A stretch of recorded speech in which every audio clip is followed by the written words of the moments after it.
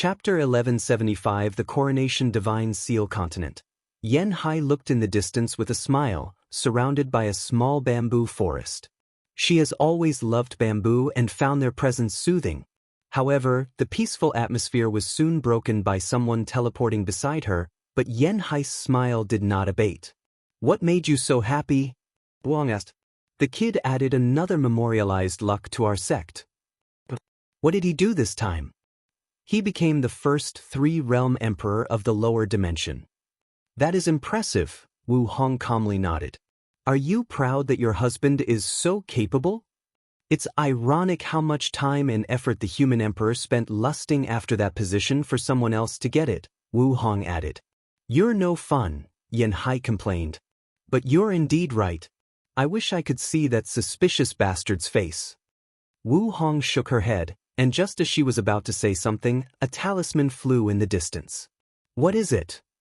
"Speaking of him, I just received news that both the Great Chu Divine Dynasty and the Qin Saint Court showed signs of activity." "This is not a coincidence," Yen Hai said with a frown. "We have long suspected that Brat Shu Ren was one of Ingzheng's pawns. Now, these two have started to move just as the kid became a three-realm emperor? What are you going to do?" Wu Hong asked. "Although Ingzheng is too suspicious by nature, he's also very patient and ruthless, willing to go to extreme lengths for his goal. I only need to be the umbrella that protects him from the rain until he's ready to compete at our level," Yen Hai explained casually. She raised her hand to write a short sentence on the air. "Touch one of our own and suffer the consequence." The characters then turned into a sharp sword that flew in the distance. "What will you do if he doesn't listen to your warning?" "It'll destroy him and his dynasty. Isn't that obvious?" Wu Hong sighed. "This is not the era where we, the 13 overlords, ruled the world. A fight with him in the current situation will simply complicate things. You should change your mindset." "Give me a little credit," Yen Hai replied. "Ingzheng should have the same thought as you. However, I'll also think that without the other two present, I will be prone to act more recklessly, and thus believe you might really start a war with him," Wu Hong finished. "Yes, and the kid will be safe and he can grow up safely." "You say this, but I know you will start a war with him if given the chance." Yen Hai shrugged. "If he's willing to make an enemy out of us after such a warning, there is nothing left but to fight." Wu Hong shook her head before disappearing. Meanwhile, the Qin Saint Court received the Sword Empress warning and immediately relayed the news to their emperor. Lower dimension, endless void. Wang Wei returned to the world of the living with countless people already waiting for him. Before he could do or say a word, he received a divine sense of communication. "You should have learned everything from here?" Chintong asked. "I did." "So, things between us are all right?" "Of course," Wang Wei replied. "I appreciate everything you did to help. I won't forget it." "That's all I wanted to hear." Wang Wei nodded. He was lying through his teeth. How could he easily let Chintong go? He was sure this bastard at least received one idea of transcendence from secretly watching him. Did he think he could get away with this with one Empyrean item and a small favor to Wang Ju? Wang Wei sneered internally. Once he has the strength, he will have this bastard pay for what he stole. On account of Wang Ju's favor, he will not ask for interest, but he still has to pay. Wang Wei motioned his mother and father to stand behind him before calmly raising his head. No one could guess the thoughts in his head. "Let's begin." Heavenly Daos eyes manifested above the heavens, followed by a vision that covered the entire lower dimension. A purple gold throne appeared for Wang Wei to sit on, and his family stood on his left and right. True Heavenly Tao then sent a piece of information to the minds of all sentient beings, which prompted a dimension-wide salutation.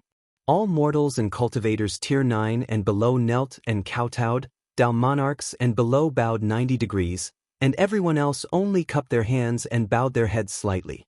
Finally, all sentient beings chanted the same phrase, "Welcome the ruler of the sky, the master of samsara, and the savior of the world, the master of the three realms." All those infinite voices were perfectly in harmony as every creature in the lower dimension chanted them simultaneously. Yu Yen and Wang Tian looked at their sons proudly. Wang Wei sensed an enormous quantity of incense rapidly gathering toward him. Countless people started worshipping him as a god after knowing that he saved the world from a catastrophe. However, before he could gather the incense, gold and purple merit descended from heavenly Dao's eyes.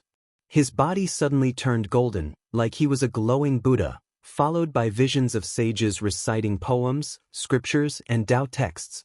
Second-level golden body, Wang Wei thought. And if I could quantify it, I would be at the peak, very close to condensing the third level. Once Wang Wei received his reward, it was time for everyone else. During this Golden Gods catastrophe, many people contributed, especially people like the Overlord Seal Empress, Wang Ju, Dong Lifan, Yu Yen, and Wang Tian. These people either faced the Golden God directly or contributed to stopping that eldritch monstrosity from escaping its imprisonment. Even Qin Tong received a good portion of the reward. True Heavenly Tao appeared rather generous as it rewarded countless individuals before giving Wang Wei one last and disappearing. To celebrate today's achievement, I will grant 100 years of free use of the Dream World to every world across all 3,800 world communities, Wang Wei declared. His words caused another small ruckus to those who understood the significance behind these words. The Dream World appeared to be free, as you only need spiritual power to condense dream coins. However, that is far from the truth. Most people cannot replenish their spiritual power faster than they can condense the dream coins needed to utilize their services. As such, they need to consume soul/spirit replenish pills, meaning that the dream world can cost a great deal of resources to its users, especially if they are any kind of large faction or lineage.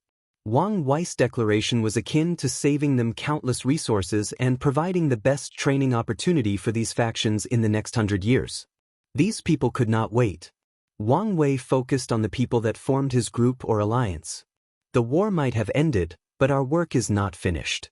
The Golden Gods' former territories have not been utterly integrated into our system. Let's change that. The myriad Emperor World people and their allies immediately started their work. Although they had just received a massive bonus from true Heavenly Tao, this work was also beneficial to them. After all, it was luck and merit from more than 1,000 world communities. Wang Wei nodded in satisfaction with these people's attitudes. There is no such thing as too much benefit. As he was about to focus on the world tree, he suddenly frowned. Is something wrong? Yuan asked. No, nothing. The strength he had acquired from his future self had left his body, leaving him feeling extremely weak and empty. He controlled his aura perfectly so no one detected any changes or anomalies. Now, what to do with you? He already knew he could not leave the tree for his sect in the lower dimension. True Heavenly Tao barely allowed a broken Empyrean artifact, let alone a fully grown one. Additionally, this recent catastrophe has further proven why the power of Empyrean was not allowed to appear or exist in the lower dimension. The world is too fragile for the strength of Empyrean, so why not reinforce it? Wang Wei thought. He pointed at the tree to make it condense a seed for a second and weaker tree. The myriad Emperor World's court still needed a tree, so this one would be the replacement. Under his control, the world tree teleported to the void battlefield and planted its root in the very fabric of space of that dimension, elevating its structural integrity to a higher level. Now, Wang Wei had finally created a void battlefield for the lower dimension, and it could easily contain a battle between Empyreans. The world tree then had more tree roots embedded in the endless void's spatial foundation, also elevating it to a higher level. With this current level, even I can no longer destroy the lower dimension, Wang Wei observed. This is good news since true Heavenly Tao should not rush me to ascend once my cultivation approaches tier 11. If you find any errors, ads pop up, ads redirect, broken links, non-standard content, etc., please let us know reports so we can fix it as soon as possible. Chapter 1176 The Aftermath. What other benefits will there be? Wang Wei thought. Now that the lower dimensional was no longer so fragile, could the overall power level increase? Maybe immortal sovereigns will no longer be as restricted? He checked for the answer by deducing the changes of heaven and earth. No changes? Just the world is harder to destroy? Wang Wei was slightly surprised by this news. He thought true heavenly Tao would be more lenient with Tier 11 powers existing in the lower dimension from now on. Well, considering the lower dimension was a training area for elite emperors, it makes sense. Without eternal emperors being the absolute symbol of power in the endless void, the entire system might fall apart, Wang Wei concluded. He shook his head, deciding to be satisfied with the fact that the subtle aura of alienation from his strength had dispersed now that the world was stronger. He next focused on his new all-encompassing void battlefield. This thing was considered a new patent. However, it was not as useful as it appeared, especially once he left. Wang Wei could foresee these worlds purposely boycotting using his void battlefield and focusing on their own, unless absolutely necessary. The target of this invention should be geared toward the worlds without a void battlefield. However, before he ascends, such a thing will become very common, given how much ideas and resources will be shared between world communities. People will only use my battlefield when their world's battlefield is too weak to contain its user. If this were the past, such a thing might be rare, but in this new era where higher fold emperors will be more common, my void battlefield will not be as useless as I think, Wang Wei analyzed. Plus, it may not be a bad thing that it's not popular. I can use it to hide or do things in secret.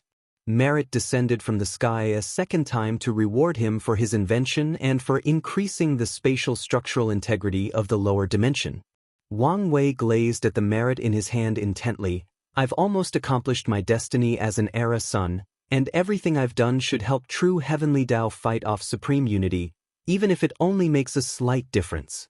No matter how small the change, Wang Wei was happy that he could delay supreme unity's path of completely controlling true heavenly Tao. It looked like Maitreya and supreme unity's strengths are similar, but if you think logically, it's not true. Supreme unity does not have full control, meaning his strength has not reached its highest level. So, unless Maitreya still has some unknown room for improvement, things look bad for her. Wang Wei calmly looked at the celebratory visions fading away and teleported home with his parents. Before returning to his throne room, he installed the new world tree to support the floating court. Son. Before Wang Tian finished his sentence, he watched in horror as his son started bleeding from all the orifices in his body, followed by his body turning as skinny as a mummy and his hair turning white like an old man. I knew there was no way for you to be perfectly fine, Yu Yan said. What are you doing? Quickly take some pills. I'm fine, Wang Wei said calmly. What do you mean you're fine? You're obviously not fine, Wang Tian added. No, I'm indeed fine. I thought the backlash would result in a Tao injury in which my existence is injured severely enough that I fall in strength, but it's not as bad as I thought. Is this one of the benefits of having a perfect foundation? Not bad. Are you sure you're all right? Maybe you should use merit to heal yourself, Yu Yan suggested. That would be a waste, Wang Wei shook his head. This injury was indeed severe, but that only meant it would take time to return to its peak. What about you guys? I'm all right. Your armor already started healing me as soon as I was injured. Wang Wei was not surprised since he created the thing himself with his spirit particles, meaning it was programmed or, in a better sense, it had the intelligence not to harm his family and even help them in time of need. Your mother took most of the backlash, so my foundation was unaffected. I should be fine in a while. As a mortal, it was easier for Wang Tian to heal, given his foundation was not broken. That's good to hear. The void in the room suddenly trembled, and a projection appeared. I had a feeling this would happen, so I prepared those, Yen Liling said as she handed everyone in the room a bag. Oh, what are those? Wang Wei asked as he opened them like a kid who received a bag full of candy. Sadly, his terrifying appearance did not make his actions appear as cute as he wished them to.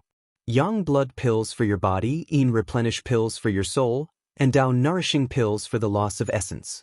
With these pills, you should return to your peak in less than 20 billion years. Wang Wei's eyes lit up. These were the top-of-the-line Emperor tier pills. He was worried that the ones Elder Dan provided for him would not be useful, but this was no longer an issue. You're underestimating me, he said. I can heal my soul injuries with no issue, and with the healing boost of the golden body of merit, it'll be back in shape in less than 200 million years. Wang Wei smiled, his mummy-like body appearing even more demonic. He handed the soul-healing pills to his mother, and she accepted them without making a fuss, knowing her son's ability. Did you send some to Dong Lifan? I did. Everyone who participated in the battle got a share. Everyone? Yin asked. The guardian after you will have big shoes to fill, Wang Wei commented. Anyway, thank you. After I heal, I'll feed you until you're plump. Li Jun once said he likes plump girls. Although that's true, I never said that, so don't spread lies about me. Huh. How are you here? My boss gave me a promotion, and I can now send projections once in a while in the world of the living, Li Jun replied. What does that sound fishy? I thought the same, but after research, it's indeed one of the Earth Emperor's rights, but it's usually granted to the ones with long or meritorious services. Apparently, stopping these people was considered meritorious enough for this right. If you say so. Why are you staring? You look like shit, Li Jun replied. Watch your words, Yu Yen warned. Apologies, he instinctively said, making Wang Wei chuckle. So, what's next? Li Jun asked, swiftly changing the topic. Wang Wei sighed. It's almost time for me to leave. The atmosphere immediately became somber. Why the frown? Wang Wei said, I'll see you guys next generation. Although I guess Heavenly Tao will reactivate the time acceleration, that should only be a few yuan epochs for me and over 10 million years for you guys. The only real parting is you guys. He glanced at Li Jun and Yen Liling. By the time you ascend, a lot of time should have passed. However, by the time you arrive, I should have dealt with all the upper dimension troubles and prepared the best cultivation environment for you. We just wished we could be useful in your next saga, Li Jun sighed. Our cultivation journey will be long, and without you guys, I don't think I'll make it out intact while preserving my true self. So, there is no need to mind if you're not part of one event. Wang Wei knew one of his greatest achievements was nourishing great relationships with families and friends and going the extra mile to turn these people into extremely talented and accomplished people/cultivators. It could be said one of his life's turning points was when he listened to his wife's advice to treat his family as a boost instead of a hindrance. Although he has not seen the payoff yet, his intuition was telling him that one day, he will thank the heavens he listened to her. And we will gladly walk with you until the very end, Yu Yen said. However, now is not the time to discuss this since we still have plenty of time. So, rest and heal your injuries. I am indeed a little tired. Maybe some real sleep is in order, Wang Wei nodded. Everyone said their goodbyes, leaving him alone. Before I rest, let's eliminate the trash. He raised his hand and summoned something from the void, a soul. No, impossible. How could you find me? Oh Zun, I'm a Zun, you have the destiny of a cockroach, Wang Wei said while shaking his head. This is not necessarily a bad thing. However, your greedy and prideful personality ruined such a blessing. If you find any errors, ads pop up, ads redirect, broken links, non-standard content, etc., please let us know reports so we can fix it as soon as possible. Chapter 1177 Fate Puppet Mo Zun looked at Wang Wei, the hatred in his eyes almost palpable. If his eyes could kill, he would have eradicated this scorn from his life. No, he would do even worse things to him if he had the power. Sadly, his gaze was that of a sore loser, and even if he did not want to admit it, it was true. Are you trying to humiliate me? As always, you overestimate yourself, Wang Wei said. Do you think I have ever treated you as an opponent? Wang Wei shook his head in disappointment. You had all this time to ascend and leave the lower dimension as swiftly as possible, but you didn't. The answer is obvious. You held on to hope. You hope that something will happen to me or I will suffer great damage in my battle with the Abyss Gap. And even if that didn't work, you hoped to hide long enough until I ascended. Then, the lower dimension would become yours to do as you please. Without me on your way, you can finally win. Wang Wei looked at him with pity. Do you think someone who has to rely on luck and hope can be my opponent? This is what I mean by you're too arrogant and greedy. Wang Wei sighed. What a waste. It would have been better had Emo Xingyun taken over your power instead. Although she's as greedy as you, she's way smarter as she knows when to retreat and does not have that pointless pride. What do you want? Emo Zun asked with gritted teeth. He had never felt so humiliated despite suffering countless failures since he proved the Tao. However, he controlled himself. As long as he was alive, there was hope, meaning he wouldn't give up until the very last minute. Nothing really, Wang Wei replied casually. I'll take what I want from you, I don't need your consent. I just wanted to put you in your place. What are you going to do with me? Emo Zun. An interesting fact about me is I've never made a puppet, at least, not a genuine one with my Tao. It's odd since my physique was literally called the Fate Puppeteer physique. You wouldn't. Be glad that you will be my first Fate puppet. Don't do this, Emo Zun said swiftly. Kill me, but don't humiliate me like this. He would rather die than be a puppet, so while saying these words, he tried everything possible to blow his soul. Sadly, he was completely sealed. Don't worry, it won't be painful or humiliating since it'll give you a new set of memories and personality, Wang Wei declared in a calm tone. His mummified body made his indifference even more terrifying. A projection of the river of fate materialized in the room before strings rushed into Emo Zun's soul. No, stop it. Wait, I know a secret that may help you. No, you don't. I do. It's a secret realm dash. All right. Don't be so pathetic and accept your fate, Wang Wei said. With your luck and destiny, any secret realm you've encountered before dying will be useless to me. One of the strings of fate sealed Emo Zun's speaking ability. Then even more strings combined together to form a new body for him, truly reviving him. The strings then weaved new memories and personality for Emo Zun. For the last step, Wang Wei targeted the latter's Tao imprint, leaving his true will on it to wipe out the mark at the right moment. What an excellent work, Wang Wei thought, as this technique was the highest form of enslavement technique since it even affected the heaven-devouring emperor's existence. Additionally, using the river of fate as a conduit meant that if someone of higher cultivation tried to revert the process, the river would give Wang Wei a slight opportunity to eradicate the puppet. From now on, you don't have a name but an identity, the first General Hell Lord or the Hell Court. Your mission is to gather the backlash or misfortune of the Heavenly Emperor era and ensure it lasts as long as possible. Once the Hell Court is fully established and you have full control of it, choose a successor, fake your death, and use a secret identity to secretly control the court.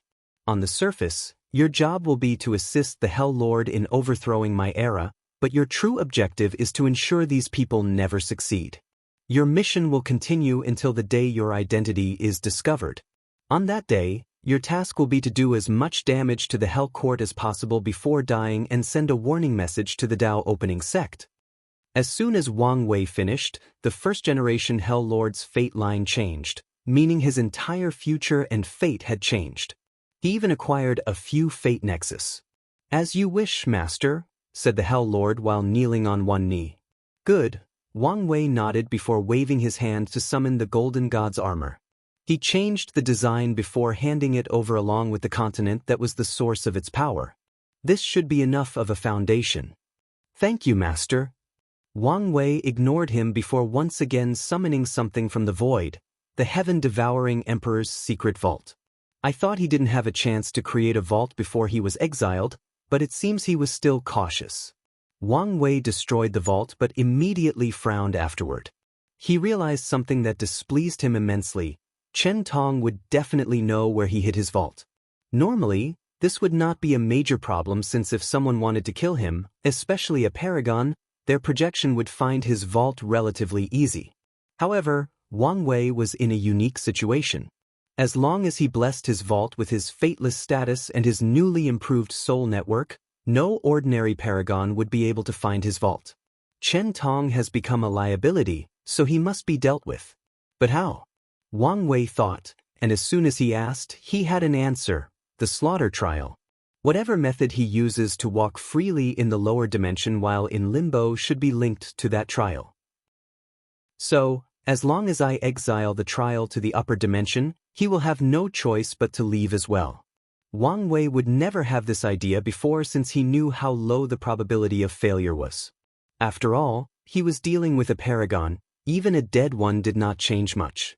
However, recent events have given him hope and courage. Let's wait until I'm healed and condense a third-grade golden body to deal with him, he concluded before focusing on the Hell Lord. He pointed his finger to leave a spell on its body. When the Hell Lord dies, the spell will activate and erase the heaven-devouring emperor from history before his true will destroys his Tao will, thus permanently killing him. Oh, I'm already tired, Wang Wei complained before waving his hand to dismiss him, and the Hell Lord went to build his court. Meanwhile, Wang Wei still had a few things to do before he could focus on his retreat and healing. Firstly, he summoned someone from the sect to task them to begin recruiting people for his Samsara court. According to his agreement with the Stone Yama King, he should be the only one bearing the cost of the Samsara court for all 3,799 world communities. However, he wanted to see if he could pass his court to Li Jun after ascending. If it's possible, these people will be available to start working immediately. The next thing Wang Wei did was to send a clone into the source chi space to use his chi spirit ability to search for special chis that would help with his healing. A part of why he predicted he would only take 200 million years is because of this ability, and if he can find some rare energies, the time might shorten even more. He then summoned the second-in-command of the Fate Shadow Guard. This person was a familiar face, a man called Zhang Jing. He was the assassin with the innate space technique and a talentless sister that he doted on. He was now the leader since Wang Ju was gone. Wang Wei handed him Wang Ju's inner world and the right to be his shadow. Of course, it did not mean he was chosen, but more like Wang Wei tasked him to test other members to see who was worthy. If Zhang Jing passes the test he left, he can absorb the inner world and link himself to him. After all these minor things were settled, Wang Wei focused on something more important, his spoil. After such a major battle as this, of course, he will profit in other ways. He usually makes sure of that. However, his heart immediately felt painful after checking the final spoil. If you find any errors, ads pop up, ads redirect, broken links, non-standard content, etc., please let us know reports so we can fix it as soon as possible. Chapter 1178 Loss Wang Wei checked his personal dimensional space, using his divine sense to look at all the bodies he stored. During his fight with Old Man Nether, and before the explosion destroyed everything, he saved a few bodies of those creation lifeforms to use as resources later. If that bastard didn't blow himself up, I would have access to hundreds of bodies, Wang Wei thought with gritted teeth. His heart pained every time he thought how much he had lost due to the bastard Old Man Nether's ruthlessness. Every time he thought about how much benefit he lost, he thought about reviving that bastard Old Man Nether and killing him again. There is no point in being angry, so let's calm down, Wang Wei thought before summoning a sealed sword. This creation life form should be a decent material to build my Empyrean artifact, but it's not enough to create an ultimate tier artifact. He put the weapon away before focusing on these bodies. The next problem is how to deal with these bodies. I doubt Elder Dan or Yen Liling can process these bodies. Maybe Liling can after using an illusory Empyrean Ascension pill, but shall also need to create new Empyrean formulas. He frowned for less than 10 seconds before realizing this was not his problem. Yen Liling should be the one stressing about this. Anyway, she loves a challenge. He waved his hand to send the bodies for her to deal with. With a thought, 108 phantoms manifested before him. Anger flashed in his eyes as he looked at his future Buddha selves for the first time. His biggest loss in this fight was the 258 future selves. Many of his plans were calculated using the cultivation speed of the 356 selves, but now he had permanently lost 2/3 of it. And since they were sacrifices, even using merit will not restore them. On top of everything else, he wasted such a tactic as summoning strength from his future self on someone like Old Man Nether. From now on, once he's in a bind, Wang Wei knew Grand Tao would not allow the same tactic again. Old Man Nether is dead, but Cthulhu, don't let me get my hands on you. I promise you, you'll be the first cosmic horror to feel fear. Wang Wei exhaled to calm down. Now that he had suffered such a great loss, he needed a way to make up for the cultivation boost. This should be on the agenda. Wang Wei left the throne for his cultivation room and activated all the formation before swallowing Yen Liling's pills. Time passed, and Wang Wei focused on healing. Normally, people would not bother him unless it was an emergency, but he did receive a communication talisman that indicated his presence was needed. Why did someone contact me? It's only been 1,500 years outside. He frowned while checking the talisman. Hong Meiling wants to ascend? Wang Wei sent a projection to the throne room before summoning her. He guessed she wanted to see her master, but wasn't this a rush? There is no need to panic, Wang Wei reassured. After the war, our little contradictions are now water under the bridge. Hong Meiling secretly sighed in relief. Although she wished for that to be the case, she did not want to have her hopes for and then to be wrong. What brings you here? I'm leaving, she announced. So soon? There is nothing left for me here, she replied. The lower dimension is united, the world is at peace, and the people are happy. It's time for people to start the next stage of my life. Plus, I want to see the master. I understand how you feel, but listen to me and don't leave yet, Wang Wei advised. I'm going to hold a Dao banquet and invite all the immortals of the lower dimension for a Dao discussion. Hong Meiling's eyes immediately lit up. You should understand how much such an event will benefit your future cultivation. Hong Meiling was immediately tempted. However, she also felt conflicted because the idea of seeing her master was exciting and something that held sentimental value to her. You've passed your master's test, so she will acknowledge your status, Wang Wei added. However, from what I know about her, she's very strict. She loves teaching and giving people fortunate encounters, but only the ones she deems worthy, and she has high standards. You'll probably be tested after ascending, and your result will determine how much status you have in your eyes. So, staying to improve your foundation is your best option. You may have a point, Hong Meiling nodded. Can you tell me more about her? Wang Wei sighed. I would love to, but I doubt I know as much as I think I do. I see. Hong Meiling understood the implications behind these words as they confirmed some of her theories about her master's relationship status and situation. The two talked briefly before Hong Meiling returned home. Wang Wei accessed the dream world and sent a server-wide announcement. Supreme Emperor Wang, I will be hosting a worldwide Dao banquet. There will be food, wine, and music unlike anything you've ever experienced in your life. All immortals are invited, so prepare your sermon beforehand to not embarrass yourself before me and your peers. The banquet date and location will be announced a month in advance. Wang Wei looked at this message and nodded in satisfaction. Normally, this kind of announcement is written by the Dream Worlds system, so they are in a cold and indifferent voice. However, he chose a written form similar to Weibo or Twitter. He even shamelessly gave himself the title of Supreme Emperor, since he found Three-Realm Emperor mouthful. This announcement should prevent or delay some people from leaving early, Wang Wei thought before disconnecting himself. His gaze scanned the endless void, focusing on all the Taoist lineages. It's unsettling, Wang Wei thought. Mithriya made her move with the Western Pure Bliss land, but Supreme Unity was quiet. He did not doubt for a second that the latter had no pawns in the lower dimension. As long as any Taoist lineages existed, Supreme Unity could use them, primarily their Qi luck, to intervene. Wang Wei even thought of eradicating Taoism before realizing it was pointless since someone like Feng Heng would survive or appear with the destiny to revive them. With Supreme Unity having semi-control over true heavenly Tao, the process would be accelerated compared to Mithriya or what Feng Heng went through. More importantly, he saw no point in antagonizing a half-step transcendent. Yes, they were enemies, but that differed from directly antagonizing the latter. However, his quietness bothers me, Wang Wei thought.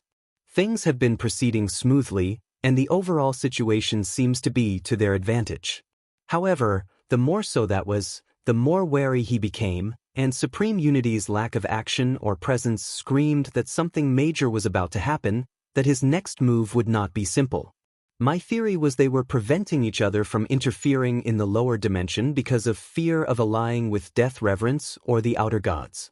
However, no one showed up when I eradicated the Death World, and Mithriya supported my side in eradicating that eldritch creature. So, why didn't Supreme Unity make a move? Could it be that he still has a bit of empathy remaining so he won't go as far as allying with outsiders? Wang Wei frowned before shaking his head as all signs showed this was unlikely. Supreme Unity's character profile indicated that he had lost his humanity, becoming a machine-like entity that would do everything and anything for power. His lack of actions could be for myriad reasons. That creature was not as valuable as I think it is for someone of his level. Cthulhu is one of the 13 taboos, so maybe there are consequences for allying with it. Supreme Unity used True Heavenly Tao, a sub-branch of Grand Tao, to gain his strength. It's possible that he would be stripped of his power if he had any connection with an outer god. Another possibility is this was a calculated move. He gave up interfering now to not reveal his hand, and once he acts, it will truly be a severe blow. Wang Wei grunted. In conclusion, I am missing too much information to make any reasonable deduction. He shook his head as he put these thoughts behind him. He focused on Han Shun, the first monarch of the Great Jin dynasty, also known as the human emperor's new pawn after Song Jiaolong. Another person who showed no signs of making a move, Wang Wei thought. He expected some reactions from the human emperor after he gained the Three-Realm Emperor title. However, this is probably due to the current restriction of the lower dimension. I should be on guard against the Qin Saint Court after I ascend. He dispersed the projection before continuing his retreat. If you find any errors, ads pop up, ads redirect, broken links, non-standard content, etc., please let us know. Report so we can fix it as soon as possible. Chapter 1179 The Next Journey, Chief. Welcome back, Chief. It's an honor to meet you, Chief.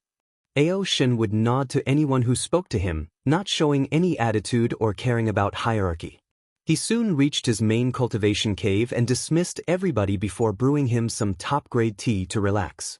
As he sipped, a soothing power rushed into his body and mind, soothing his nerves and worry.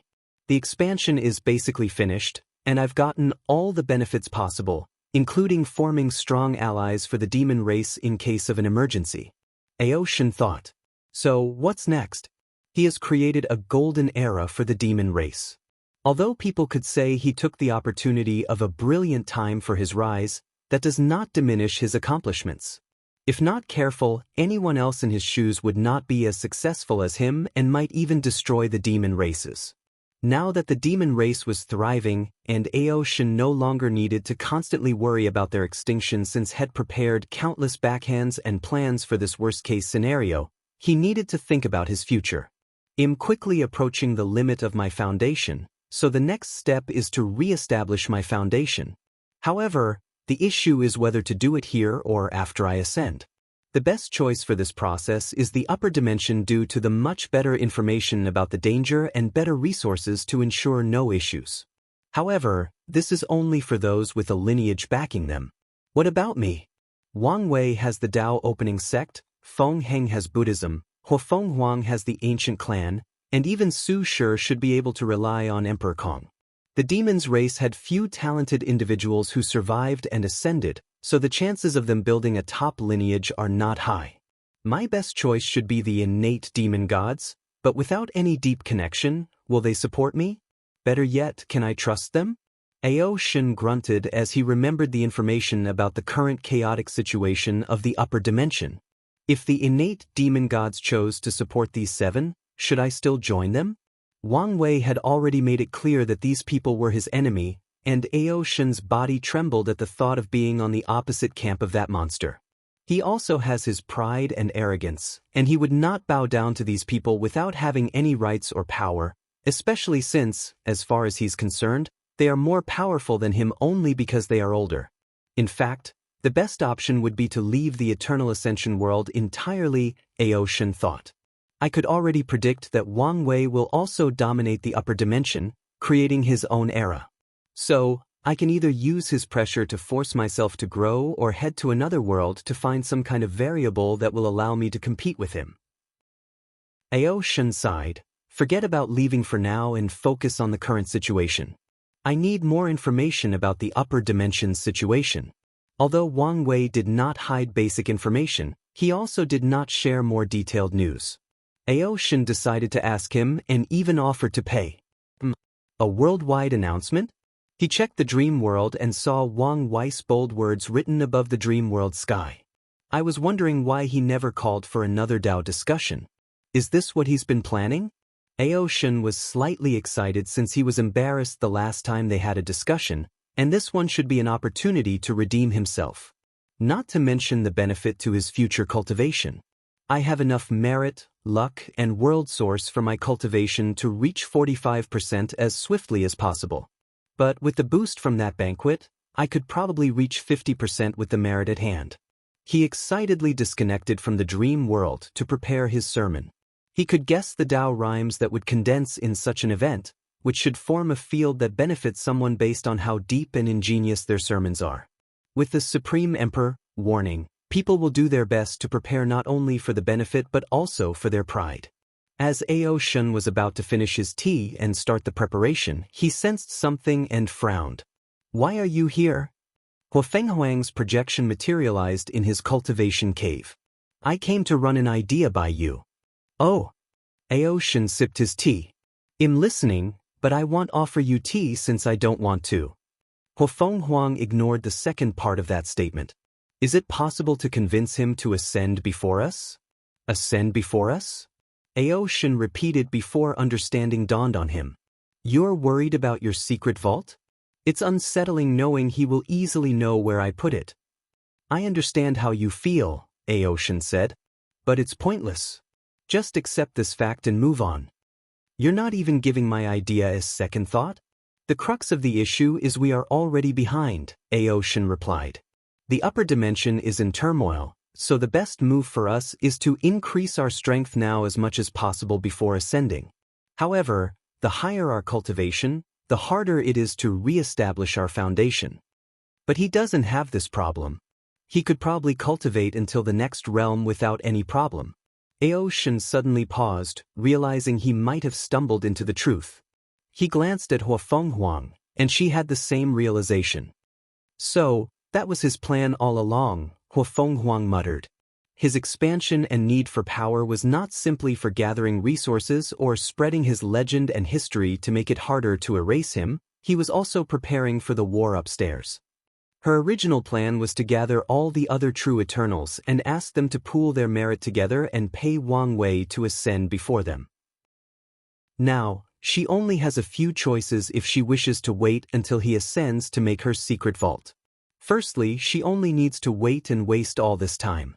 Secondly, she can cultivate while waiting for him to leave, which would greatly endanger her Tao Foundation re-establishment.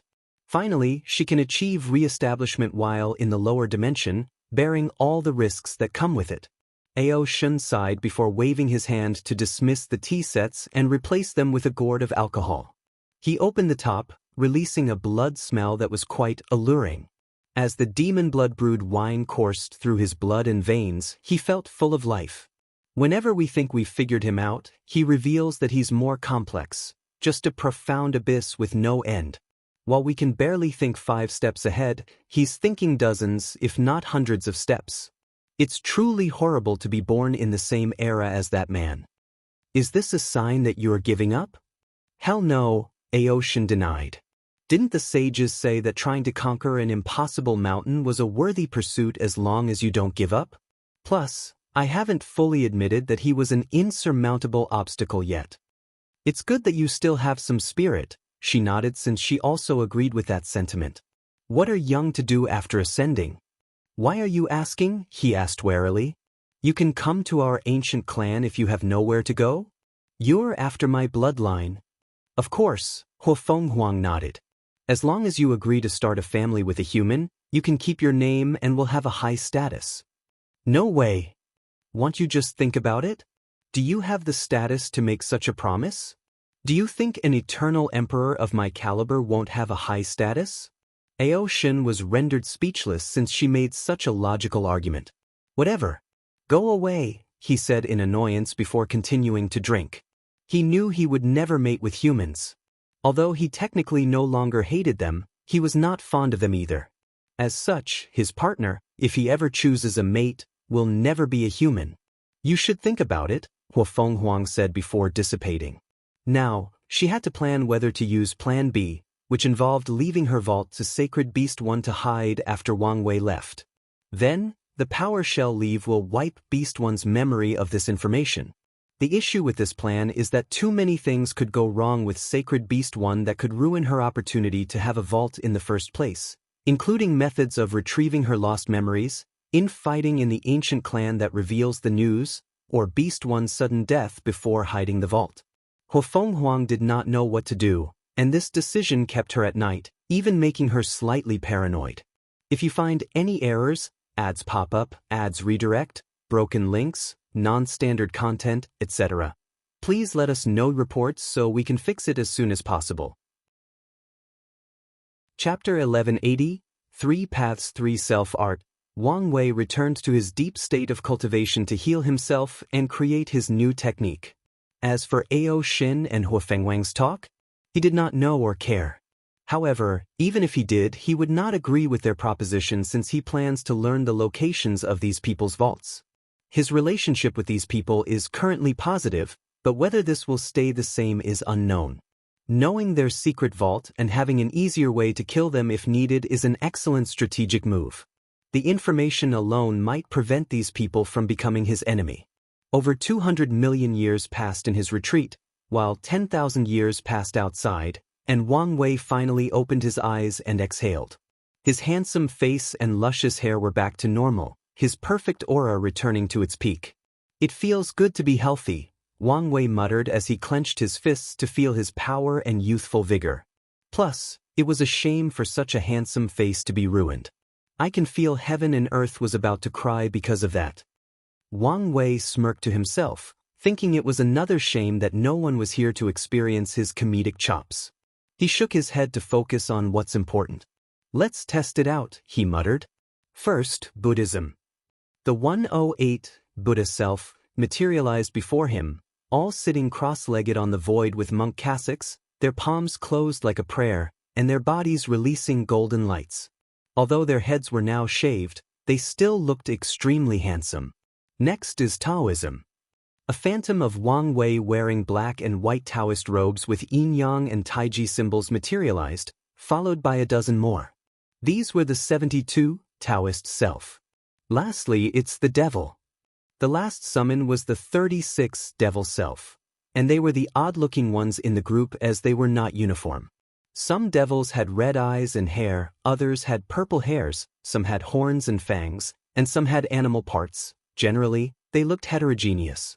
Now that it was completed, let's test out its full power, Wang Wei muttered as he closed his eyes to understand his fate Grand Tao source. After an unknown amount of time, he sighed deeply. The cultivation speed is about 250 future Buddha self. I guess it's still better than only 108. He looked at this new technique called 3 Paths, 3 Self-Art, and was reluctantly satisfied. The idea was brilliant, and he felt it should have been more powerful. The Buddha self did not change much, except for a small optimization due to his new power and understanding of cultivation. The Taoist self was inspired by quantum computers. Classical computers work on a binary system of 0 and 1 called bits.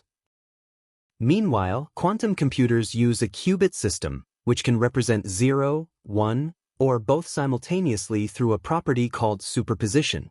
Wang Wei used his yin-yang Dao, which can replicate the qubit system, and all his other understanding of quantum computer to condense one Taoist self, allowing them to have unimaginable calculating/deduction capabilities to comprehend the Grand Tao source.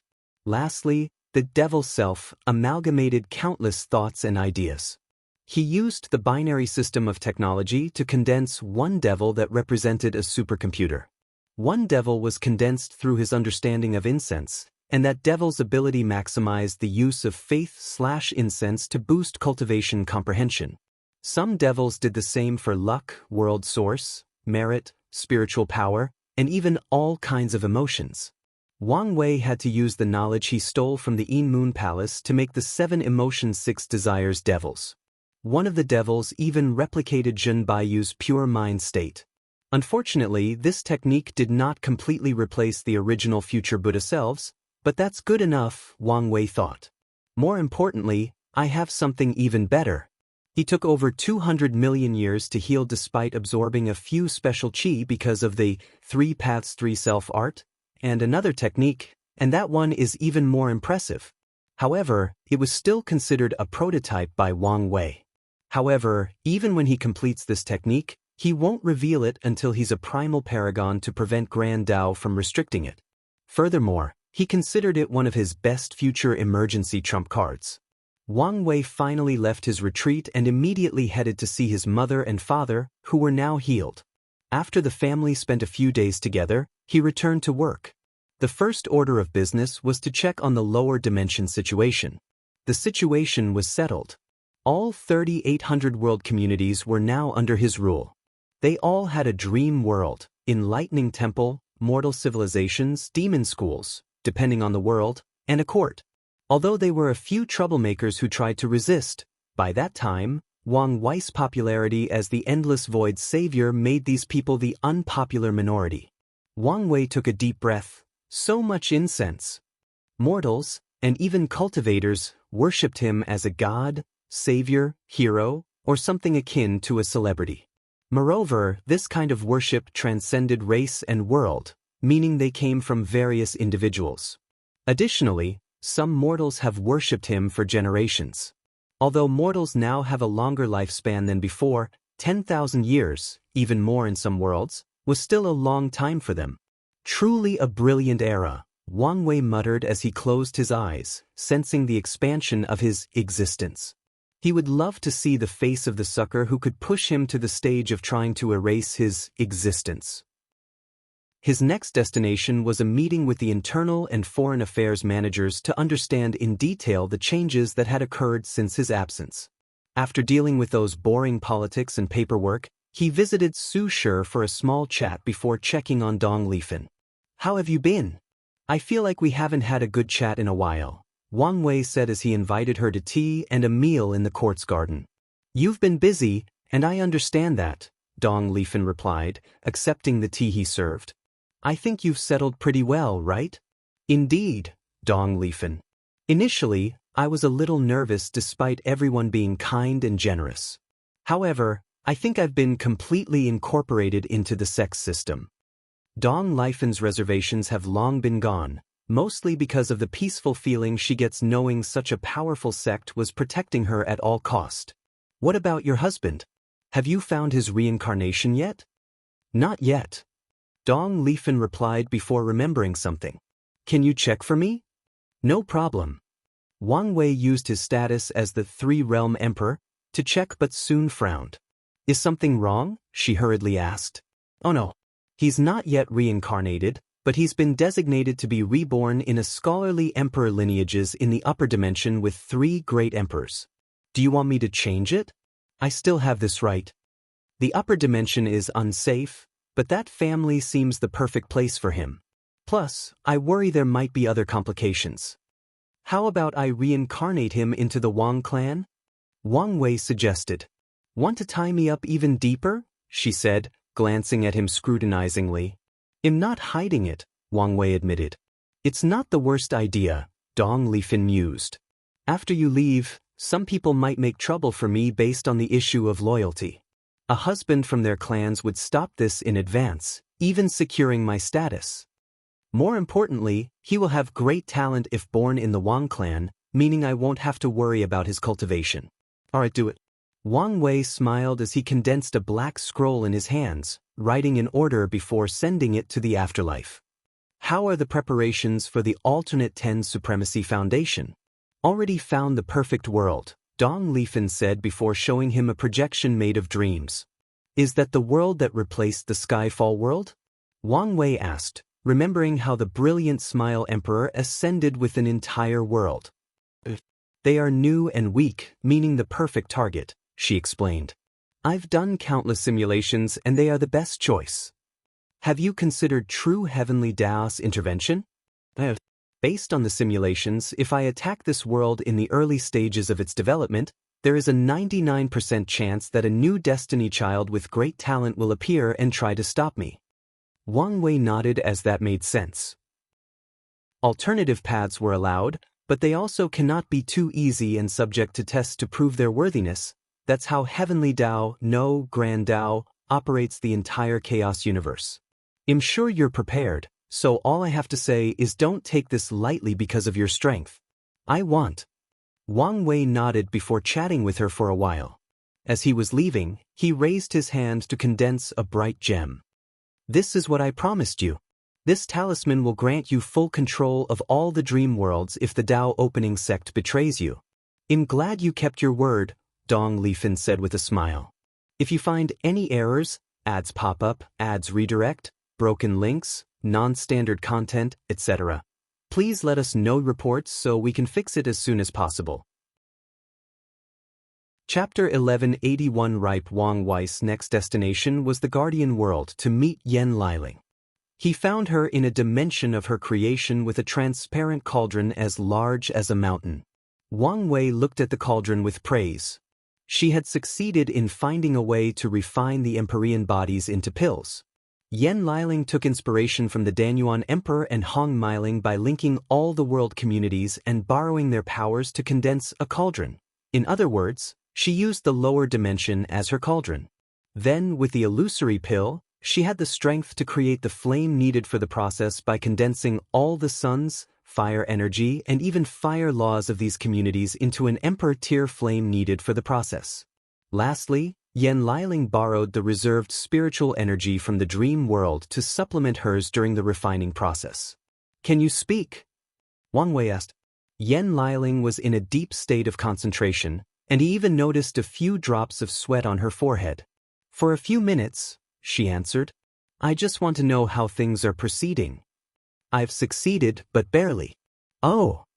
I don't have the knowledge base or experience to make a Tier 11 Empyrean, especially in such a short period, Yen Liling explained. So, I chose another way, purified these bodies and condensed their Tao rhymes and blood energy into a pill. I added a few top Emperor tier herbs to preserve the efficacy of the pill during the condensation stage, allowing me to create the most basic Tier 11 pill. That is still impressive, Wang Wei praised. I know, Yen Liling smirked. This experience was immensely beneficial to my skill path. It even gave me an idea of how I might take a step into transcendence. Those are bold words, Wang Wei said. I'm listening. Once you achieve half-step transcendence, you only need to let me borrow your strength to make a pill for your realm. The experience should give me answers on my path. Wang Wei was speechless, but it was indeed a good way. No problem. I know you're a man of your word, big brother, Yen Liling beamed. Alright, I need to concentrate. Can you do something before you leave? Although this pill is basic, it's also taking a long time. Please accelerate the time in this realm so it can be finished in time. Alright. Wang Wei pointed in the sky, and a phantom of the river of time manifested. He said his goodbyes to her before leaving for his next destination, the swallowing zone. It's almost ripe, Wang Wei said as he looked at the Genesis fruit, which was now almost emerald in color. After years of being fed the power of dreams and nightmares from the dream world, countless immortal sovereign bodies, and even a small amount of merit, the thing was finally about to germinate. He did not hesitate to start feeding the apple until the last spot turned from light green to emerald. Beautiful, Wang Wei commented before condensing a container made from sealing runes, plucking the fruit and carefully preserving it. The light that served as the fruit tree dissipated, but Wang Wei did not care. The tree was now useless. By its nature, it was impossible to condense the seed for another Genesis fruit. As such, he was just happy that he got the fruit since it was valuable and sought after by many, including Old Man Nether, who prevented other people from using it before it was mature. Wang Wei's next destination was the Battle Demon World. As soon as he landed, he noticed two things. Firstly, the entire world seemed to be in a jovial mood or atmosphere. It could be sensed in the air, and he saw signs of celebration everywhere his sight landed. The second thing that caught his attention was the faint innate qi in the environment. The constant exchange of knowledge, resources, and ideas resulted in the creation of many techniques, and the professions were greatly developed. A few worlds managed to create weaker versions of reverting their environment to innate. This development had its pros and cons. The pros were the further development of these worlds, including the revival of the innate demon god race. True heavenly Tao used this opportunity to return them to the lower dimension, probably in a weak attempt to restore balance from how dominant acquired lives have become. The con of the situation was the small political turmoil the change created in Wang Wei's court. Many worlds complained and asked the myriad Emperor world to place the innate environment method on the market to buy and loan. But Wang Wei had long decided this would be the advantage he would only leave for his home, and thus the court had to tell these worlds to develop a method of their own if they wanted it. Wang Wei looked around for a bit before teleporting to a large room full of demons decorated in gold. Who goes there? The room immediately entered the highest alert as soon as that voice yelled. They all wondered who dared to mess up such an important event, especially knowing the people involved. You're getting married and didn't tell me? What? It's really you, said Yidafu as he appeared before him to give a hug. I wanted to invite you, but the news in the dream world is you're in deep seclusion, probably recuperating after the war. I could have sent a projection. You're right, but I didn't think of that, the Monkey Emperor replied. Greeting, Your Majesty, the Supreme Emperor. A cacophony of voices echoed in the room as everyone saluted after recognizing Wang Wei's identity. These people tried to hide their shock, but it was easily noticed by Wang Wei. No need for formality. I am here as a friend, attending a wedding, Wang Wei assured them. However, no one stood up. This legendary man was standing before them, and none of these people dared to show any signs of disrespect, even if he asked them to. You heard him. You guys need to relax, Yidafu said, but even that did not work. These people secretly looked at each other from the corner of their eyes, waiting for someone to have the nerve to stand up fist. Yidafu shook his head in disappointment. I don't think they'll listen as long as you're here, so let's talk somewhere else, he stated before leading Wang Wei to another room. What took you so long to get married? Wang Wei asked as an icebreaker from the previous situation. The wife wanted to wait until she reached a certain level of strength before we married. So, I had to wait until she was ready. The demon race values, especially this world with a zeitgeist of survival of the fittest. It's understandable why she would want to be relative to you before marriage. Yidafu. Enough about all that nonsense. When are you going to fight me? You promised me. You must have fought my imprint in the dream world countless times. Don't you see the difference? Don't you have enough? None of that matters, especially since I've devoted a sure tactic that is guaranteed to punch you in your face. I'll start with that until I can bully you. This is not a good idea. Why not? It's your wedding after all. Wouldn't you be embarrassed if your wife saw you being beaten? Yidafu's lips twitched. It doesn't matter. What if people say I'm bullying you? I know you don't care about that. So, just do it, consider it a wedding present. All right. The two soon reached a room where the Nine-Serpent Empress was waiting. Wang Wei had to praise Yidafu as he was not lying when he said he knew how to develop bloodlines. They had a small discussion, and Wang Wei learned about demon marriage customs. For example, gold is the main color for bloodline union celebrations instead of red, which is used by human weddings/Dao companion ceremonies. There are two ceremonies in the bride and groom's tribe/world. They do not salute their parents, each other, and heaven and earth. Instead, they swear to their bloodlines, tribes, and ancestors.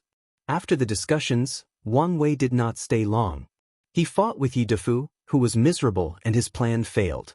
Wang Wei still left a gift in the form of a few valuable emperor pills and blessed the couple with a fated lover fate line. He knew Yidafu was planning to ascend soon, probably right after the Dao Banquet. Luckily, the monkey said his ancestors were doing well in the upper dimension, meaning he should have a backing to protect him during these tumultuous times. And I've seen a few complaints about the length of this arc. Please know that it is wrapping up, as there are no more twists or plots to extend it. However, I also need to take my time to wrap things up before starting the next saga. I recommend stacking for those who cannot wait since the volume should end in 10 to 15 chapters. If you find any errors, ads pop up, ads redirect, broken links, non-standard content, etc., please let us know report so we can fix it as soon as possible. Chapter 1182 Last Value. Unedited chapter.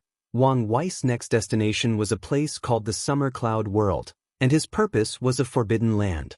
The Myriad Emperor world was not the only place with forbidden lands, and Wang Wei once planned to remove all of them. However, he never had to. His actions caused the entire lower dimension to rise in power, thus eliminating most of these forbidden lands with relative ease. The only survivors were the ones who were good at hiding and the place he was currently visiting. He headed directly into a forest with pitch-black trees and an eerie atmosphere. A word echoed in the void repeatedly, "Are you worthy?" Wang Wei looked around, noticing the trees seemed to contain a very potent hallucinogen capable of influencing the soul. He ignored this forest's power as his gaze penetrated all the other obstacles to reach the core. He teleported to the center with one step, ignoring all the restrictions. "Are you worthy?" Wang Wei looked at the man before him. Ordinary black robe, thin, big nose, and bright eyes. An obsession? So, that's why no one could eliminate this place. The person before him was long dead, and he could only exist in this world because of his obsession, and no matter how much someone killed him, he would be revived due to his obsession. "Why are you asking if I'm worthy?" "So I can know whether you can help me." "And who are you? Why should I help you?" "My name is Luda. I don't remember much except that whoever is worthy enough to help my family will get the key to a treasure I once held." Wang Wei thought briefly before reading this man's fate line. "I see. This poor bastard named Lu Dao once found the cultivation cave of an Empyrean cultivator and was hunted down by an Empyrean lineage.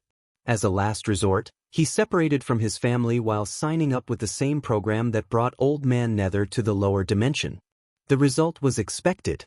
He died, but his obsession with his family allowed him to condense in the lower dimension and wait for someone worthy to help him. Do you want me to check on your family in exchange for the key to the cave?" Wang Wei asked. "Not just check on them, but help them, and even share some of the resources with them.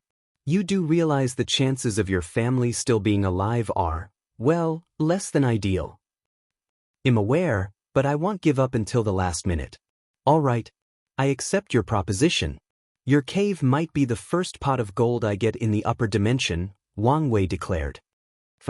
"Wait, you haven't proven if you're worthy yet."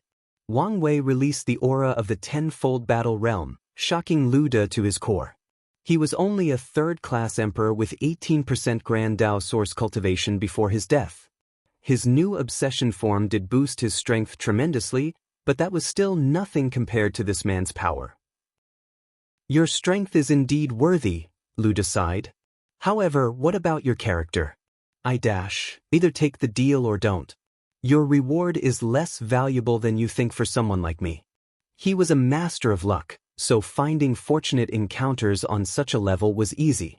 Although Luda could be counted as his second Tier 11 opportunity, he could give it up if he wishes. "Fine, but I want to see for myself." Luda turned into a black jade, and Wang Wei could sense his obsession attached to it.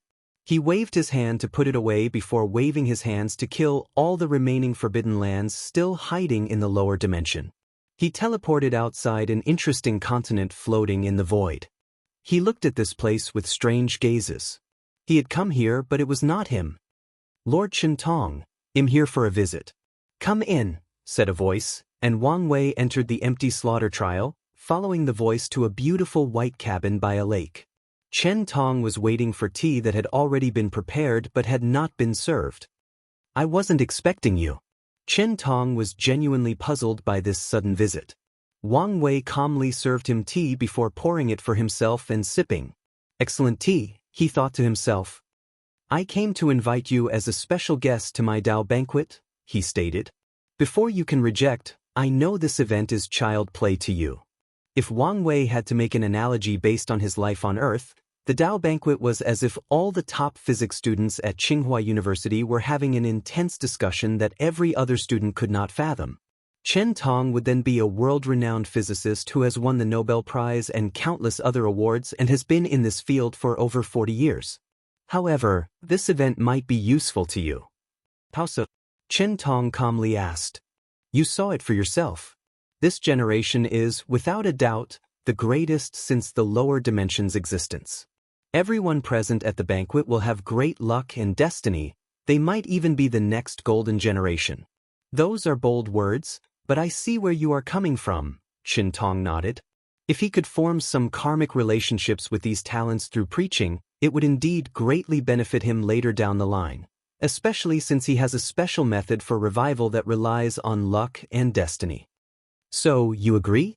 I don't see why not. I'm glad to hear, Wang Wei replied with a smile. They chatted for a few more minutes before parting. I was right, Wang Wei thought as he teleported home. Nothing he does is ever simple, and that was also true of that visit. He wanted to know whether his guess about Chen Tong was true, that the slaughter trial was why his experience in limbo was so free and without many restrictions. Of course, it would be suicidal to try any kind of outward detection means before a paragon, even if he's technically dead. Wang Wei then chose to rely on his intuition, turning it into an active ability to sense whether his theory was correct. Now that I know the truth, it should be easy to deal with him once I squeeze his last value at the banquet, Wang Wei thought as he returned home. He soon became busy with the preparation for the Dao banquet. The first thought was to create a new place in the void for this event, but Wang Wei quickly gave up that thought since that would be too much pointless work. The next choice was his court since there was more than enough space. However, realizing how much Dao rhymes this event would create, he chose the Dao opening sect. This banquet could become a precedent, Wang Wei thought. If father and mother also hold on, other people should follow. While deep in thought, Wang Wei has already delegated the preparation tasks for the sect, making everything extremely lively. The steward stopped his court duty to take charge of this event, ensuring the Dao opening sect appeared as noble and powerful as possible to the outside world while keeping an air of mystery and secrecy. The Dao opening sect's actions were not exactly subtle. As such, people deduced the location of the Dao banquet, and the information spread before Wang Wei announced it. Many cultivators had spent years preparing for this event. Wang Wei, who was lazing around while everybody was working, decided to make an announcement in the dream world. Supreme Emperor Wang, the news was leaked. The Dao banquet will take place in the Dao opening sect. The estimated time is between 2,000 to 5,000 years. Furthermore, I've noticed a small controversy regarding whether immortal venerables and immortal sovereigns should attend. My invitation said all immortals, and you're part of it. You can preach about your understanding and experience of the soul. And if you feel the God Kings would do a much better job, talk about the relationship between essence, spirit, and chi. As soon as he finished his posts, it spread everywhere. The other paths besides the Emperor and Dao path felt relieved after seeing this announcement. They were joyous that the Supreme Emperor did not exclude them from this major event and immediately started preparing. Most of them regretted not using the former 10,000 years and wasted it on debating whether they were worthy or should participate. Why are you here? Wang Wei asked after disconnecting from the dream world. Some people came to me to tell you not to be lazy and help, Wang Wuqing said. It's the steward, isn't it? Why doesn't he have the ball to confront me? I'm just the messenger, Wang Wuqing shrugged. Wang Wei decided to meet Wang Qi before doing anything else. If you find any errors, ads pop up, ads redirect, broken links, non-standard content, etc., please let us know reports so we can fix it as soon as possible. Chapter 1183 Celebration. Wang Wei waited for Wang Qi in his transcending Fate Mountain, and the latter did not make him wait long. There were plenty of things to do, so Wang Wei did not beat around the bush and immediately started the conversation. How was the haul this time around? Excellent, but only because of the vast quantity. No Eternals? Only 3, Wang Qi replied. For this expedition, he brought the Heaven Chosens from the remaining 1,000 world communities that once belonged to the Golden God, so the ratio was low. What about Pseudos? 15, which is where most of our outcomes originated from, Wang Qi explained as he handed over the space ring. Wang Wei checked and nodded in satisfaction. Any noteworthy news? A few. Oh. Firstly, the war has intensified. The rebellions have started to attack the core factions of these parasites. I reckon there won't be any place of peace by the time you ascend. The parasites' long absence has made these people bold. However, we'll see who still has a fighting spirit once they are free and start fighting back, Wang Wei commented. Anything else? Two things. Firstly, the celestial race might have intervened. Them? Yes. There has been a sudden increase in powerful insurgent chi on the market for sale. Although only tier 10, the rebellion has bought many of them, thus increasing their military powers. And you think the celestial race is the one selling them? Those are the rumors. I guess I have to talk with Shishangyan, Wang Wei muttered. What's the second thing? I don't know if this news is important, but apparently, the most beautiful woman in the world will celebrate her ascension to the Empyrean realm. Many people are talking about it, wishing they could attend. Su Junyao? Sect Master, how do you know her name? Wang Qi asked. Then he suddenly panicked after remembering something. Sect Master, you can cheat on the sect, madam. Otherwise, I doubt you'll live long. Shut up. Don't you think I know this? I only know her name for some reason. Wang Qi sighed in relief. I know you're wise. Wang Wei waved his hand to dismiss this bastard who spoke too much. Wait, there is one more thing. What is it? Well, how I say this, I might have spoken too much to someone. Did you see her again? No, not her. I'm talking about the sect upstairs. Oh. I brought a group of human fiend god with me since it would be easier than ascending individually, and the sect thanked me. We had a banquet and they asked about you. I might have revealed that you hold the destiny to end the current era. Do you understand how much of a blunder you've made? Wang Wei asked. Although it would be relatively easy to deduce this truth after knowing what he's been up to, it was something else to tell the news, especially with the possibility that there might be spies in the sect. Sir, I know, but this was not an accident, but a calculated move on my part, Wang Qi swiftly said. I'm listening. I only told the news to 3 people, and they had to swear to Grand Dao. I ensured the ode's language was simple and direct to prevent complications, and all 3 of these people were Empyreans? Meaning the chances of finding a way to break it are minimal. You were indeed careful, Wang Wei nodded. Although he could see the flaw in this plan, for example, the branch in the upper dimension probably had ways for Empyreans to use power above their realms through things like pills, talismans, and arrays. Additionally, a sect with such a deep foundation might have more than one rare treasure to nullify Grand Dao's oaths. What was their response? Wang Wei asked.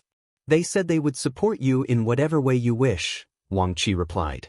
I told them that with your personality and without the ancestors present, you probably won't wish to bring more trouble to the sect and limit your contact with them until you've achieved your destiny. You seem to know me well? Sect Master, it's my job to know you well so I can serve you better. Wang Wei wanted to roll his eyes. However, Wang Qi was not lying. Wang Wei chose him for this job under great recommendations due to his observation skills and ability to make the correct choice in a dangerous situation. And over the course of their work together, Wang Qi has proven to be more capable than Wang Wei initially thought. What happened next? Wang Wei asked. They said it was fine if you want to limit contact. They will leave resource points scattered all over the world for you to use. You only need to activate your luck, leading you there. Resources point, huh? Did they say how much? They said it was up to you. If you want their complete support, that is fine. However, it is also fine if you only want some starting wealth and do the rest yourself. That is good news, Wang Wei nodded. Things would become much easier with the support of such vast wealth and manpower. Once again, you did a good job. Wang Qi, I believed the sect already rewarded you with what I promised? Yes. Wang Qi showed his powerful aura that was as good as some of the best insurgent. Excellent. I'll see you at the banquet. Wang Wei nodded. Huh, Sect Master. Anything else? Is there a chance for me to ascend with you? This may not be a bad idea. I'll need someone who serves as a liaison between me and the rebellion, and you're the perfect candidate since they know and trust you to some level, Wang Wei analyzed. But are you sure? You should understand the danger we're about to face. I can care for myself but cannot guarantee your safety. I am sure, Wang Qi declared without hesitation. But be prepared. I will, Wang Qi said with a gleeful voice. He bowed before flying away, leaving Wang Wei to his thoughts. Su Junyao is having a celebration. This is the worst time for this kind of thing. So, is she just stupid, or is she planning something with this celebration? Interesting. This celebration is the perfect opportunity to meet and end this fated nexus. He looked in the distance before starting his work. He took the task of providing food and wine. Wang Wei had to prepare the best food and drink for over 100 million immortals, ensuring this banquet was worthy of his name. Once that finished, he headed to check on Li Jun. Big brother, you're here. Yeah, Wang Wei nodded. As the Three-Realm Emperor, he had no problem visiting any samsara court as he pleased since they were technically under his supervision. Can you participate in the banquet, or must I do something? No, I got permission. With no consequences? They've extended my time by 100,000 years, Li Jun replied. It's not a bad deal, Wang Wei nodded. Although he was suspicious of Li Jun's boss, there was no sign of anything nefarious going on, so he had to leave it be. Have you prepared your sermon? Of course. Good. In that case, I'm leaving. Can't you stay a little longer? I need to help your wife finish my pills. Will bring Su Ai. The banquet should be helpful to her and the child in her stomach. Oh, okay. Li Jun replied quietly, wondering whether this would cause him more trouble. Wang Wei ignored him before teleporting to the Guardian world, where he saw Yen Liling giving orders to many people, including Elder Dan and Miscellaneous One. Did they come to help you? Yes. I want to finish as soon as possible. No need to rush, Wang Wei stated.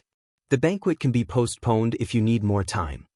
It would look bad if you postpone. I don't care about that. For Wang Wei, people should follow his timetable, not the other way around. I know you don't, but it is still better to keep a surface-level good reputation. Wang Wei shrugged. Plus, I'm not in a hurry because of that. I have some feelings on how to update my Pill Sage Sutra, but I'm missing some enlightenment. This banquet is the perfect opportunity. That's good to hear, Wang Wei nodded. Well, I'm here and ready to help. What can I do?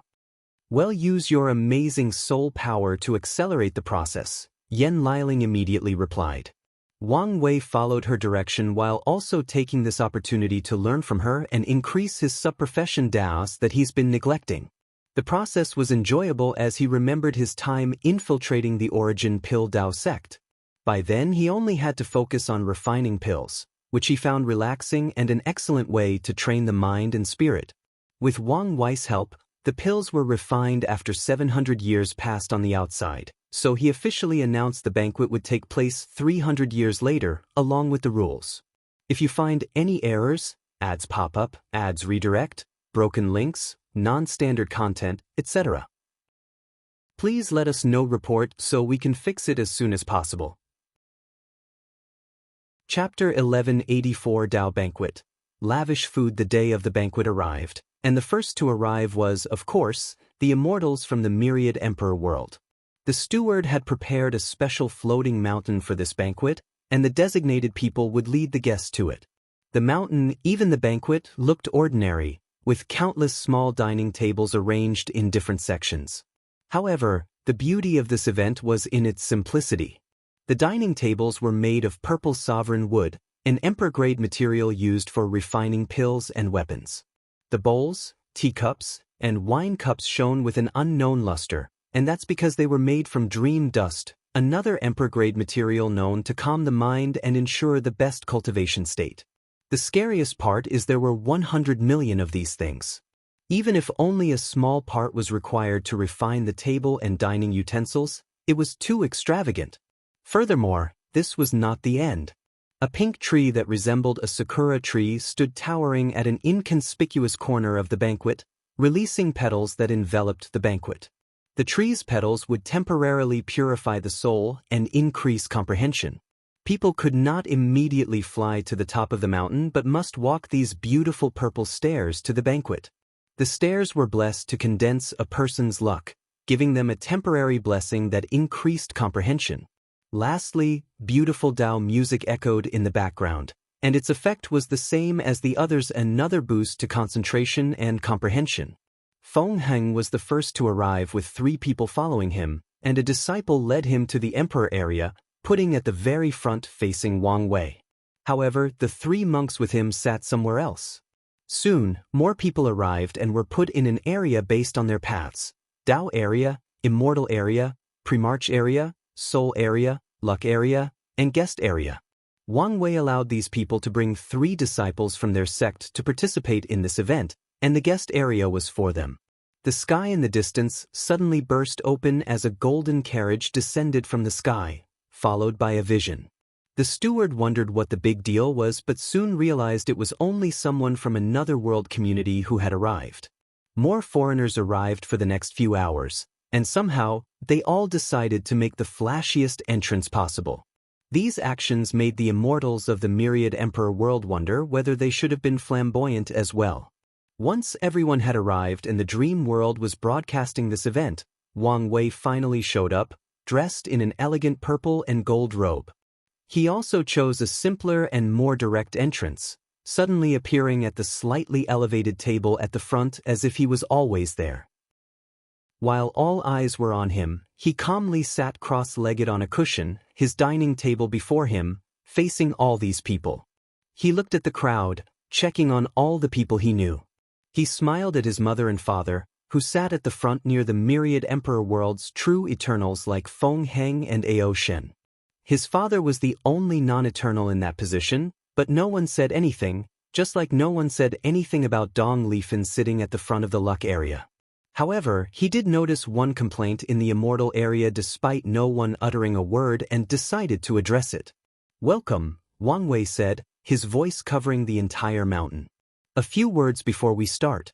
Firstly, I would like to congratulate Sage Duanru for being the first mortal to achieve a level of enlightenment on par with immortals through mortal art." Everyone looked toward the immortal area at the simply dressed elderly man with long white hair, a beard that reached his knees, aged spots, and cloudy eyes that hid their profoundness. Duanru used his cane to slowly stand up and bowed to Wang Wei. "Thank you, Your Majesty, for allowing me to partake in this momentous event." Duanru took big risks and put much effort into coming here. He heard about this event over 10,000 years ago as he was about to end his lifespan. He immediately sealed himself without knowing if he could attend while asking his descendants to petition the court to allow him entrance. Luckily for him, his clans gave birth to talented cultivators who could live long enough and were filial enough to help him. "You've earned it," Wang Wei nodded. "And you'll be the first in the Dao area to preach." Duanru was surprised but quickly thanked him again. Such honor will further cement his legacy and bring him and his clan luck and destiny. Wang Wei originally wanted to give him the very first spot in the banquet since they were starting with the immortal area. However, he wanted to know whether Duanru's sermon would improve after the people before him had enlightened him. "The second announcement is that I've invited a special guest to preach, and they will be the last to do so." The guests immediately squinted. Duanru's appearance was a mild surprise, but this news intrigued and perplexed them. They expected the Supreme Emperor to be the last sermon, closing the banquet with the best.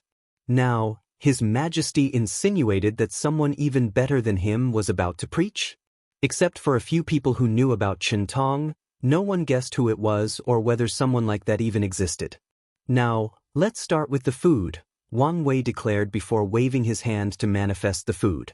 The meal was a small piece of meat, a vegetable plate, and a rice bowl.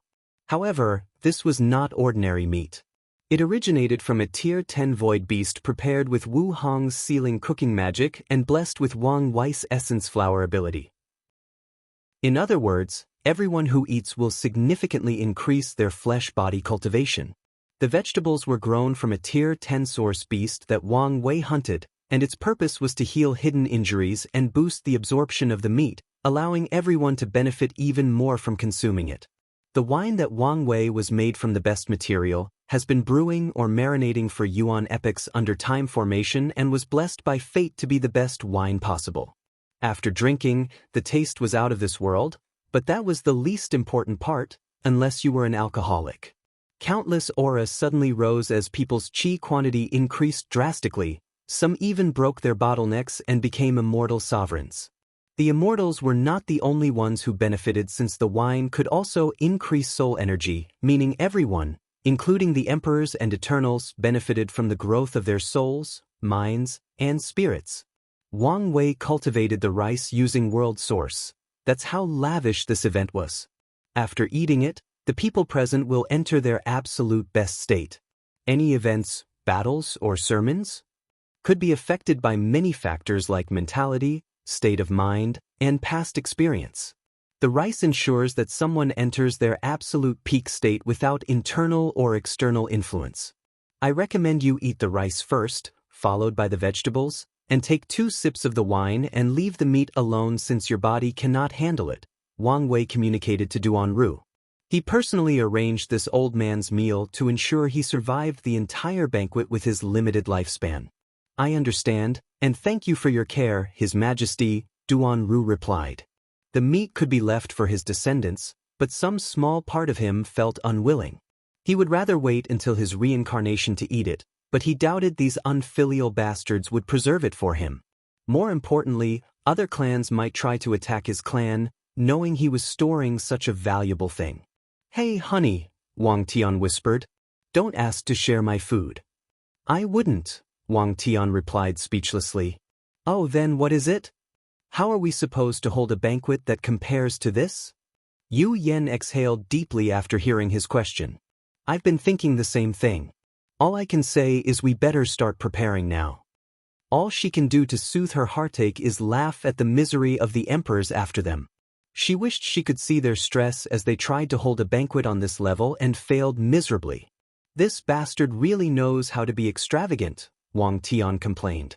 We were lucky he only wanted a simple Dao companion ceremony. True. Wang Wei waited for everyone to finish with their food, their breakthrough, and helping their disciples to digest their meal. Kai Song, Jin Mengyao, and Li Wenling had other people helping them. He waved his hand to summon the tea.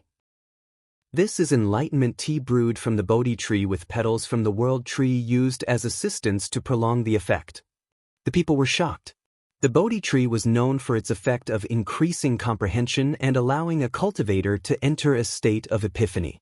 Meanwhile, every petal of the world tree contained a world, and now it was used as an assisting material for this tea. This banquet was simply the definition of lavish.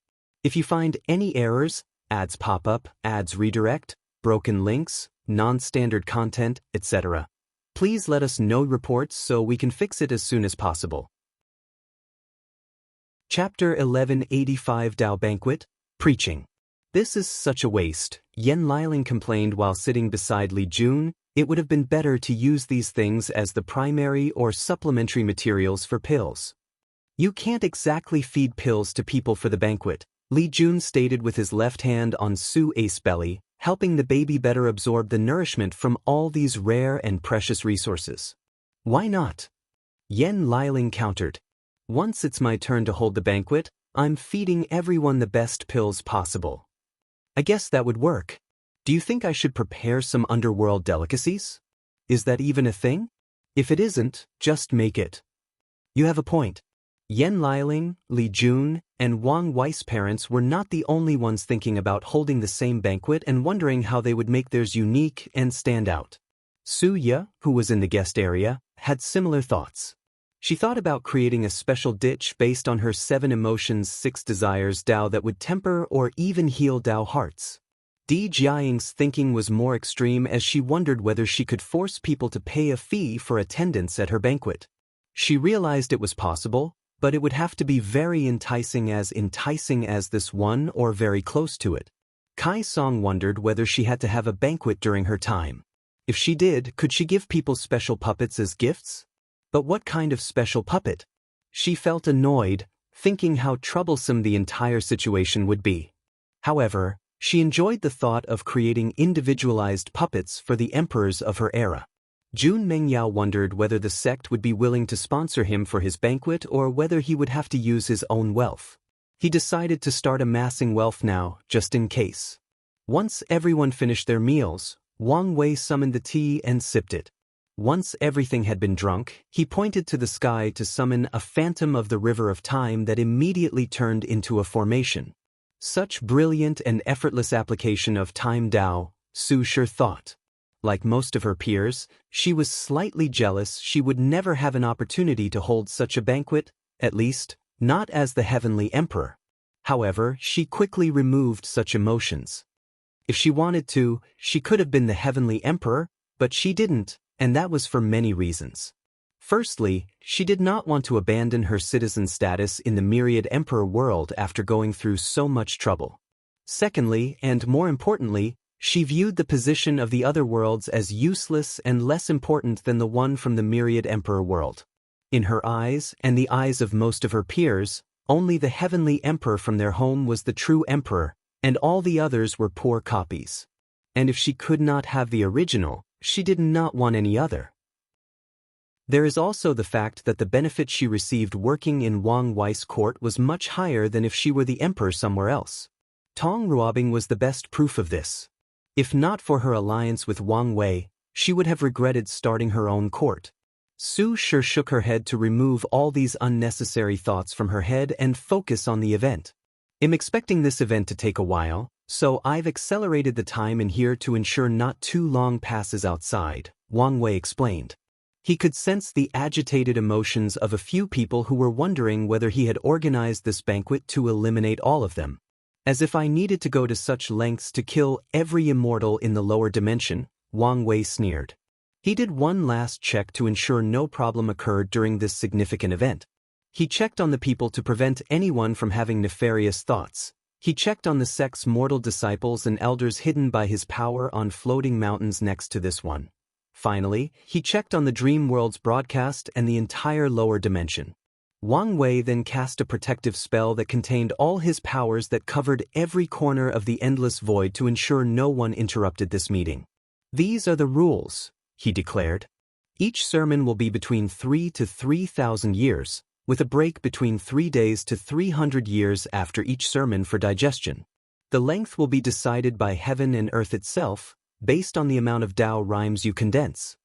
Everyone entered a high alert state. In an event like this, with the most powerful and influential people of the lower dimension, there is nothing more embarrassing than having a short sermon. No matter what, the people present were the cream of the cream, meaning they had their own ego and pride. However, they could do nothing about the rules now, and they can only hope their sermons are not subpar. We will begin with the immortal paths. The first 1,000 preachers will be normal, followed by 1,000 swordsmen, then 1,000 professionals. We will repeat this pattern. The first professionals to preach are the alchemists. Once there are no immortal alchemists, it will be the array masters, weapon makers, talisman refiners, and the puppeteers. Many people were immediately not happy that swordsmen had their own category. However, Wang Wei did not care. Swordsmanship was the most popular weapon Dao, and their population was enormous compared to others. Sword Dao was not the most powerful simply because of the weapon, but because there have been so many swordsmen throughout history that the Dao has been elevated to a higher status due to how many skills, techniques, and scriptures were written. Once it's my turn, the spear will have its own section, and I'll make sure it has earned that position, Jin Mengyao thought with great dedication. Wang Wei waved his hand to assign numbers to the immortals. The first and last sermon will be chosen by me, but the rest will be randomly selected. Once it's your turn, you'll receive a direct message in your mind. We will start with Immortal Jin Yi from the Red Sea world. A mass of clouds surrounded a scholarly-looking middle-aged man, elevating him 5 meters above the sky. He bowed to Wang Wei before immediately starting his sermon. Essence, spirit, the essence of life and cultivation. The immortal path is also called the Qi path, making it seem like Qi dominates the other. But that's wrong. Heaven and earth is all about balance, and the same principles apply to the Qi path. The only difference is that we use qi as the primary source to supplement our body, essence, and spirit, mind or soul. This is. As Jin Yes words echoed throughout the mountain, Tao rhymes condensed from the sky, appearing similar to runes and beautiful music. The power of the Enlightenment tea and all the blessing methods of the banquet perfectly combined with the Tao rhymes to allow people to enter a deep state of epiphany. In that state, their normal state of cultivation, which is usually slow, boring, and even tedious, became the most enjoyable act in the world, given how easy and spiritually fulfilling it was. Everyone became engrossed in this sermon. Although it did not discuss a specific Tao, that was a pro instead of a con since it was applicable to everyone present, especially the part about maintaining the balance between the essence, spirit, and qi. The process lasted over 1,600 years and a digestion period of 160 years. Once everyone woke up, they felt it was too short. One of the reasons cultivation in the lower dimension is so slow is the lack of conversation and exchanging ideas. It's also why the dream world was so successful. This banquet was even more direct in its approach, putting everyone together and forcing them to discuss cultivation and the Tao without any restraints or care of status, wealth, power, or faction. Jin Yi slowly descended to his seat before the clouds chose someone else. With Jin Yi as an example, these cultivators were comfortable, feeling they could do as good of a job as him, if not better. However, they all received an awakening. The second sermon only lasted 536 years. The third one went on for 345 years, the fourth one for 99 years, and the fifth one directly dropped to 3 years. That cultivator was so embarrassed that he did not open his eyes and closed off all his senses so as not to hear any comments or murmurs. Things became visibly worse after the fifth cultivator. Few people's sermons lasted for more than 3 digits.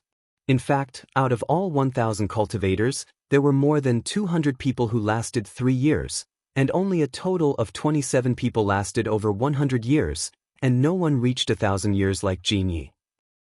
The immortals immediately stopped comprehending while the swordsmen and the professionals were preaching, hoping to improve their sermons and avoid embarrassment.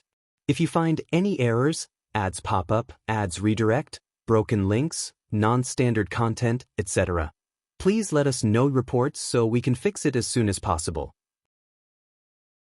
Chapter 1186 Tao Banquet. Breakthrough. Just like all immortals' path, the sword immortals were usually the embarrassment in a room, the butt of the joke. The source of this disparity is that they've lost one of the core aspects of a swordsman, the Tao part. They must rely on their immortal qi to replicate their former abilities and swordsmanship realm. Despite this flaw, they still considered themselves swordsmen and kept that mindset. They trained their qi and their mind with such a mindset, thus still giving them a slight edge over regular immortals. However, the ones who truly shine in this banquet are the swordsmen with unique sword qis. Wang Wei said he chose randomly the order of preaching, but that was really the case. It's more like an algorithm with the sole purpose of ensuring the best way for this banquet to proceed and be wildly successful. As such, a few unique sword immortals preached in the early stages of this round to rile up the crowd and set up some standards. Then, the algorithm chooses people it deduced who would have a lackluster performance and puts them first. No immortal sovereign appeared in the first round. The immortal swordsman's preaching session was mild above the first session, with only a few dozen 3-year sermons. The embarrassing/scaring tactic worked, and hopefully by the end of this event, the number of these weak sermons will be reduced to single digits. The immortal alchemist's main focus was on Yen Liling's universal immortal runes, with everyone expressing their understanding and twists. The people from the myriad pill world took this opportunity to show the world why it was the center of alchemy in the lower dimension. This era almost destroyed their status and privileges. Luckily, they adapted in time and were not washed away by the tide of change. After a few rounds of exchange, it was time for the last alchemist to speak. While no one was paying attention, Yen Liling had a strange aura around her. A book materialized before her, and with the passage of time, more Tao rhymes entered her body and the book. The prototype is done, she thought, looking at the new Pill Sage Sutra. Her new path of pill refining centered around her talent to read the mind. She created a way for materials to awaken a pill mind, essentially their spirituality or wisdom. However, such wisdom has an inherent purpose: to refine better pills. For example, if she was refining a basic blood replenishing pill with 3 ingredients: yang stems, water bead, and spirit root, all 3 materials would awaken their pill mind and gain sentience. However, their purpose will be to work with each other and the alchemist, Yen Liling in that scenario, to make the best pills. As long as someone masters this technique, it will be impossible to create a pill of lesser quality than perfect. And in a skilled alchemist's hands, it will be relatively easy to create true mortal perfection pills, not just the perfect quality dictated by the Alchemy Association. The next step is to take inspiration from the origin pill flame that can refine everything. Yen Liling thought. Her idea is that even if she awakened the pill mind on a non-alchemy material, it should slowly change its nature to become an alchemy material. To succeed, I must add a small portion of good fortune Tao. Creation would be best, however, that can be added once in an Empyrean using the Grand Mist Wheel. There was no need to incur the wrath of heaven by becoming an outlaw when there were alternatives. In getting over myself, there are still some problems. Yen Liling had to control herself not to get too far ahead. There were still some problems with awakening pill mind for immortal grade materials, as they actually resisted the destiny granted to them. Currently, she has no problem controlling immortal and Tao grade materials, but based on the simulation in her sea of consciousness, even the weakest Emperor grade herb will revolt against her control. Because of this issue, she couldn't even tackle the most brilliant aspect of this technique: the alchemy mind. Yen Liling did not simply want her materials to gain wisdom, she wanted them to be born with an excellent talent for alchemy but also with vast knowledge and experience.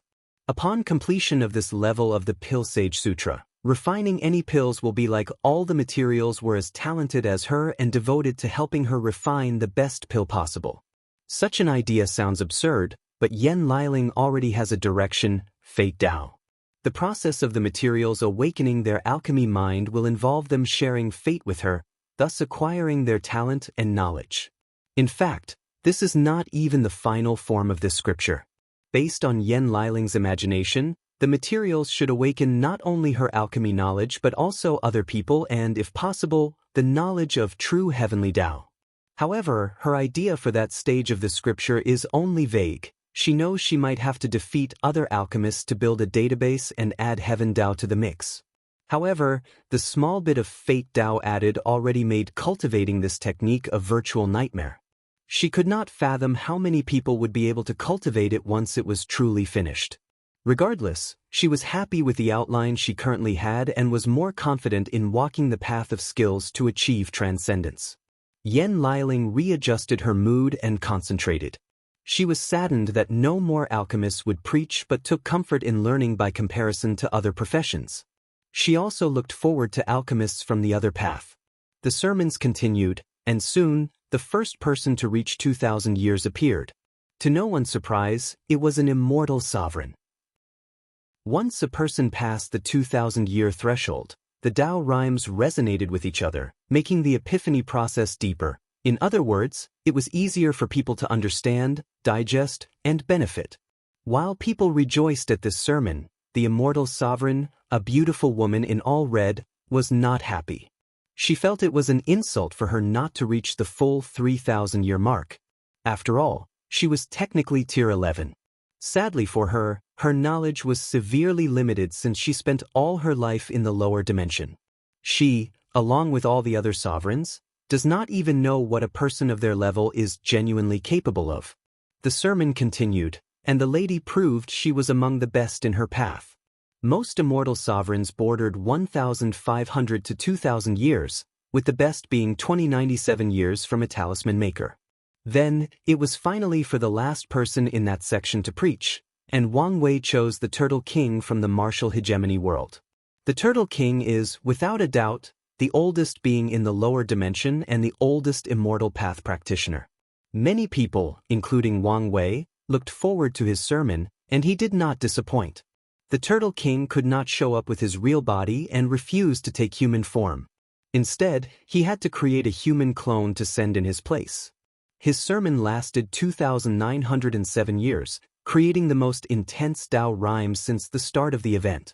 However, even that was not the most impressive part of his sermon. The turtle had no reservations and discussed a special technique to condense a unique chi capable of granting a maximum battle boost of 30%. This boost is not a grand Tao boost, but such a technique is still appreciated since it could grant someone victory over a relatively equal opponent. The most impressive aspect of this technique is its universality. Soul Path people can condense a unique soul chi or God chi, Tao ancestors can condense a world chi, heavenly kings can condense a king chi, and emperors can also have their own emperor chi. The Turtle King's sermon became the first major highlight of this banquet, making the martial artists from the martial hegemony world very happy and proud. Those rowdy martial artists would have made a scene if not for the grand occasion. Once everyone had digested the sermon, it was now the turn of the soul area. Although their path was on par with the Tao path, relatively speaking, it did not change the fact that they did not cultivate individual Tao. The luck area with the heavenly kings had the least number of people and appeared to be the group that should be next. However, they had their own Tao. In essence, the fortune path was an alternative to the Tao path.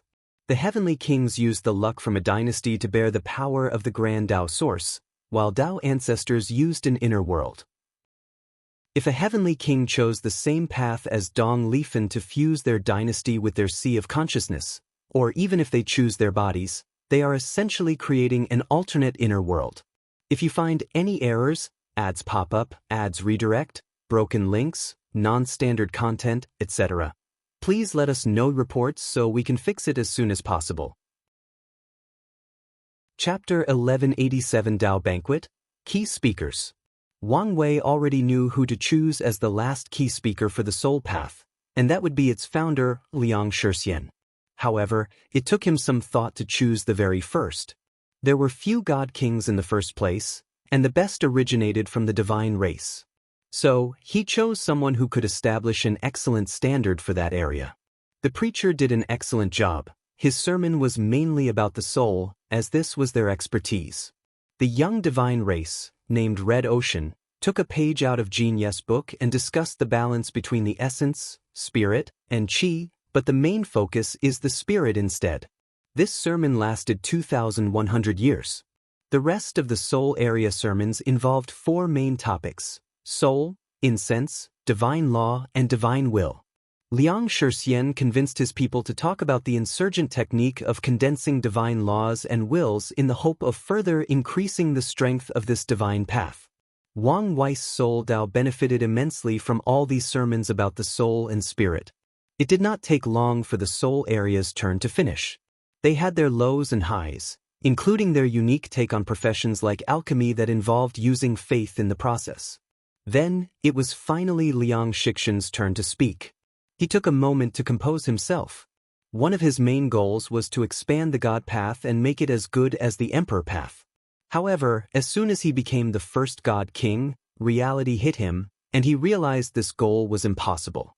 So, he focused on spreading his path and, at least, making it as good as the Tao path. Sadly, people would rather become Tao ancestors than God Kings. Many people would even walk the lesser paths because of how young his path was and the restraint of incense. The progress would have been even worse if not for his decision to ally with the soul race across the endless void due to their affinity to this path. Due to the current situation, Liang Shixian has been debating whether he should ascend to pursue the higher realms of this path or stay in the lower dimension to continue growing. And so far, he's leaning on staying. So far, this event has been going well regarding showing the strength of our path. Let's end things with a bang, just like the Immortal path.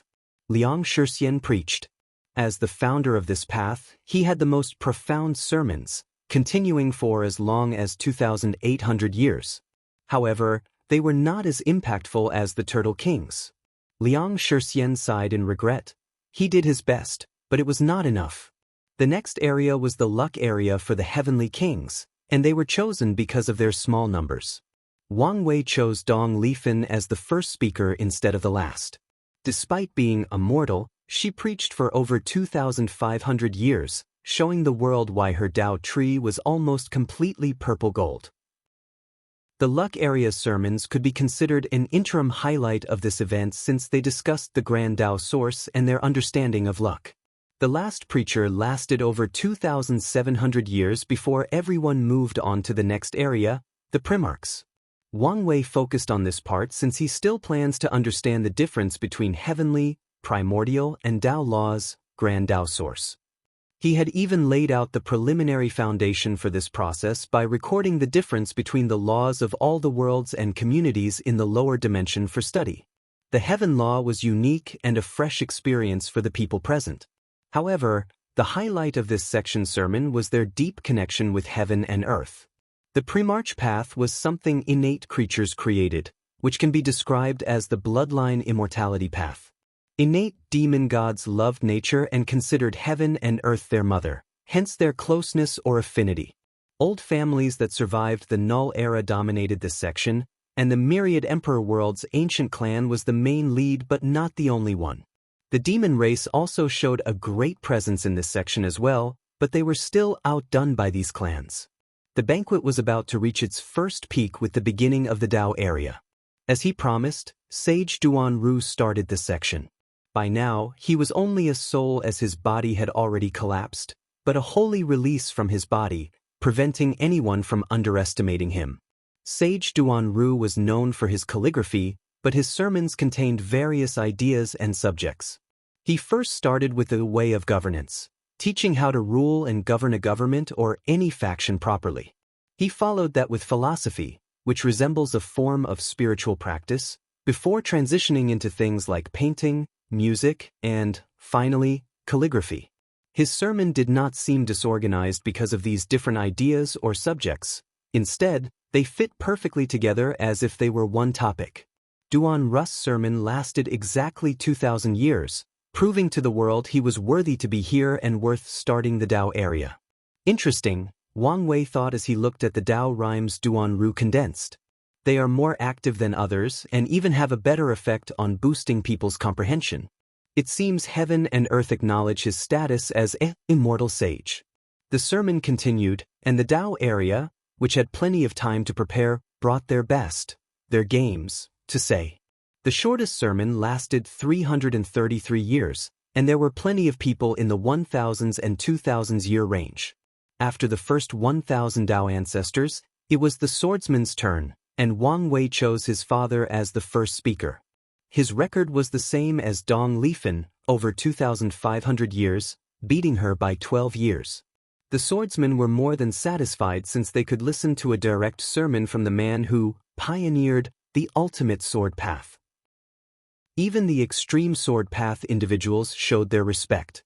Although they scoffed at the part about the 12th realm of swordsmanship, they still listened so they could create countermeasures to these heretical bastards. The banquet continued, and many people in that area shone brightly. The insurgents of the Tao opening sect had no one who lasted less than 2,300 years, and people like Origin 1, Sword 1, and Desolate 1 reached the 2,900 mark, albeit the beginning. By all merit, this is the best session so far, Wang Wei thought, feeling the immense Tao rhymes condensing in the sect, baptizing the environment and the people.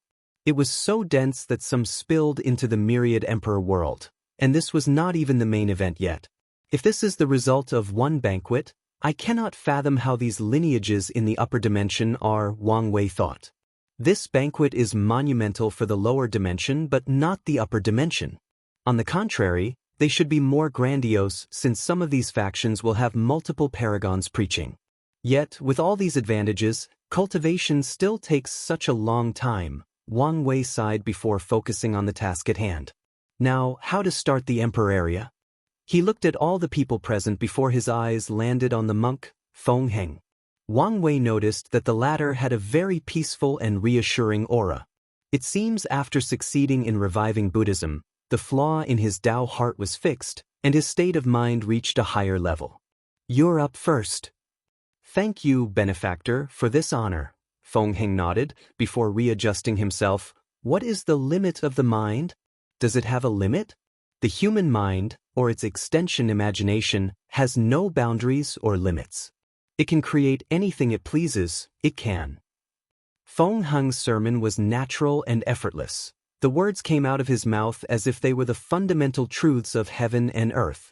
Furthermore, everyone suddenly felt as if the effect of the enlightened tea strengthened for this particular sermon. No one had any trouble following his mind, and no one wasted this opportunity by focusing on improving their sermons. By now, if they were not ready, there was no hope. The Emperor area had a major advantage by being the last section to go, meaning there was no excuse for a poor sermon. Feng Heng focused on the mind, not the soul, except for their connection, before transitioning into the 5 elements and Yin-Yang Tao. He did not speak much on Buddhism to ensure the universality of his sermon. As he uttered his last words, 3,000 years had passed. The Tao rhymes resonated at an even higher intensity, giving the people an even better boost for the next 300 years they spent digesting. Why is it so short? That was everyone's main consensus once they opened their eyes. This was the longest sermon, but it felt so short to them. People looked at Feng Heng with respect. They finally understood why Buddhism had such a major comeback despite its recent comeback. If you find any errors, ads pop up, ads redirect, broken links, non-standard content, etc., please let us know reports so we can fix it as soon as possible. Chapter 1188 Tao Banquet, Emperor's Sermons. The second person after Feng Heng felt great pressure. It was inevitable after such a perfect sermon. They had no hope of reaching such a level and wished not to embarrass themselves. Luckily, fate and time were in their favor. The second sermon lasted 1800 years, which was very satisfactory. The Emperor area soon proved extraordinary, as no one had a sermon that lasted more than 1,000 years. More Tao rhymes spilled into the myriad Emperor world, making the entire world more extraordinary. There are usually only 3,800 great emperors in each generation, but this one was special, so the total number was 4,500 and extra 700. Considering the ones who hid themselves or died during all the wars, the number of participants was 4,250. The Emperor area did not have enough people for rounds of 1,000, so things had to be adjusted to rounds of 200. With such a small population, the time for the first Sword Emperor to preach soon arrived, and Wang Wei chose a slightly controversial individual, Dugu Jing. The Golden Sword Emperor was a controversial figure in the world of swordsmanship. Dugu Jing was the second most powerful Sword Emperor in this generation and third overall in achievement behind Wang Tian and Ji Lanfang in pure sword skills. However, he's not a pure swordsman, meaning he was rejected by the extreme sword path. The ultimate path embraced him since he tempered his body, but they did not like that his main Tao was metal/gold and had nothing related to swordsmanship. Many people still considered him a sword user despite his skills and accomplishments. As such, the fact he was the first sword speaker was slightly controversial. However, Wang Wei did not care about all these things and directly chose him. Dugu Jing proved his worth as he preached about swordsmanship and the metal Tao, lasting 2,933 years. The swordsmen were more than satisfied with their sermon, while the metal Tao people almost cried tears of joy. 5 elements is still the most widespread Tao, so plenty of emperors and immortals of the metal Tao or 5 elements exist. The banquet continued with the current streak of a minimum of 1,000 years of preaching. The first wave of swordsmen was very rewarding since many people decided to use this event for a battle between the extreme and ultimate path. Soon, it was time for the first alchemist to preach, and Wang Wei chose the heavenly emperor from the myriad pill world without hesitation. The elderly man lasted 2,915 years, slightly less than Dugu Jing. However, his record was the second best so far in this section. The Emperor area continued its brilliant streak, slowly pushing the event to its peak. There were not many alchemist emperors, meaning they only had 1 round. Then, it was time for the last alchemist to preach, and Wang Wei chose the very best Yen Liling. She was excited as this was an opportunity to reorganize her Pill Sage Sutra, which she had perfected the first volume after listening to so many brilliant minds. Her next focus was on the part involving Fate Tao, and she was confident in creating the outline/prototype after listening to her big brother's sermon. Yen Liling proved to the world why she deserved the title of Pill Sage Empress, as her sermon focused on fundamental skills for alchemists. These pill refiners felt as if they had returned to their young days when their teacher taught them the basics. At first, they were slightly disdainful. After all, they are great emperors. Haven't they mastered the basics already? However, just as swordsmen can take basic skills and elevate them to the level of Tao, Yen Liling showed them there were levels to this. Many of them felt shameful and decided to focus more on the fundamentals from now on. Her sermon lasted 3,000 years, and she became the second person to achieve perfection in this banquet. The alchemists bowed to Yen Liling, and she calmly received them. The next 200 normal preachers were nothing special since Wang Wei saved the best for last. However, they did not embarrass this section by preserving the 3-digit roll. Next was the array master's turn, but their number was too small. In fact, the number of array masters, weapon refiners, talisman makers, and puppeteers barely reached 200, with only 5 people who proved the Tao with Puppet Tao. So, Wang Wei combined them together into one group. This round of preaching was underwhelming because only talisman makers had a superstar. The best of them was a weapon refiner that lasted 2,700 years, and Puppet Tao proved to be the weakest of the professions. Although Wang Wei's new way of fighting improved the status of puppeteers, it did not change the fact they were last in all areas. This fact might not change until Kai Song proves the Tao, and with her more loner/introverted personality, that might not change if she does not actively do something. Tong Ruobing was the last professional to preach. As expected, she was phenomenal. Her sermon focused more on runes to make it more universal for everyone, followed by the resonance with other Taos. She went on for 3,000 years, becoming the third perfection of this event. When she opened her eyes to see the vast Tao rhymes of the sect, she wished she could secretly steal some to bring back home. Once everyone digested this perfect sermon, the 200 regular preachers passed without any incident, and the general result was the best without anyone spending less than 1,500 years.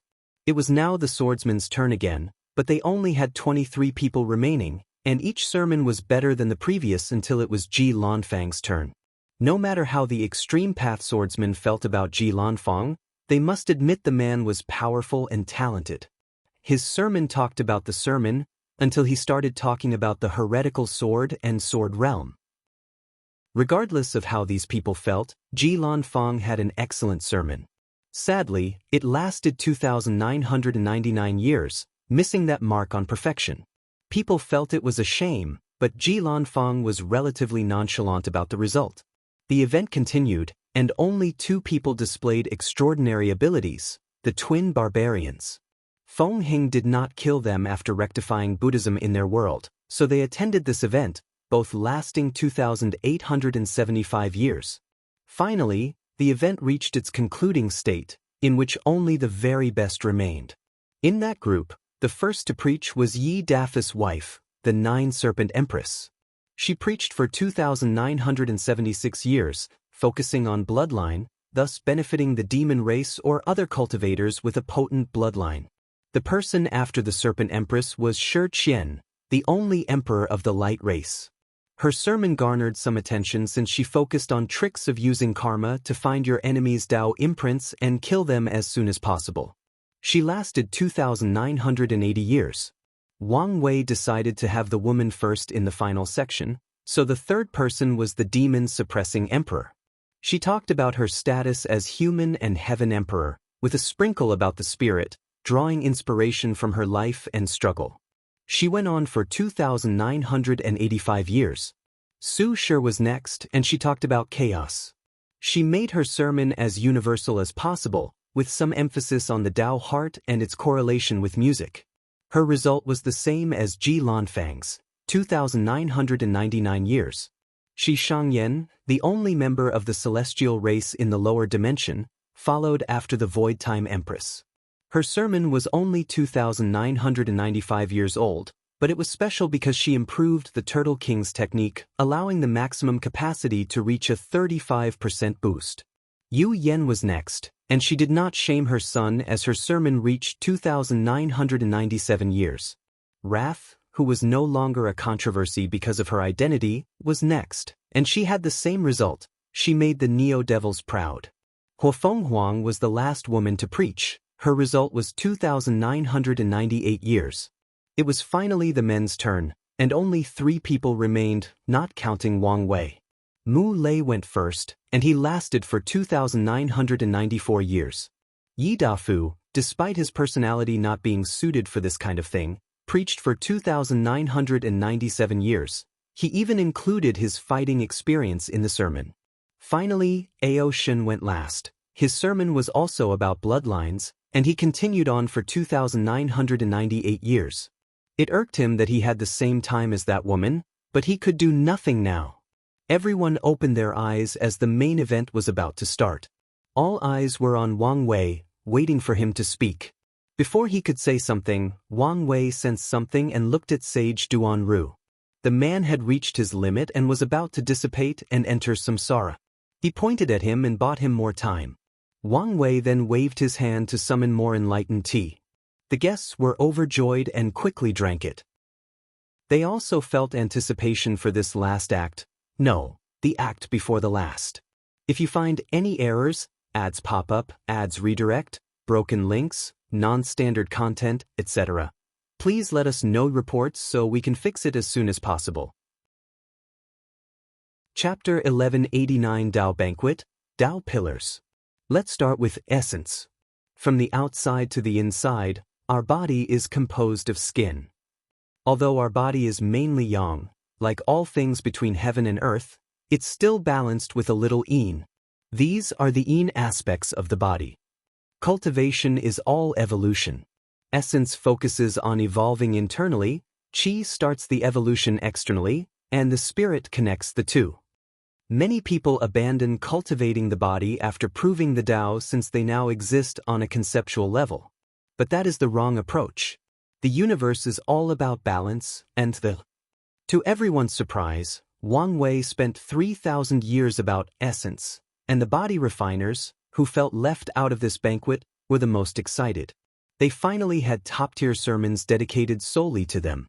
Moreover, the sermon was wonderful as it touched on countless ways to temper the body without any hidden injuries. Wang Wei even talked in detail about the true power Tao realm. Spirit, Wang Wei said. Although I said it's the link between essence and qi, that's also an oversimplification. What is the difference between the mind and the soul? Is spirit the synonym of mind? Of the soul? The slight difference between these words contain the essence of spirit. The soul is the origin, the root of the mind, spirit, consciousness, and how we perceive reality. The mind is. Another 3,000 years passed by, and Wang Wei showed the world his deep understanding of the soul. The Tao rhymes he condensed formed a strange circle above the banquet, but no one noticed this phenomenon. By now, people had some expectations of how long and profound this sermon would be, so they focused on not missing anything and regretted it for the rest of their lives. Qi, Wang Wei stated, without giving anyone time to breathe. It's not just the energy found in nature. Once again, that is an oversimplification. It's the breath of life that keeps our bodies and minds functioning. It's the very breath that heaven and earth exhaled, the foundation of all living creatures, sentient or not. It is the main key to the path of cultivation, to our continued evolution. Qi is the most versatile and malleable matter in existence. It can change based on the environment, the individual, and even your thoughts and emotions. It is.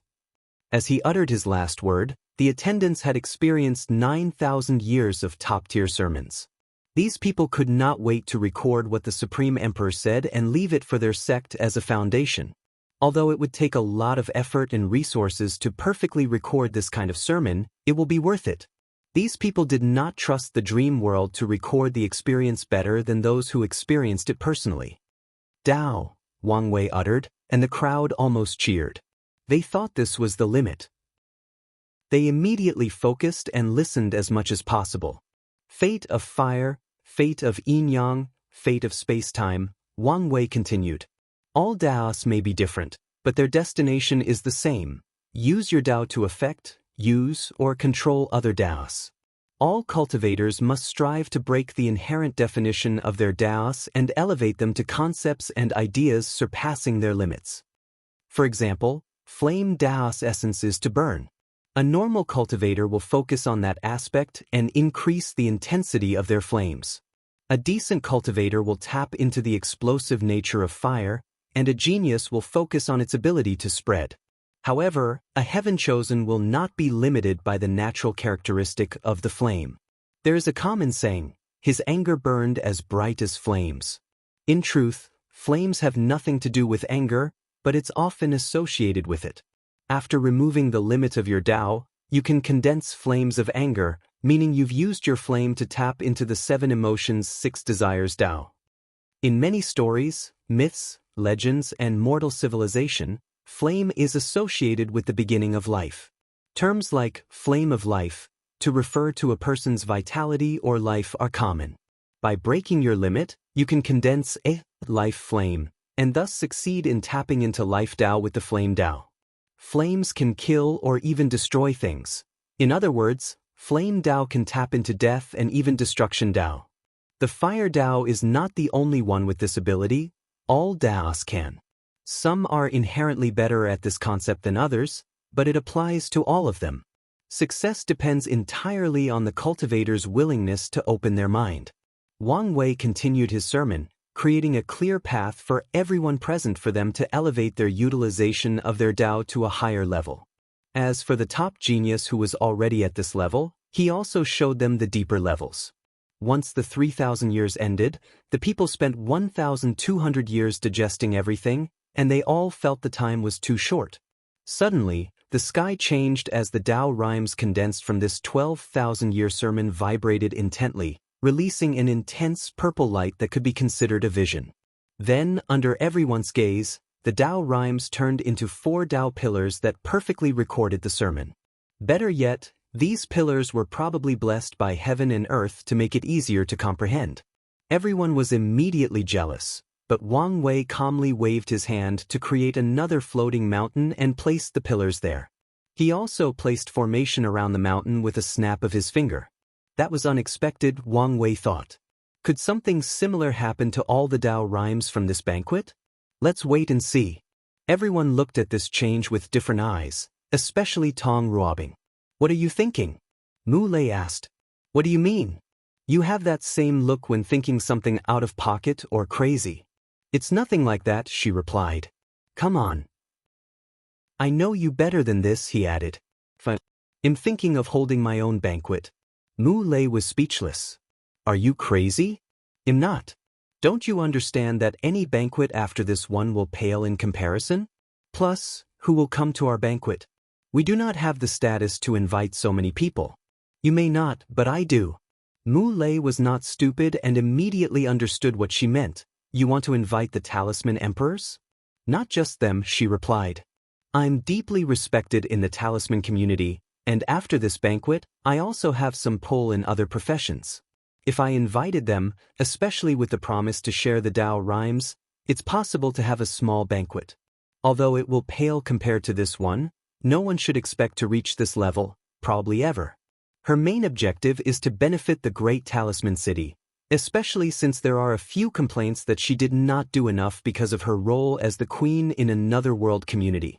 It could work, Mu Lei said, but you would have to wait for a while until the effect of this one abates.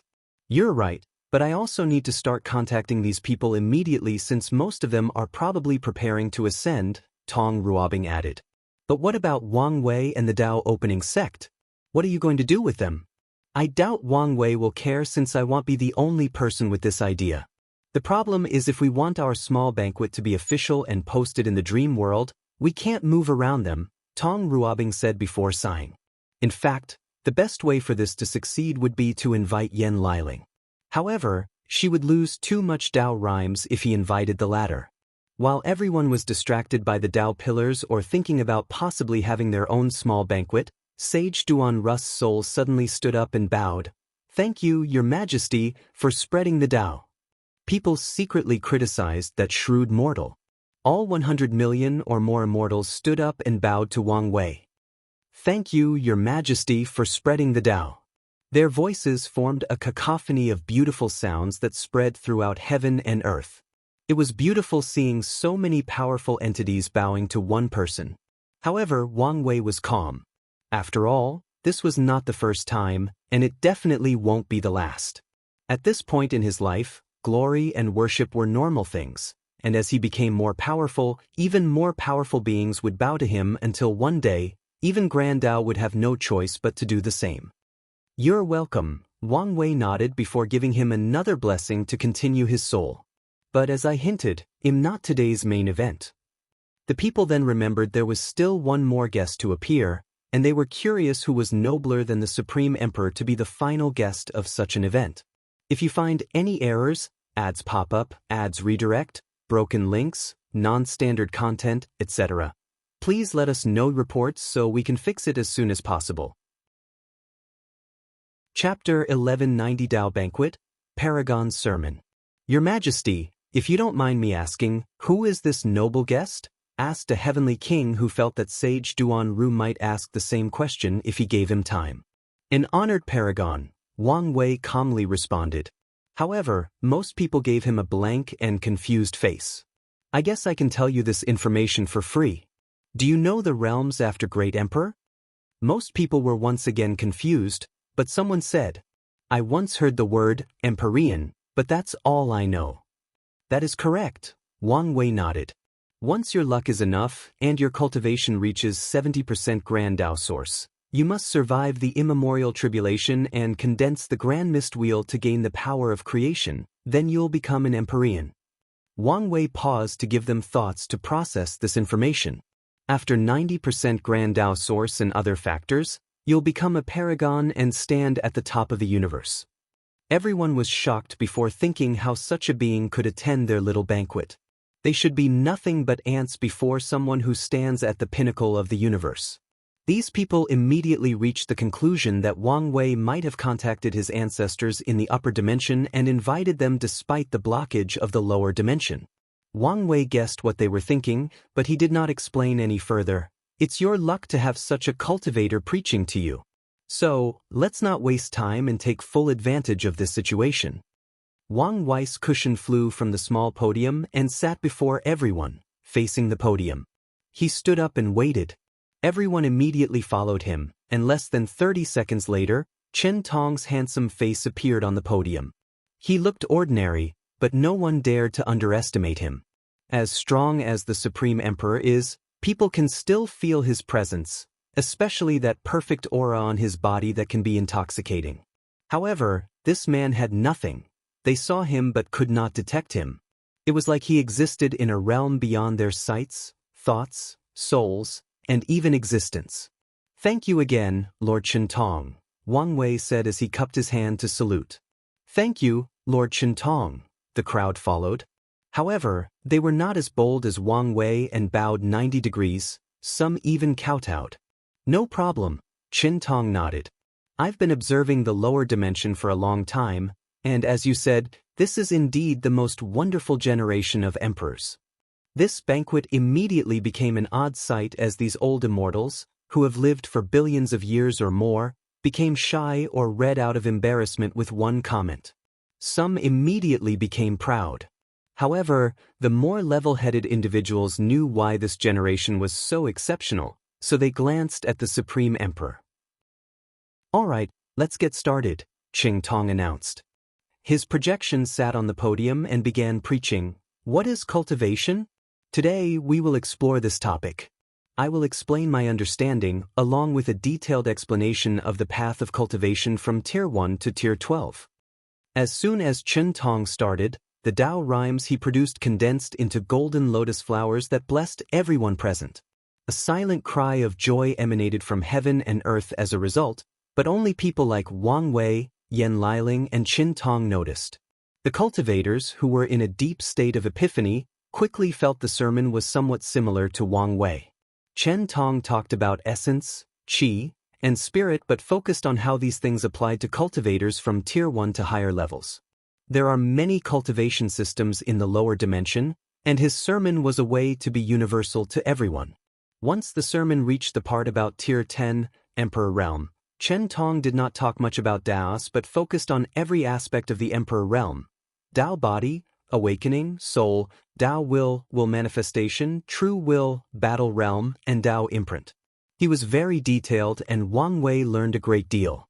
Everyone waited in anticipation once Chen Tong finished talking about Dao imprints.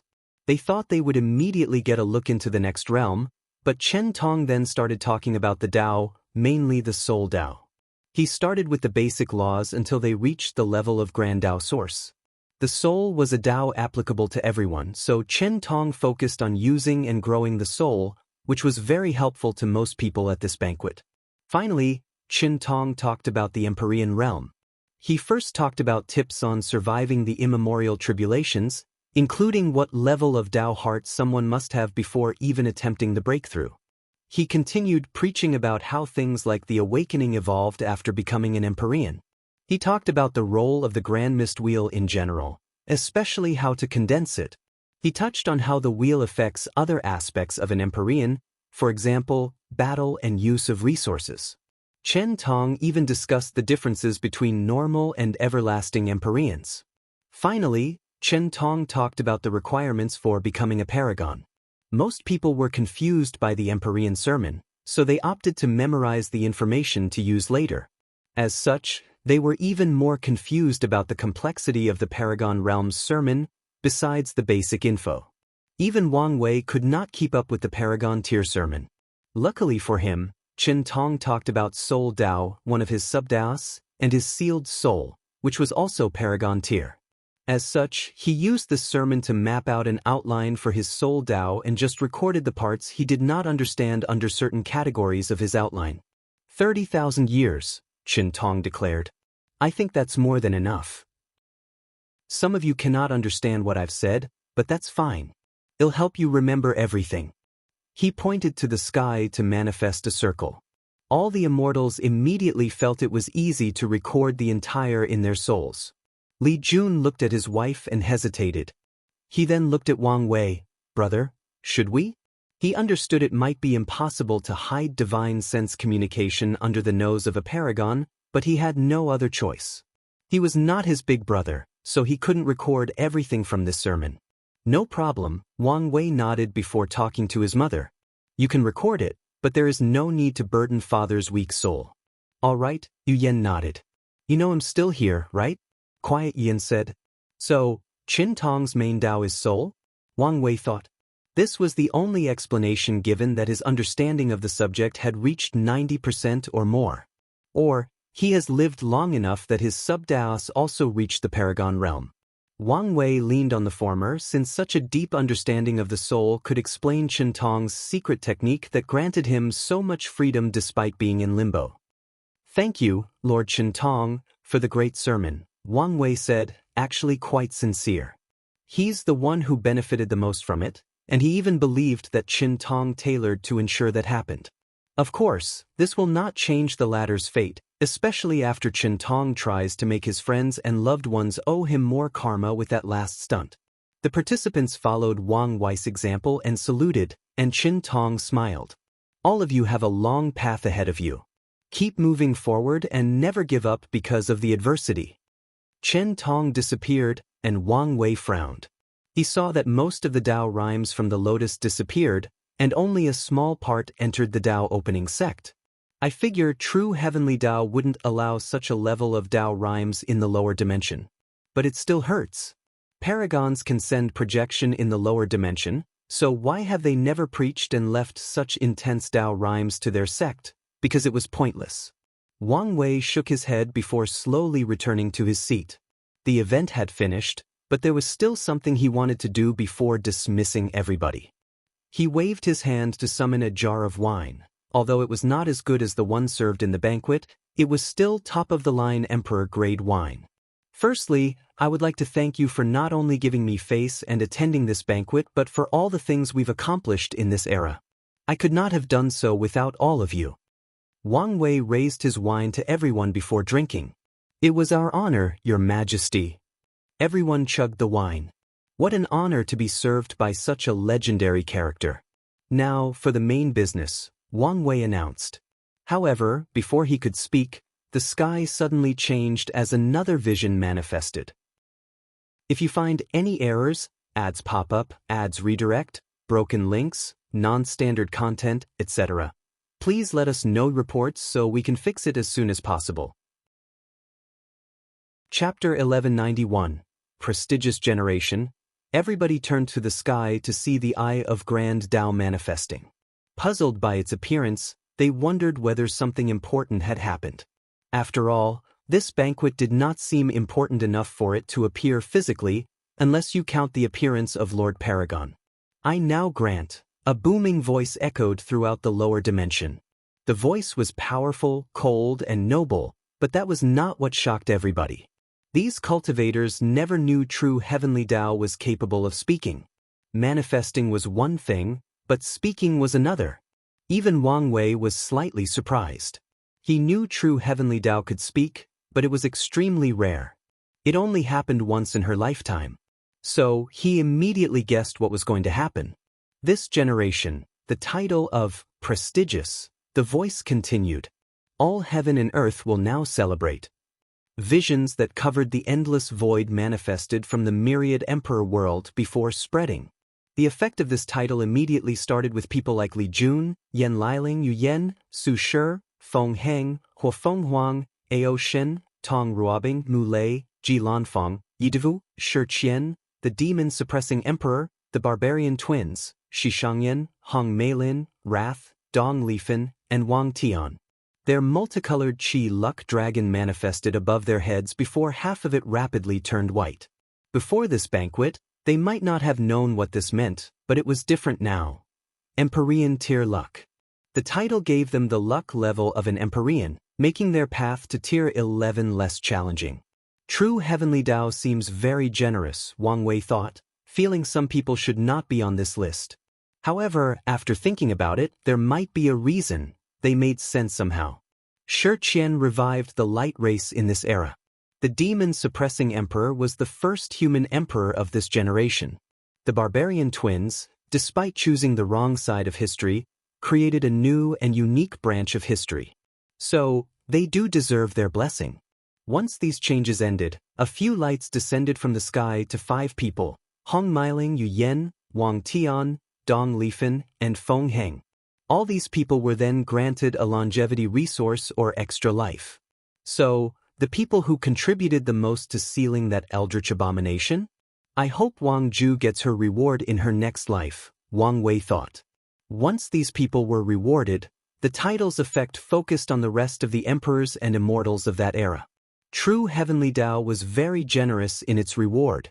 Most of these people received some luck blessing, followed by physical rewards. For example, rare pills, weapons, talismans, information about fortunate encounters, and even a small amount of merit. Meanwhile, Liang Shixiang, the founder of the God Path, had his Qi luck dragon turn silver, indicating his path to tier 11 was also more worry-free than others. Wang Wei secretly shook his head. This man would have had a bright future had he walked both the soul and emperor path, which heavenly Tao would have allowed as the founder of that path. Sadly, his aversion to the emperor was ingrained in his soul, thus limiting his future prospects. Well, at least to Wang Wei's eyes. Suya watched everything with gritted teeth. Everyone received a small blessing, even the mortals or people who were not born in this era. It seems the requirements were for anyone who participated in this era in some way or another. Did I make the wrong choice? She asked herself. Watching her peers advance further than her was already hard enough. But now, she saw how much heavenly Tao loved this generation and generously blessed them, paving their future path. Suya turned her head to glance at the mortal who received the greatest blessing, Kai Song. Her jealousy suddenly intensified. Suya understood why the title affected her on such a large scale. After all, Kai Song was to the Puppet Dao community what Yan Liling and Tong Ruobing were to alchemy and talisman. The only exception was how introverted she was, thus reducing her presence and making her accomplishments appear less impressive. In fact, her accomplishments could be argued to be even more impressive because Puppet Dao is weak and underdeveloped, and she was rapidly pushing it to higher heights. Calm down, Suya reminded herself as she slowly controlled her emotions. Since you've chosen that path, there is no need to hesitate or have regrets. She only needs to wait for the generation after Wang Tian to prove the Tao and rule over the court before ascending. This won't take long, meaning she still has a chance to catch up and show her presence in the upper dimension stage. Besides Suya, Wang Wei was also checking out Kai Song as her blessing was the most unique. From his deduction, hers was conditional. After proving the Tao, she can also receive Empyrean luck if she develops puppet Tao sufficiently. If not, her blessing will just be an ordinary one. Has Grand Tao noticed Kai Song's importance and is also scheming for her? Wang Wei thought, feeling suspicious. Kai Song can potentially become the cultivator world's version of Skynet, mass manufacturing Paragon tier puppets and becoming his war assembly. Maybe I should prepare for the possibility of her changing side, Wang Wei thought. If Kai Song somehow ended up on Grand Tao's side, it might be catastrophic for him. Replacing her is one solution, but an even better one would be an idea or concept on par with her potential. So, what can rival Skynet in terms of war potential? Wang Wei immediately had an answer: Zerg hive mind. If I can make the cultivation version of that thing, I will be unstoppable, especially if Kai Song remains by my side, Wang Wei thought before hiding this idea in the deepest crevice of his soul. He won't entertain these thoughts again until he's taken a few steps into the transcendence realm. After true heavenly Tao rewarded everybody, it was finally time for the main event, Wang Wei. He's the man single-handed responsible for pushing this generation to such height. It was unimportant whether he did it purposely or unconsciously due to his actions and presence. A golden light enveloped Wang Wei, and the title gave him 3 blessings or gifts. Firstly, it gave him a pill called the Dragon Phoenix Rising Pill with the effect of raising his cultivation by 1 layer without any negative consequences. Wang Wei immediately decided to take it once he reached the 9th level of the Dragon Phoenix realm. The second blessing was to elevate his 1 life from his accomplishment as a mortal emperor to rank 3, meaning that even after becoming a paragon, this life is still useful. Wang Wei was surprised and grateful for this gift. He was about to become an Empyrean, and his extra lives would soon become useless unless he updated them, which is not an easy feat as the higher the realm, the more strict true heavenly Tao is about extra lives. The last gift Wang Wei received was extra time to contemplate on his true self, when he's breaking into the next realm. Wang Wei was pleased with this reward despite not needing it since he could use the extra time to see if he could tap into the mystery needed to become a boundless paragon. It seems that I don't have to worry much about my relationship with true heavenly Tao, Wang Wei concluded. After what happened with the Death World, he's been suspicious of anything related to Grand Tao. He has reduced his suspicions to the lowest but is still on guard. After all, it's still possible the latter was trying to get him to lower his guard. After Wang Wei's blessing, the eye of heavenly Tao dissipated from sight, but the visions continued for a few more minutes, leaving everyone to their thought. Wang Wei was thinking about the only other time true heavenly Tao spoke, and it was when it granted his ancestors' generation in the upper dimension the title of the Golden Generation, which is leagues ahead of this prestigious generation title. Have you noticed? Tong Ruobing asked. What?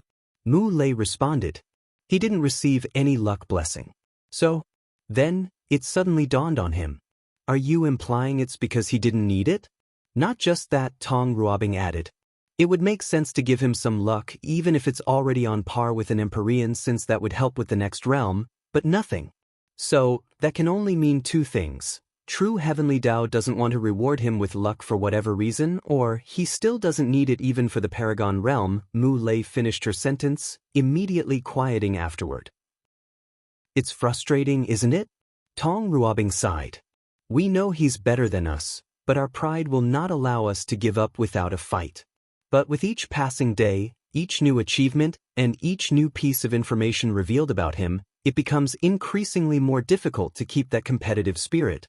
Mu Lei held her hands for support since that was the only thing he could do. He talked to her about this many times, but she refused to abandon that competitive spirit, so she could only suffer in silence since that's her chosen path. Well, not in silence since he will be with her. If you find any errors, ads pop up, ads redirect, broken links, non-standard content, etc. Please let us know reports so we can fix it as soon as possible. Chapter 1192 Final Preparations Before Retreating. Once everyone processed what had just happened, Wang Wei decided to continue with his banquet.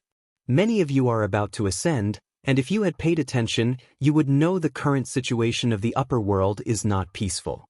Most people nodded since they knew of this, but a few people were confused as they had never heard of such a thing. Despite the different reactions, these cultivators wondered why the emperor brought up this topic.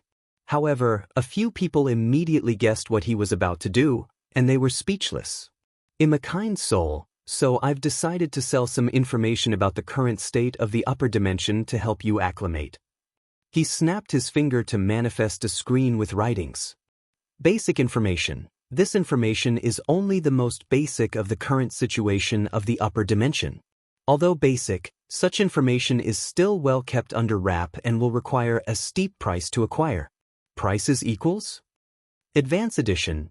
Deeper knowledge of the situation, including the interpersonal information of the factions involved. There are also some suggestions on the best way to act after ascending to ensure safety and survival. Price equals? Ultimate Edition. This edition contains some world history to help you understand the conflict better. Don't underestimate this small change since the parties involved have destroyed and rewritten history. More importantly, this edition contains countless deductions and analyses on all parties involved. Warning: these deductions are not 100% accurate since Paragon-level entities are involved, and my information source is also limited. Price equals? Everyone looked at this screen, baffled beyond words.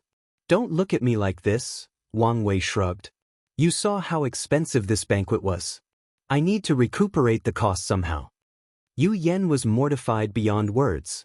She asked her husband through divine sense, "We raised him correctly, right? He never lacked anything, right? So what? We can't blame ourselves since that's probably something he picked up in his previous life," Wang Tian reassured her. "Plus, we should see it as good business acumen and learn from him."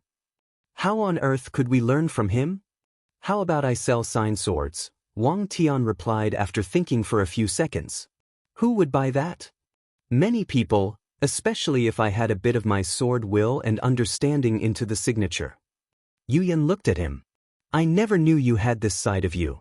What can I say? Wire has rubbed off me quite well." They laughed before focusing on the present. "One more thing," Wang Wei added. "For those people who think that they don't need this information since their lineage in the upper dimension will just clue them in. Well, you're in for a great shock. Most of these factions were forced to close their borders and sealed themselves. You'll be lucky if you can contact them, let alone them responding." "What? Your Majesty, you're not lying, are you?" "We don't mean to question, but this is hard to believe." "I understand how you feel," Wang Wei calmly said. "However, the current situation is not something that only recently developed. No, the situation has been this way for years. However, things recently exploded since a new era is about to open in the upper dimension." These people squinted. The change of an era is usually accompanied by blood, violence, chaos, and war. A perfect example is the current Heavenly Emperor era. The entire lower dimension was enveloped in war, and countless people died. Now, once the same thing happens in the upper dimension, these people cannot imagine the scale and terror, especially after having the sermon from Lord Qintong. Without a choice, they looked at the screen before them. "Your Majesty, why is the price thrice as high if we don't use merit to pay?" someone asked. Merit became more common in this era, so a market with clear values was created for the exchange, and the dream world served as a platform and guarantee for the price and the process. "What do you think?"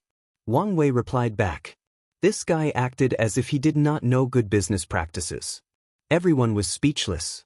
The grandeur and generosity of the banquet made these people forget that their supreme emperor was a shameless business at his core. People sighed before buying the information. Most bought the basic tier since most immortals were not ascending. They only wanted to be informed of the situation since it might also affect their lineage. A few wise ones gritted their teeth to buy the advanced edition. Only people like Su Shi and Ao Shin knew the importance of Wang Wei's deduction and bought the Ultimate Edition. Then, a torrent of killing intent flashed in the room before disappearing. These people had just learned that a group of 7 people was blocking their cultivation path. According to his news, they would be lucky to become Empyrean, but the path of Paragon was cut off to them. Your Majesty, this does not make sense. How can 7 people control the upper dimension? How about our ancestors? Has no one become a Paragon? Your cheap ass bought the most basic tier, so of course, you're not privy to the truth, Wang Wei replied. The person who asked the question turned red in embarrassment before gritting his teeth to buy the Ultimate Edition. Many people followed him and either bought the Advance or the Ultimate Edition. However, they now had to pay for 2 tiers since it was written in bold that they had to pay full price because of their stupid decision.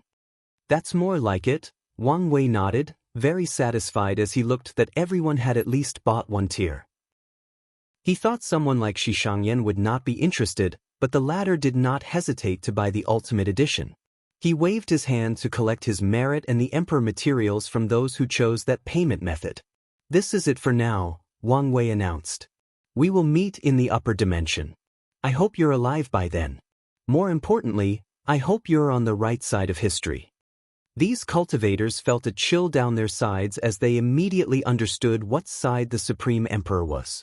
Your Majesty, is there a chance for us to work together again? I thought you would be sick of me by now. The female emperor who asked this question chuckled. Although His Majesty is, well, quirky, you always follow the principle that everyone benefits. You never abused your power and left us with absolutely nothing, even though you always had the power. I think most people would trust you more than, I don't know, the rebellion.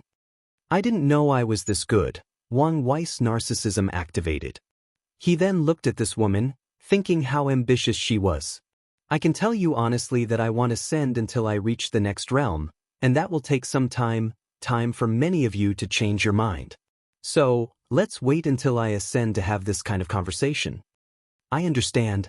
Thank you, Your Majesty, for entertaining me. Wang Wei nodded. Everyone can leave except for Sage Duanru and Shi Shangyan. The participants swiftly glanced at these 2 before rapidly departing. Today's event had too many consequences, and they needed time to digest and plan their future. Your Majesty, thank you for everything, Sage Duanru bowed. No need since you deserve it, Wang Wei replied before getting into the topic.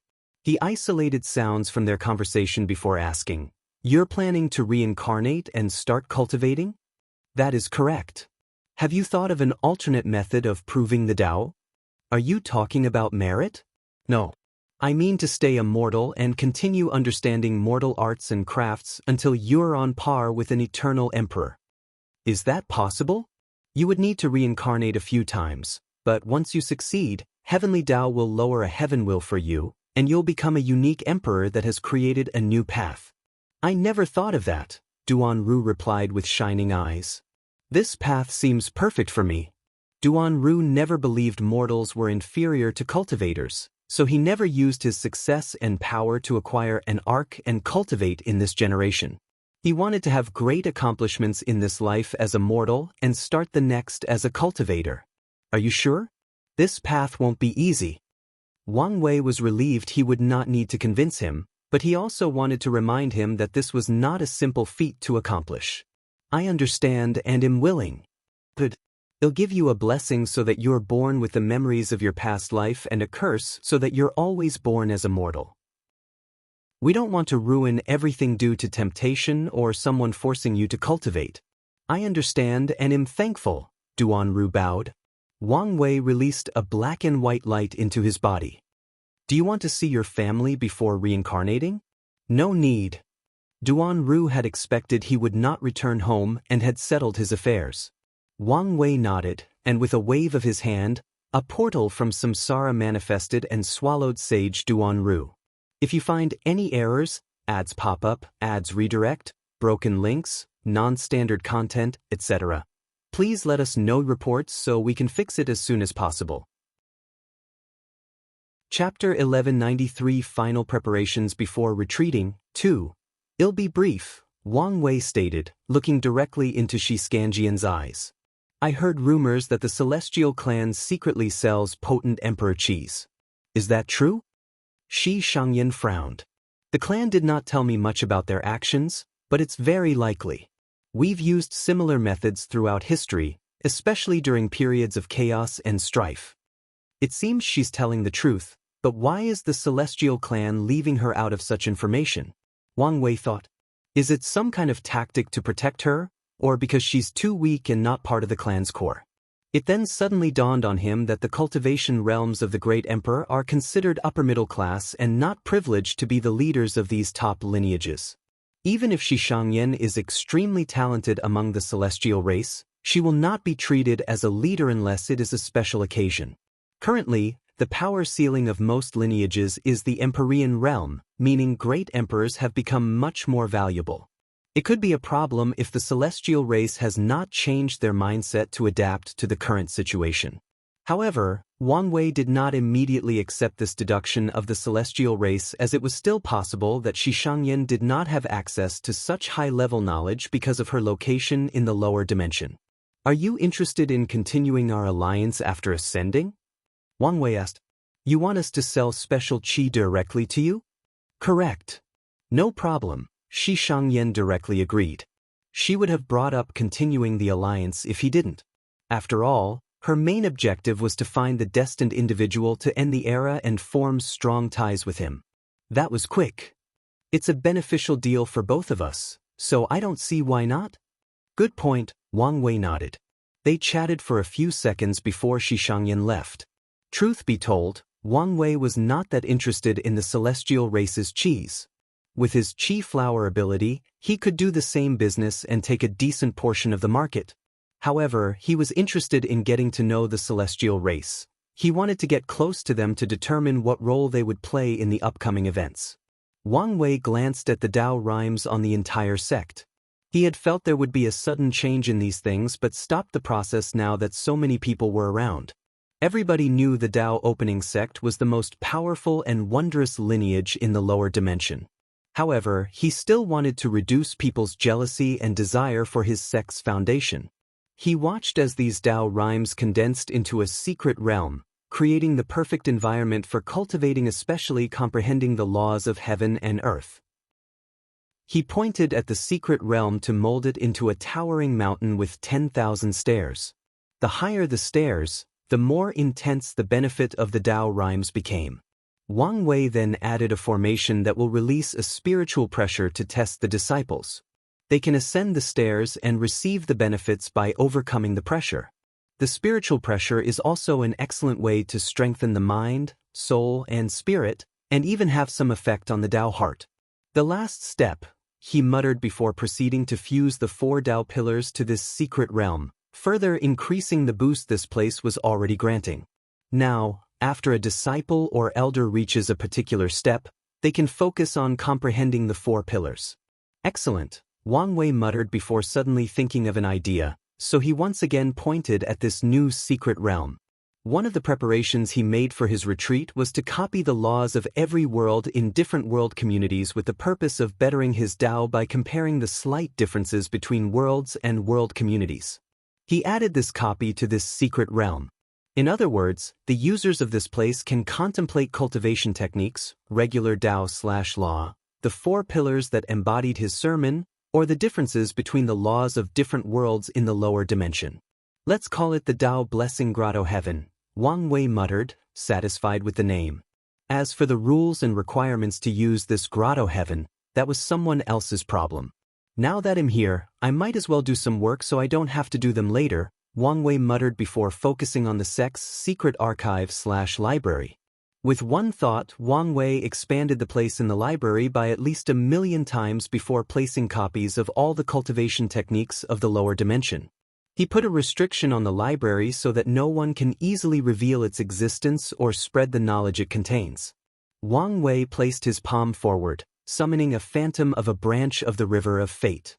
However, this was not a small branch but the one controlling the entire lower dimension. He immediately played with the strings, rapidly manipulating history by deleting certain information about the Dao opening sect. It was good to be the tallest tree in the forest, but he also wanted to protect from people who wanted to cut down that tree. His actions drastically reduced the temptations of these people. No one noticed how he manipulated time and changed history, and that's exactly what Wang Wei wanted. Finally, he left the banquet area and checked on the sect before seeing his parents and entering a retreat. He met the steward, who counted every table from the banquet, ensuring they didn't lose any money. Wang Wei gave him some of the resources he did not need from the previous information sold before running away. The steward started to complain to him about how the lavishness of his banquet had set up an unwelcome precedent, and he was not too happy about how many times he would have to organize these banquets. After having dinner with his parents, Li Jun and Yan Liling, Wang Wei checked on Han Shun, who was the final winner and absorbed Wang Just inner world and became the new Fate One.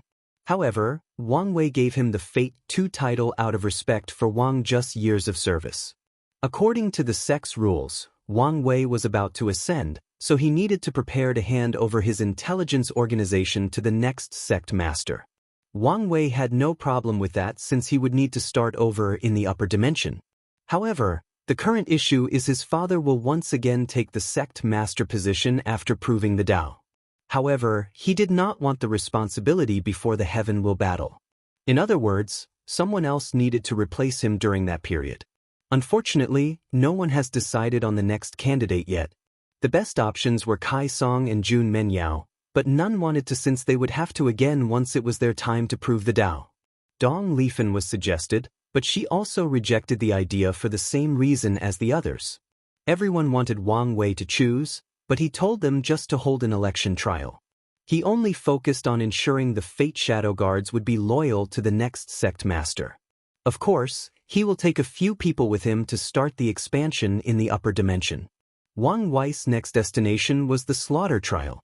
"Why are you here?" Chen Tong asked, genuinely puzzled. "I came to thank you for the sermon." "There is no need for that." "No, truly. You've saved me a lot of time, effort, and resources. For that, I'm very thankful," Wang Wei said sincerely. "Is that so?" "Well, I accept your sincerity," the Paragon nodded. "It's a shame." "What is it?" Chen Tong asked, further confused. "That your presence has become unpleasant and unwanted," Wang Wei replied calmly. Chen Tong immediately felt something was wrong, but it was too late. The Slaughter Trials continent was already surrounded by a mysterious power, which turned into runes. "What is the meaning of this? Do you think what you've done is enough to pay the debt between us?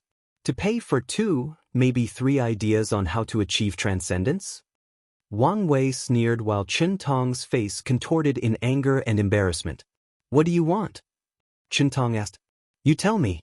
What price will some paragons be willing to offer for my ideas?" Chen Tong was silent. He wanted to say they were just ideas but knew this was nonsense. "You don't have to do this," he argued.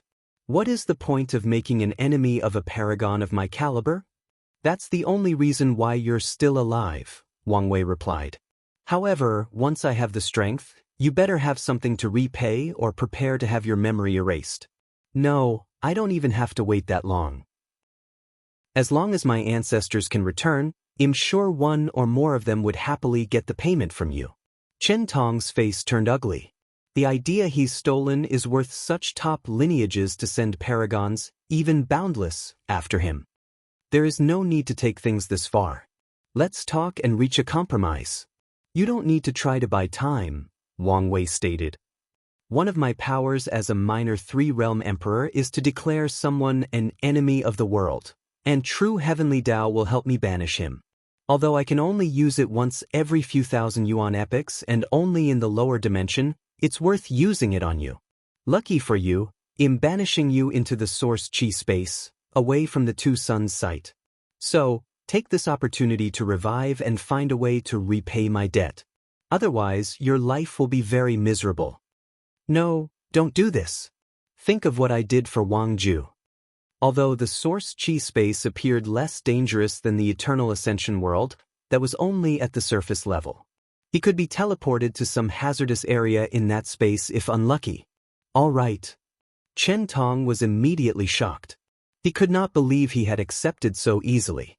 Then he remembered who he was speaking with. What do you want? Completely erase these ideas and everything else you've stolen or learned from and ascend to the upper dimension. Then, everything will be water under the bridge, Wang Wei announced, but Chen Tong was silent. Reasonable request, isn't it? But you cannot accept, Wang Wei shrugged. So, accept your fate. He waved his hand, and the continent disappeared between heaven and earth. He ignored Chen Tong's burning gaze as he exhaled. Now, I can breathe easily. Wang Wei left to check on the affairs of the court. Once he dealt with all these trivial matters, he entered his seclusion. His first act was to condense the civilization luck from the luck-condensing artifacts of his sect, the ancient clan, the Great Talisman City, the Origin Pildao sect, the Origin Weapon Mountain, the Origin Rune Palace, and the Body Dao Cave. He even added the luck of Buddhism, Taoism, and this world's version of Confucianism, the luck from the Enlightened Emperor Academy. Wang Wei did not have the luck artifacts of all these factions, but once he asked to borrow them, who dared refuse? After fusing all these luck artifacts, they turned into a white flame. Wang Wei's eyes shone brightly as he sensed the blessing of an entire cultivation civilization. Fascinating. Maybe I can make this even more interesting, he thought. Wang Wei sent a message to all factions in the lower dimension. I'm borrowing this. With a thought, he teleported all the luck artifacts that symbolized the cultivation civilization of all 3,800 heaven will worlds and fused them into a silver flame. The myriad emperor world is considered the center of the lower dimension, he muttered as he looked at the white flame. This flame is symbolic of the old era and civilization. He raised his hand to gather the luck of the heavenly emperor era and condensed it into a golden flame, and Wang Wei immediately felt the luck boost of these three flames. And this is not even the end, since there is still the mortal civilization. He condensed the luck from all the enlightening temples into a bronze flame. The four flames then turned into jewels of their respective color and a crown that Wang Wei placed on his head. He grinned as he sensed the power he held. If you find any errors, ads pop up, ads redirect, broken links, non-standard content, etc., please let us know reports so we can fix it as soon as possible. Chapter 1194 Ascension. After Ascension, Primordial Chaos. Maitreya and Supreme Unity clashed, each of their attacks causing catastrophic shockwaves. Luckily, they were ensured they fought in an area devoid of any life or worlds.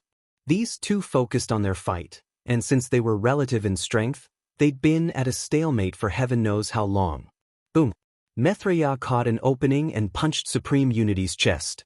The latter's upper torso suddenly aged and became old and frail as he flew a few hundred light years away. Supreme Unity coldly looked at his body as it rapidly returned to normal. You're weakening, Maitreya declared. This can only mean one thing. The kid has successfully revived the lower dimension, and true heavenly Tao has regained more control of its power. Supreme Unity did not respond, not even frowning. He's very calm. Maybe even too calm, Maitreya thought with squinted eyes. It's bothering me why he hasn't made his move, especially since the situation has been slowly tilted towards me. What is he planning? Her powerful mind deduced quintillions of possibilities every second, while her eyes simultaneously saw the same amount of futures every passing second. However, she could not find the answer she wanted. In this situation, the best move I can make is to ensure the kid is alive. No matter how dire things get, there is a chance to turn things around as long as he lives and grows, she concluded. Maitreya rushed toward her opponent, fighting with even more enthusiasm.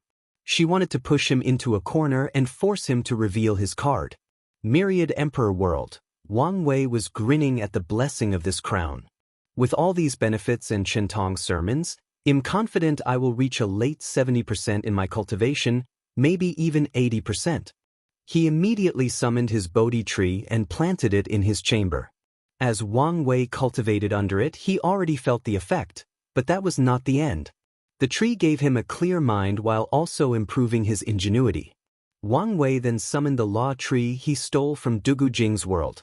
He first fused the immortal source into the tree to elevate its essence to a higher level. The result was better than he anticipated since the tree could now accelerate the cultivation of immortal qi while helping people better understand the law.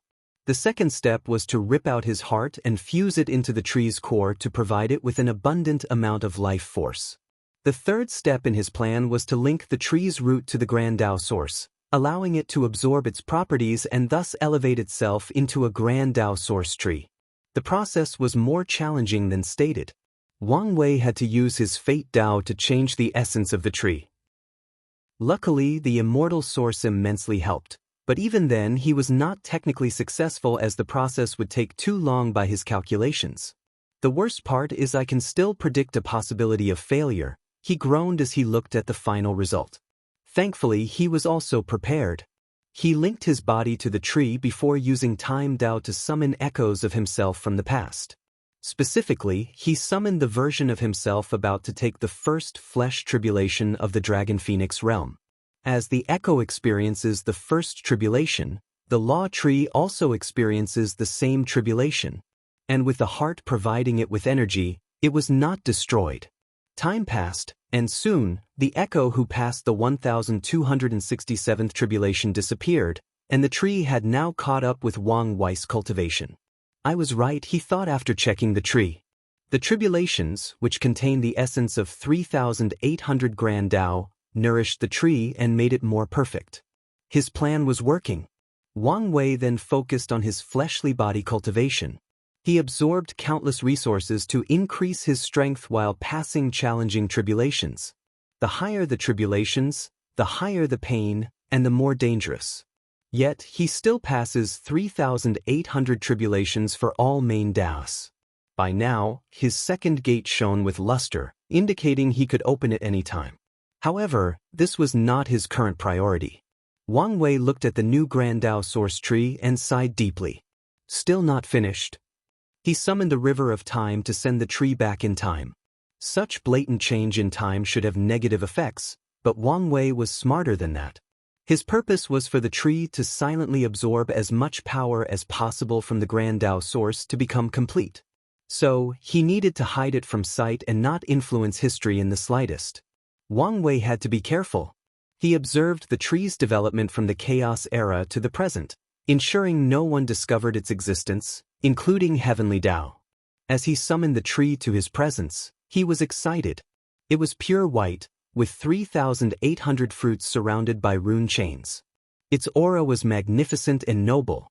It can only help me until the pinnacle of the Emperor realm, but that's more than enough, Wang Wei thought before suddenly feeling a cold chill running down his spine. He sensed a pair of terrifying eyes gazing at him, which seemed very hostile. Time Wraith? I didn't even do anything. His actions were inconsequential as he only accelerated the tree's growth. The gaze disappeared, and Wang Wei sighed before continuing his retreat. After countless resources and consuming the Dragon Phoenix pill, he had reached the 10th level of the Dragon Phoenix realm.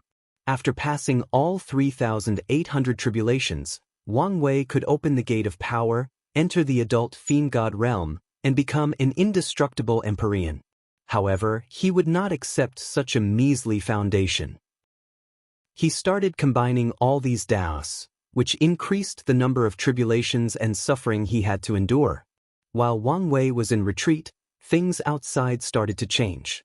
Less than 50 years after his retreat, Ji Lanfang ascended. He did not wish to make a big deal out of it, so he turned into a brilliant side before disappearing into the sky. Less than 10 years after him, Hong Meilin also left. 150 years after the banquet, a golden light enveloped the world from the western continent. Feng Heng, the mighty Buddha, condensed a peak level 1 golden body of merit before riding a lotus into the sky and ascending.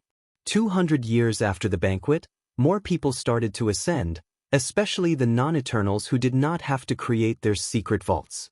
However, except for the professional ones, the Eternals began to ascend at the 500-year mark. They received Tong Rubing's invitation and stayed a little longer. After 800 years, they held their small banquet with many professionals present. They discussed this with the Tao opening sect, and after agreeing, the small banquet was broadcast, which allowed the non-participating Yen Liling to benefit immensely. By the 1,000-year mark, Almost everyone had ascended. The demon race celebrated and cried at the departure of their greatest chief Ao Shen.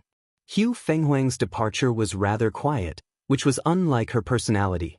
Another quiet departure was Shi Shangyan.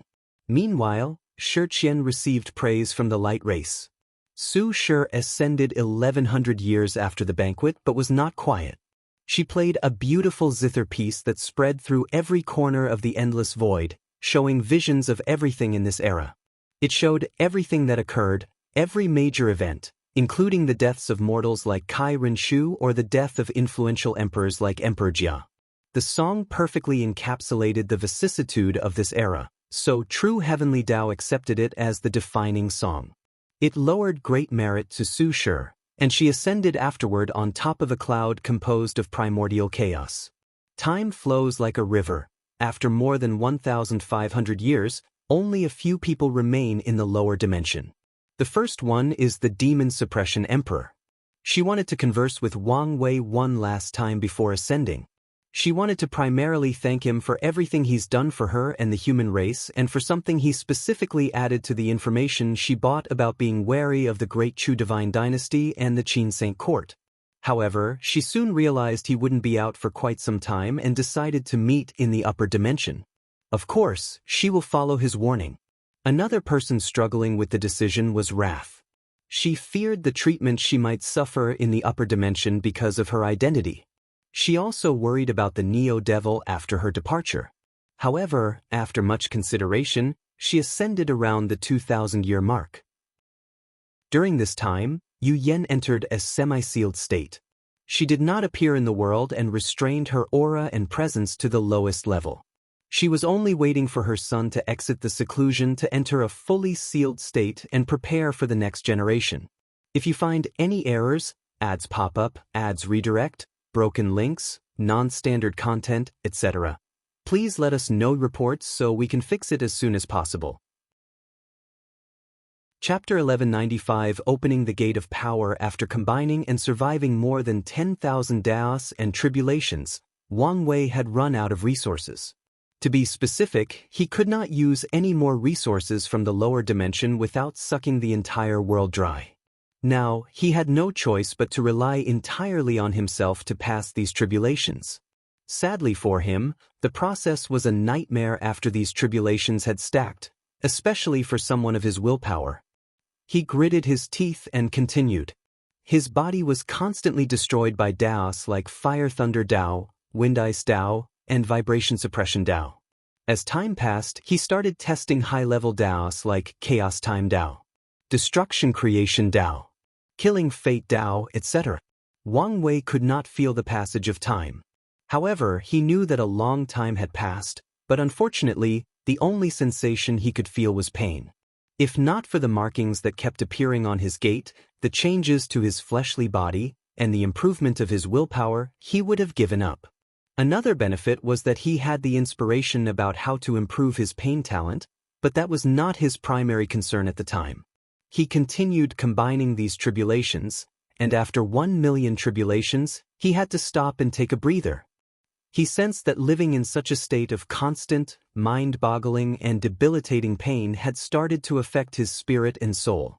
So, he took a few hundred years of rest before diving deep again. Then, he would follow a pattern of cultivating and resting, taking a break at the 10 million, 100 million, 1 billion, and 100 billion tribulation marks. Wang Wei did not know how long this would last. However, the ancient desolate emperor advised him to keep going until he reached his limit, so he followed the advice. At first, Wang Wei thought he would be here for a long time. However, after the 269 trillion tribulation, something unexpected occurred. The marks on his gate of power suddenly morphed into two characters: limit indestructibility. Then, the gate opened on its accord without Wang Wei even trying. A mysterious power rushed through every corner of his body, elevating his flesh, strength, and abilities to a higher level. Wang Wei could tell that if his essence weren't already immortal, he would have acquired it now after opening the gate. Sadly, immortality did not stack up. Otherwise, he might have acquired another life. The second change he sensed was the alteration to his existence.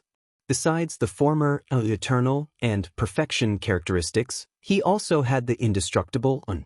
Wang Wei clenched his fist, feeling the power rushing through his veins. The entire lower dimension felt very fragile, except for the void battlefield. My strength is already in the second heaven? Wang Wei muttered. After opening the gate, body cultivators will enter the fifth realm of the true Power Tao realm, adult Fiend God realm. This level is divided into 10 heavens worth about 2% of the Grand Tao source. In other words, Wang Wei's current strength meant he was on par with an Empyrean of 74% Grand Tao source. He was surprised because most indestructible emperors would start their cultivation at 0 heaven, the base strength of 70% Grand Tao source. I guess all that suffering was not for nothing, he thought before focusing on the greatest gain of his breakthrough, his unparalleled defense. You've achieved limit indestructibility? I guess you didn't need my guidance. Excellent. Wang Wei was immediately speechless as he saw the ancient desolate emperor's projection that appeared in the room. He calmly manifested a set of clothes on his body. You couldn't have picked a better time? We're men, so there's no need to be embarrassed, Desolate replied. As body cultivators, they had absolute control of their bodies, so their manhood size was never a problem. And with their terrifying bodies, they never had any issue with endurance, making them very popular. Wait, we're still in the lower dimension? Ancient Desolate suddenly said. You achieved limit indestructibility in the lower dimension? Yes, so? Wang Wei looked at him strangely. Stupid. There are resources to help you, including ways to reduce the pain and even accelerate the process by skipping a few tribulations without any consequences. He left this projection to guide the boy through the process. Why didn't you tell me this? Wang Wei asked, feeling resentful. He suffered for nothing. He would have waited to open the gate in the upper dimension had he known of this. The hell with being the first person to open the gate in the lower dimension, there wasn't even a reward for such an accomplishment. I didn't expect you were stupid enough to do all these tribulations without help. I figure you would ascend after seeing the difficulty and use the sect's resources to help. Then I will appear to give you my experience. Wang Wei looked at him, his eyes full of undisguised resentment that was about to manifest physically. However, the ancient Desolate just shrugged. We don't have much time, so I'll finish my sermons quickly. As you know, limit indestructibility means that your defense has reached the limit of the Empyrean realm.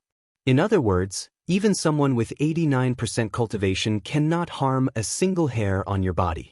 Only people that have gone beyond that level can hurt you. Today, I will teach you some techniques to boost your defense to the Paragon level. Depending on your mastery, you could defend against Paragons as high as 92%.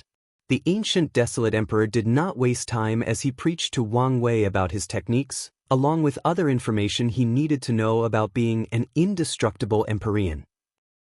He talked very fast, so Wang Wei had to memorize his sermon for later use instead of comprehending them. Done. You should have memorized everything, right? I did, Wang Wei nodded. Good. In that case, I'm leaving. Take care of yourself and don't get killed. Wait, do me one more favor. Let's see if I can help. Condense an imprint of all the Empyreans you've fought throughout your life. I will recreate them in the dream world and use them for training. That's a great way to get acclimated with your newfound power, Ancient Desolate nodded. However, it's too much to condense every Empyrean I've met. I can show you the top 50. He raised his hand to condense 50 imprints. Is there anything else? No, Wang Wei answered.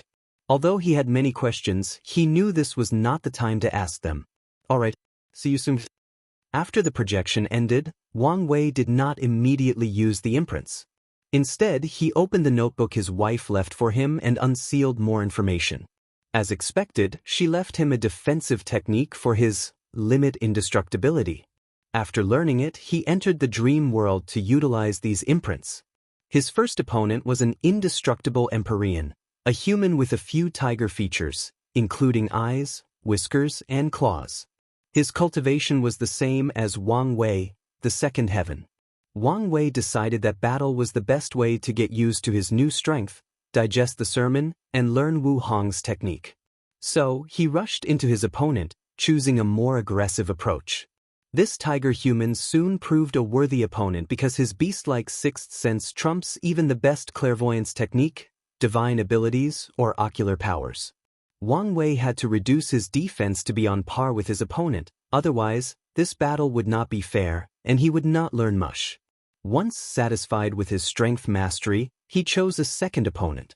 The tiger human was technically the weakest of the 50 individuals, so Wang Wei had plenty of opponents to battle and learn.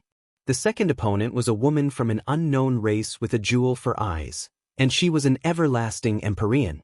Wang Wei learned the resilience of everlasting Empyreans, which made sense they were a better version of eternal emperors. However, this battle also made him wonder about people who were both. Luckily for him, from the people ranked 30 and above, there were plenty of indestructible and everlasting cultivators. It took Wang Wei a few hundred years to defeat all 50 Empyreans, a testament to these individuals' talent. Afterward, he recreated these people using his dream battle technique and passively fought all of them to continue increasing his battle IQ and experience. As Wang Wei left the dream world, he took a moment to reflect and plan forward. He has not mastered any of the 2 defensive techniques yet because those things will take a long time, and he is in a hurry. Meanwhile, his cultivation had a small problem. My flesh has reached tier 11, but my bloodline is still technically tier 10. This meant he could not rely on his human fiend god bloodline to cultivate and reach higher heavens. So, his next course of action will be to find the 11th and 12th revolutions of his technique or create them. Wang Wei took a moment to check on the outside. 120,000 years had passed since the banquet, and the world was tranquil.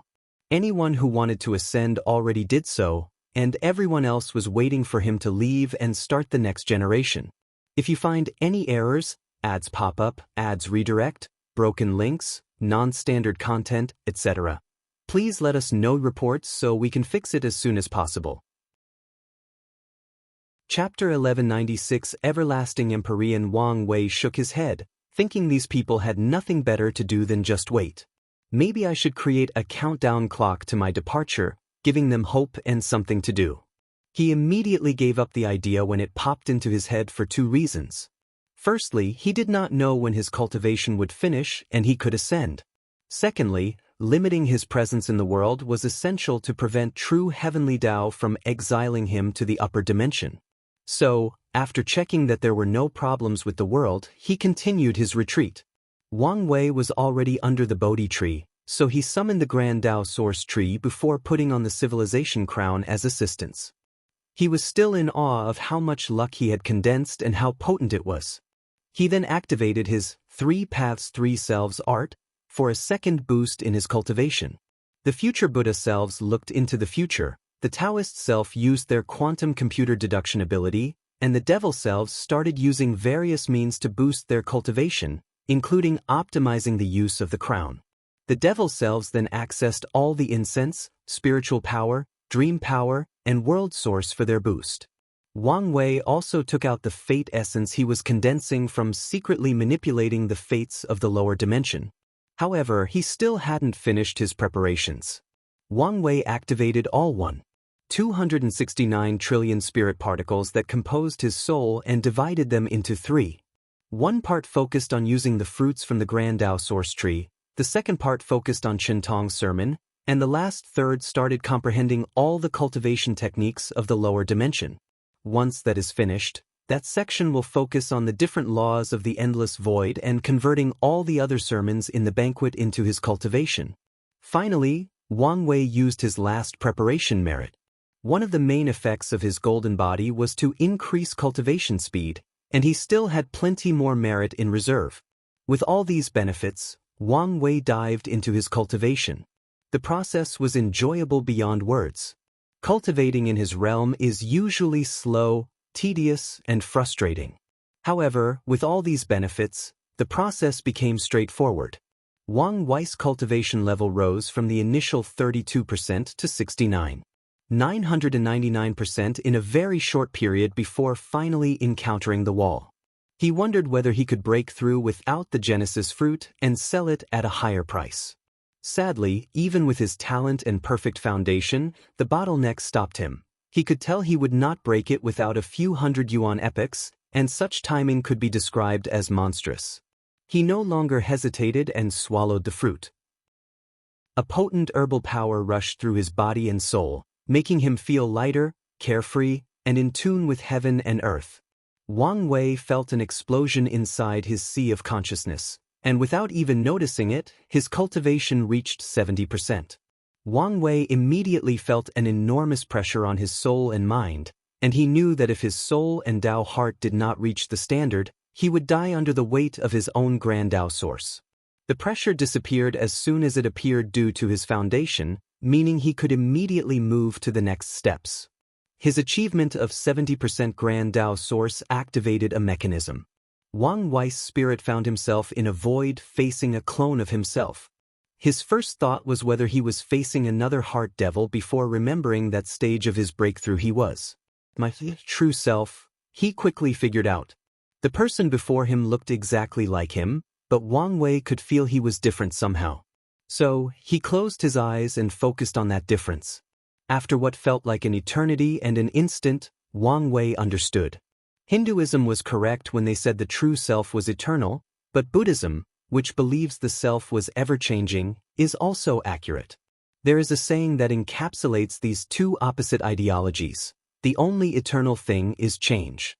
Wang Wei's mind worked tirelessly to understand the concept presented to him. Although he had more time than others, he did not want to waste it. After condensing my true self, I will transcend, escape the shackles of samsara. I will no longer be restricted by the power of reincarnation. I can reincarnate as often as I wish, and my memories will remain intact. From now on, he no longer needed any techniques or means to reincarnate with his memories. From now on, even a Yama king cannot block his memories. They can temporarily seal them but not erase them. More importantly, even if they sealed them, the present ones will immediately become the main personality after he remembers them no matter what his sealed self experiences. Wang Wei sighed to himself. He remembered the trouble he went into to protect his earth memories when he traveled through primordial chaos. Now, this ability has become natural and passive. Wang Wei checked his body. He did not experience any physical or noticeable change after this realization. However, he felt that his memories, perceptions, views, connections, and identities had sublimated to a higher state of being. Is it done? He thought before shaking his head. He was missing one more step. But what was it? He focused on the example before him and soon received his answer. Form, Wang Wei thought. After becoming an eternal, many aspects of myself, for example, my history and accomplishments, changed form. They were no longer bound to my body or concepts associated with me, they were now an extension of myself. That's why I can revive as long as they exist. So, I also need to change the form of my true self. With this enlightenment and grand Taoist example, Wang Wei soon succeeded in this endeavor and gained the ability of all everlasting Empyreans, condensing true avatars. Eternals are special because of their survivability, and it's the same for everlasting. They can create true avatars, which are clones of themselves hidden through reincarnation. As long as the avatars are alive, the Empyrean will not die, and with the protection of samsara, all the avatars' identities are hidden, and the karma related to them is hidden to almost perfection. Wang Wei opened his eyes and exhaled. He had succeeded, and as long as he passed his immemorial tribulation, he would be an everlasting emperor. There is still time, so let's continue. He continued the retreat, hoping to glance at what made boundless paragons unique. Higher self? Unlimited self? Or something else? Just as he was about to catch a clue, his spirit left the previous space and woke up in his cultivation room. So closed, he muttered, shaking his head. He focused on mobilizing his grand Tao source and soul to send a projection into the source chi space. These two power sources released a unique vibration that opened a portal to a special area with a blue fog. He gathered the power of the cosmos grand mist to condense a wheel inside his sea of consciousness. Wang Wei had an idea and fused the Yi power of nothingness in his flesh into the wheel. However, nothing exceptional happens after the thing absorbs a tiny portion. He tried again without success and stopped after noticing the only effect was accelerating the wheel condensing process. His wheel reached the everlasting Empyrean's standard size of 12 zhang before stopping growing. I guess I should be happy since it saved me some time.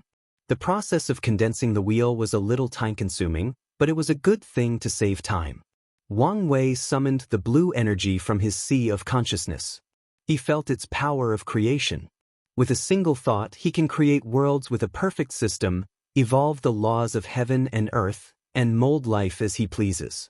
Although there appeared not much difference between the Grand Mist Wheel of Empyreans, the application of this energy/power is crucial.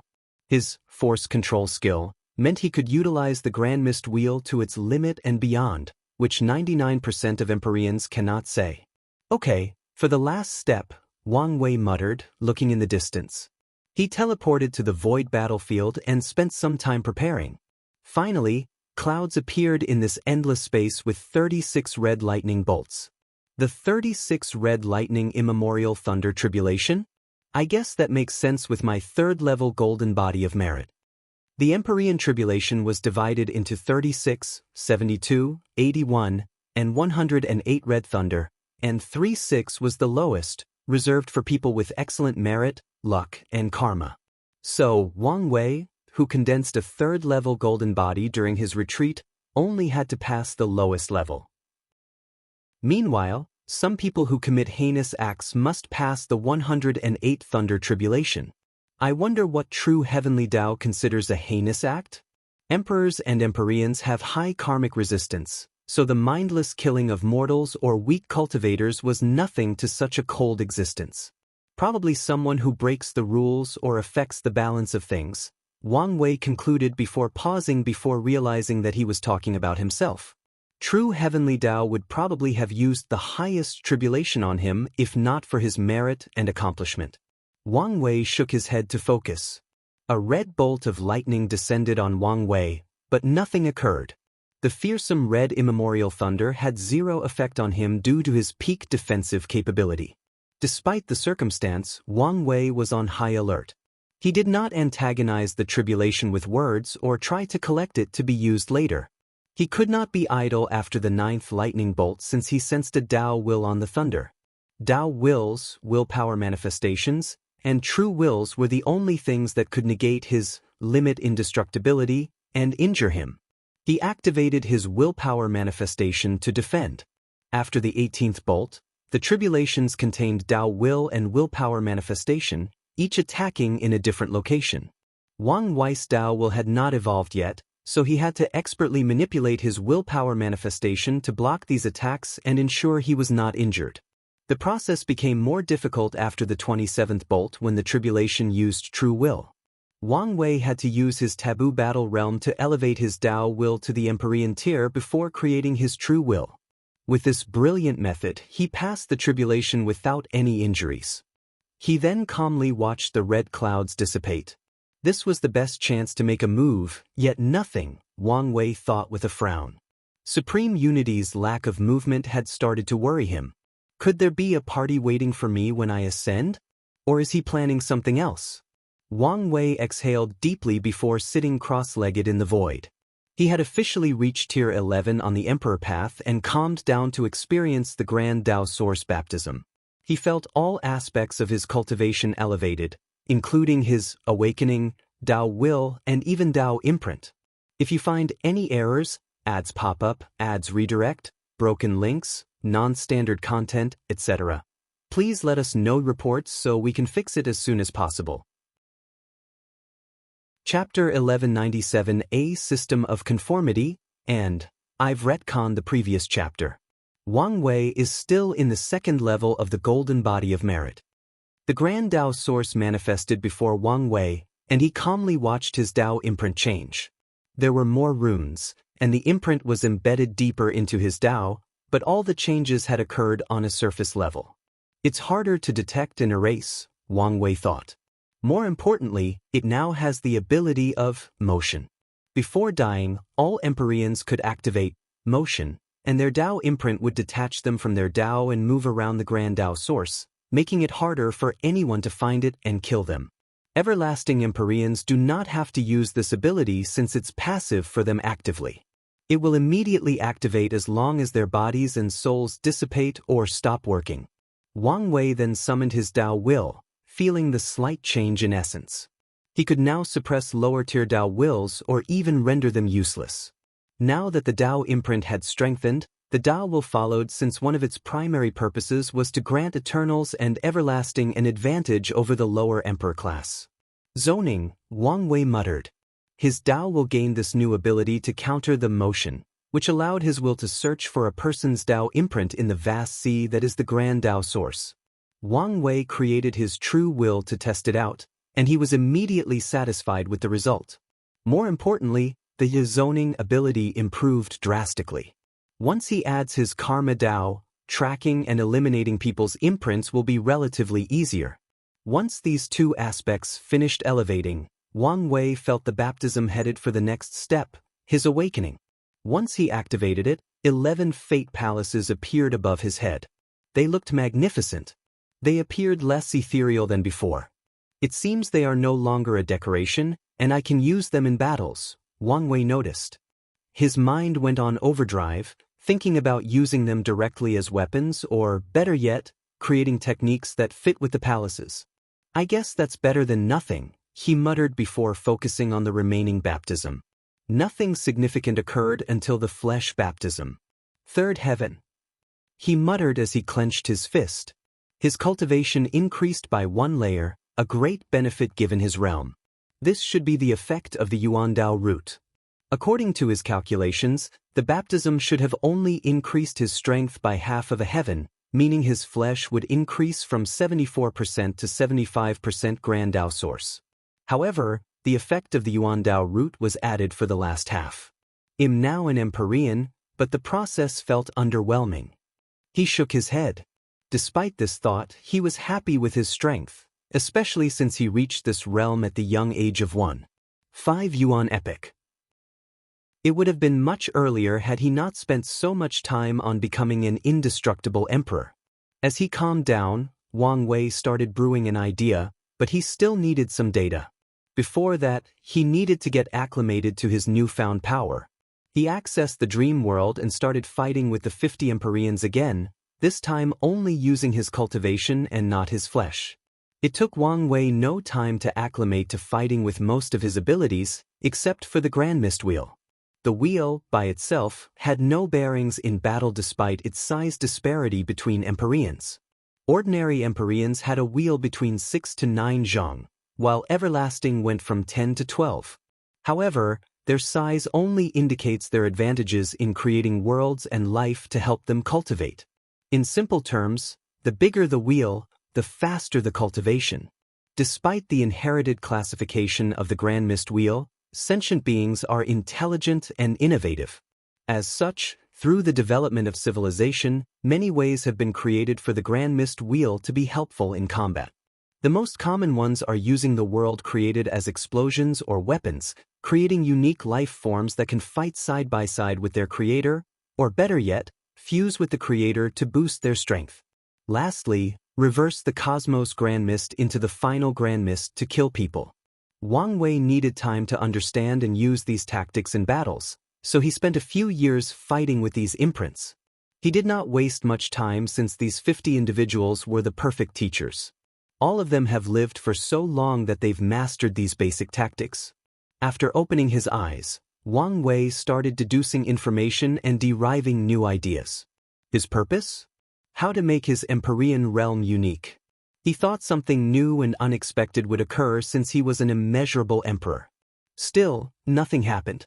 No new ability, blessing from the heavens, or even a simple reward of merit. After an unknown amount of time, he opened his eyes with disappointment and realization. So, that's how it is. A system of conformity.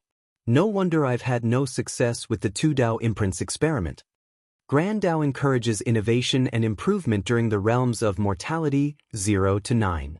That's how people get new cultivation systems and the Duyi realm, Pseudo Dao will. However, from tier 10 to 12, everyone's cultivation must conform and follow a similar path.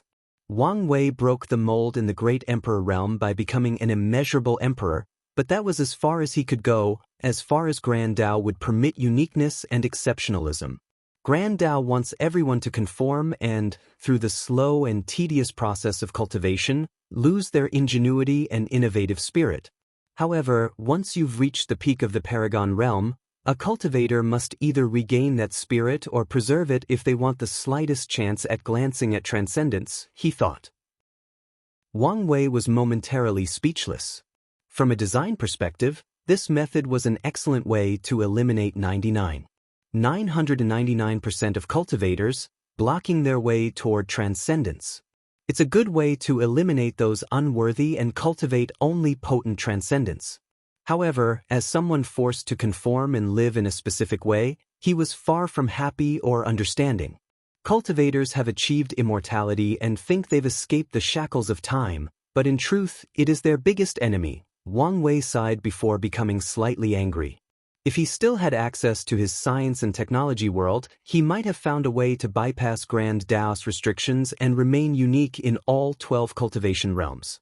There is no point in crying over spilled milk, he uttered. Anyways, I've always known that I needed to play the game before I could win it. He composed himself before continuing with the process of uncovering his strength. Wang Wei controlled his Tao imprint to begin stacking his Grand Tao boosts. Most of his previous boosts did not need an upgrade, so he started the process. The battle realm functioned the same way as the ancient Fiend God realm. Every 2% of strength was one-fold. Wang Wei had no issue with stacking until 5-fold when he received an immediate warning from heaven and earth that his power was too strong, even though he sealed the Boyd battlefield.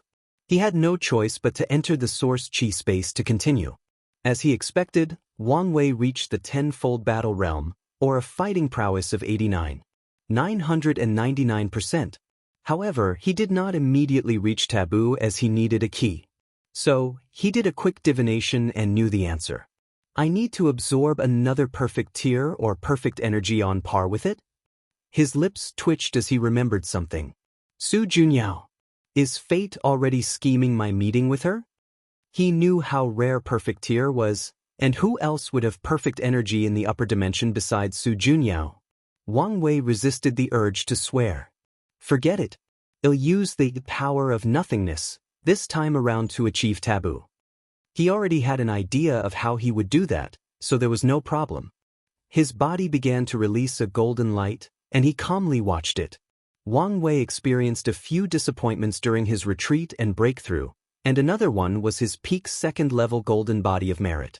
He thought he would achieve the third level after absorbing the rest of his merit, but he could not be more wrong. The difference between the third and second levels seems so vast that it appears impossible for anyone to achieve. He now understood that if not for the threat of that eldritch monster, he would never have achieved a peak second level. If I want to achieve the third level, I'll need to fulfill my destiny and get rid of the parasites, Wang Wei muttered with a frown. So, how the hell am I going to reach the unknown fourth level? He immediately realizes his plan will not work, meaning he needs another way to protect or hide from any half-step transcendence. Then, his mind went into overdrive. A heaven-deceiving formation should work, but Supreme Unity and Mithra are not true heavenly Tao. They don't need to play by the rules and accept the deception from someone weaker than them. So, if I want this method to work, I need something of similar essence to use as the formation's core. Wang Wei's eyes shone brightly. The Devil Primogenitor's broken half-step transcendence artifact. He was immediately excited as this could work. The only issue was how to get to the trial in primordial chaos without these two knowing or interfering. Wang Wei did not mind such difficulty since he at least had a working direction. However, just as the joy was about to settle in, he suddenly thought of something, and his complexion turned dastardly ugly. If you find any errors, ads pop up, ads redirect, broken links, non-standard content, etc., please let us know reports so we can fix it as soon as possible. Chapter 1198 Playing God Red Mist Forbidden Land. Heavenly Book Paragon opened his eyes, sensing another nexus of time. He opened his book, and as expected, countless new pages now contained writing. He read patiently before a smile formed on the corner of his mouth. A broken half-step transcendence artifact? Finally, a decent fortunate opportunity, he muttered. He started to think that Grand Dao was doing poorly at sending him information and that Grand Dao's son would be the only person to give him benefits. Heavenly Book Paragon pondered. The exact place is only briefly described, making the location unclear. But with the information at hand and knowing it's from the Devil Primogenitor, I should be able to deduce the exact location. His eyes turned completely white as he activated his Heaven Grand Dao source. His gaze scanned through the secrets and truths of the universe as if he were looking at a record with knowledge from the entire chaos universe. Found it, Heavenly Book murmured before condensing a clone and sending it to the trial's location in primordial chaos. This is a good start, he thought calmly. However, his growth rate is way faster than I anticipated. Heavenly Book Paragon wished he could deal with a not fully realized Wang Wei or Grand Dao Sun. Although he feared no one in confrontation, he did not like extra work. Maybe it's time I consider eliminating these two. His eyes squinted, hiding an intense ferocity. It might be impossible to kill these two, but getting them out of the way temporarily so he can get to Wang Wei may not be impossible. I'll need to play my cards right if I want an opportunity. Heavenly Book closed his book while his mind was still scheming and planning. Myriad Emperor World, Void Battlefield. Shit, Wang Wei thought. There is a high chance that the bastard, Heavenly Book, knows about my future and took away my fortunate encounters, including the artifact. He was immediately in a bad mood after thinking about this. I need to hurry. Wang Wei realized his focus should not be entirely on these parasites or the two sons but also Heavenly Book. The latter's motives are unknown to him, and the lack of information on the latter does not sit well with him. If I cannot rely on that artifact, I need to have a plan B, he grunted. He stood there silent for a few hours before regaining his bearing. Let's focus on the present for now. Wang Wei summoned a blue fog before pausing. Should I go with the classic, let there be light? Forget it. Let's just imitate Pangu. He spread the blue fog throughout the battlefield before manifesting an axe. He swung downward, not ashamed of his actions of imitating the opening of heaven and earth. After the first strike, the blue fog created a vast, desolate space that seemed to embody darkness. Wang Wei swung his axe a second time, and the sky and earth appeared. However, the clouds were not blue but gray, and the earth was pitch black with red lines rushing through as if they were fire veins. The Chaos Era, Wang Wei muttered as he looked at this new world he was creating, finding the process slightly fascinating despite the fact it was not the first time. Should I create a group of life that can survive in this terrible world? Well, why not? He controlled the turbid chi and disordered chaos chi in this realm to create these enormous creatures. Wang Wei controlled his Grand Mist Wheel to speed up time and observe how this world developed. As expected, these abominations that embody chaos fought constantly with each other to the point of extinction. Alright, let's choose a leader with great intelligence to lead them. He chose the most pleasant-looking one, a volcano in humanoid form. From now on, you'll be known as Yuan, and your destiny is to unite and lead your people. A hint of clarity appeared in Yuan's eyes before its more than million-kilometer-tall body slowly knelt before Wang Wei. Then Yuan flew into the distance and started an all-out war. With its newfound power, Yuan conquered all the remaining members of his clan. He suppressed their chaotic nature, awakened their spiritual intelligence, and eventually created the Chaos God Dynasty. Not bad, Wang Wei nodded. However, your era has ended. Under his control, the chaos energy in the world rapidly decreased, and the turbid chi fused with the earth, revealing the clear chi of heaven and earth that fuse with the sky. The so-called Chaos God felt their strength rapidly declining, and it seemed they could do nothing. Luckily, their emperor received a revelation from the Creator, telling them to fuse with the earth and the sky to save themselves. The majority did so, and thus, these creatures turned into mountains, forests, rivers, the sea, volcanoes, the moon, the sun, and countless stars. Interesting, Wang Wei commented. I could have used my Grand Mist to create these things, but this method saves me a lot of time. Such a slight difference might seem insignificant, but it revealed the essence of utilizing the Grand Mist Wheel to someone like him. So, what should this new era be? Start with innate life before transitioning to acquired. Directly skip to acquire? Or only create innate life? Maybe go in a completely different direction. Wang Wei was in thought. He could do all these since this world can be molded as he pleases. If he wished, he could just start over. However, he needed a purpose for creating this world. My purpose is to increase my cultivation speed and create life forms that survive the creation tribulation. In that case, Wang Wei pointed at the sky to manifest a chain composed of runes, which was a manifestation of his Grand Tao source. He used it as the foundation of the laws of this world to create his version of the Grand Tao source.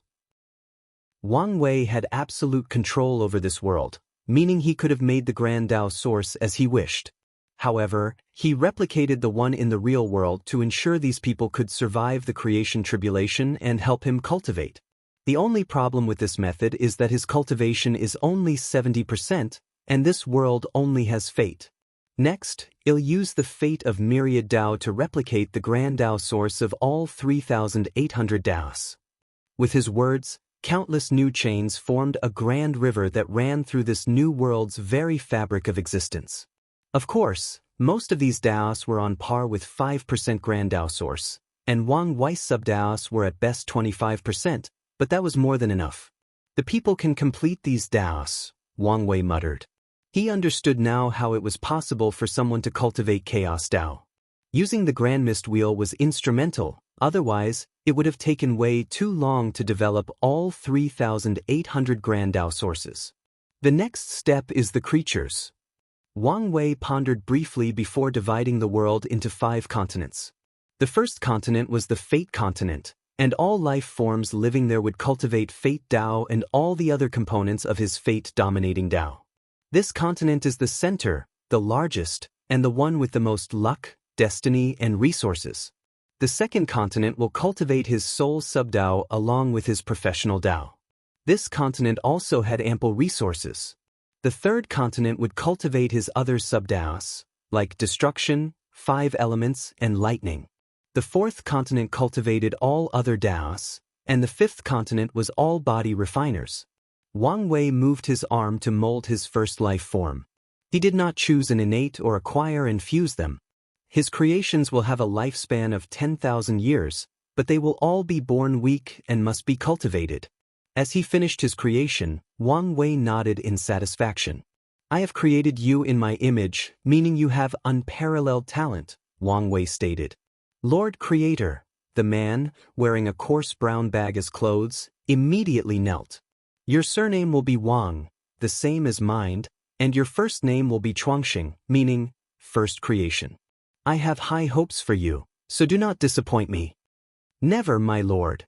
Wang Wei nodded before creating more creatures, a total of 269 million, to be exact.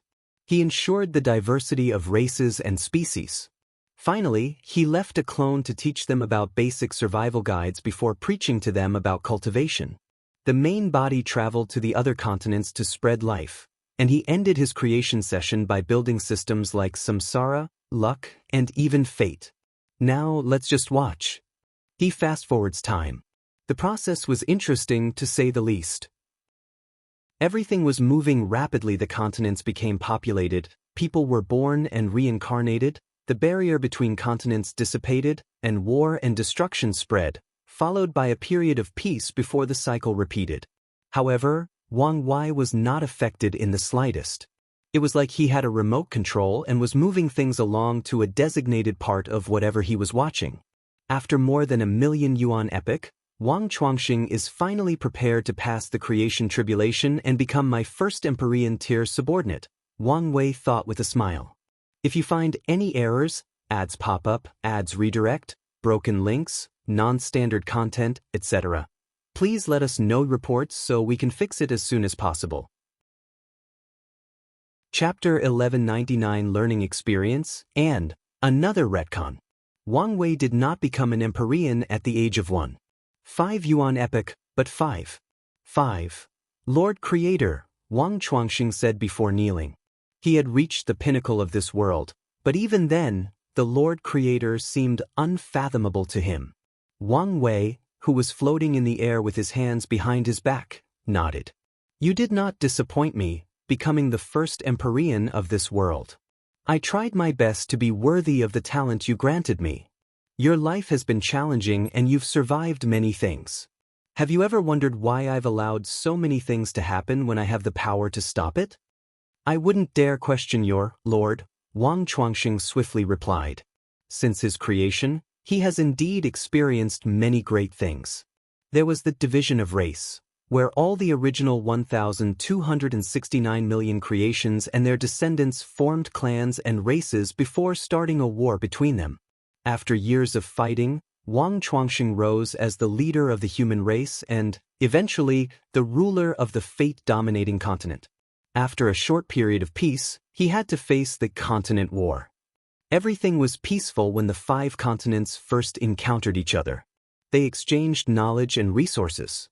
However, such peace did not last long before an all-out war started, devastating the entire world.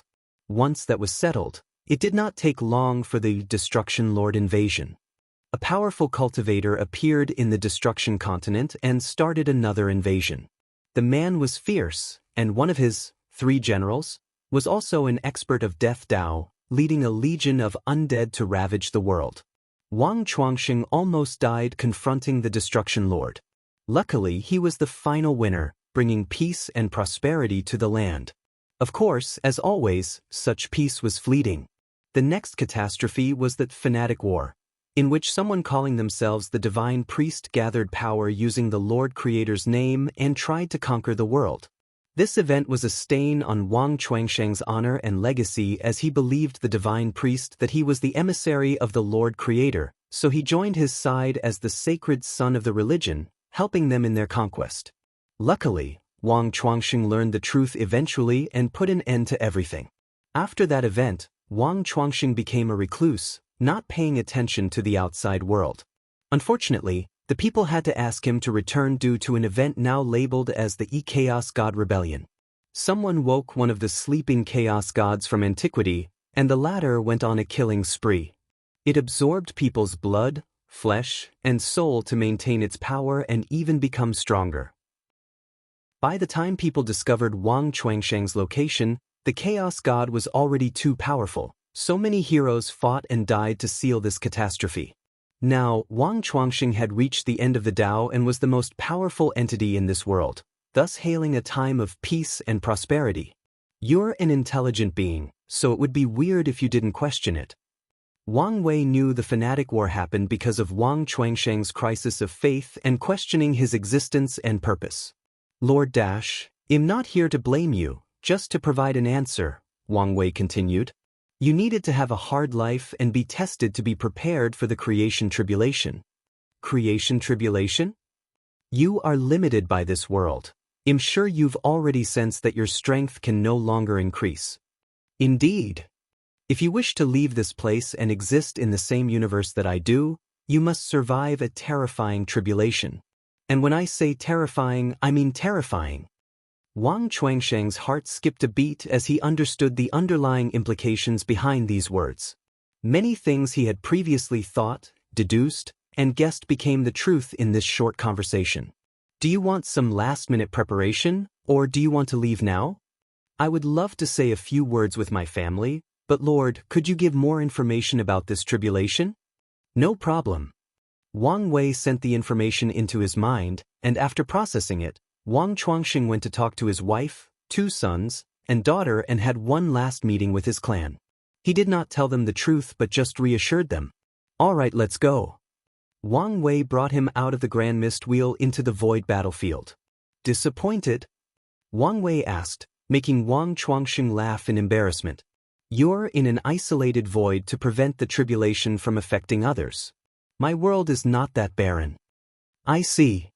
Wang Chuanxing sat in the void to prepare, and 10 minutes later, a cloud gathered in the void.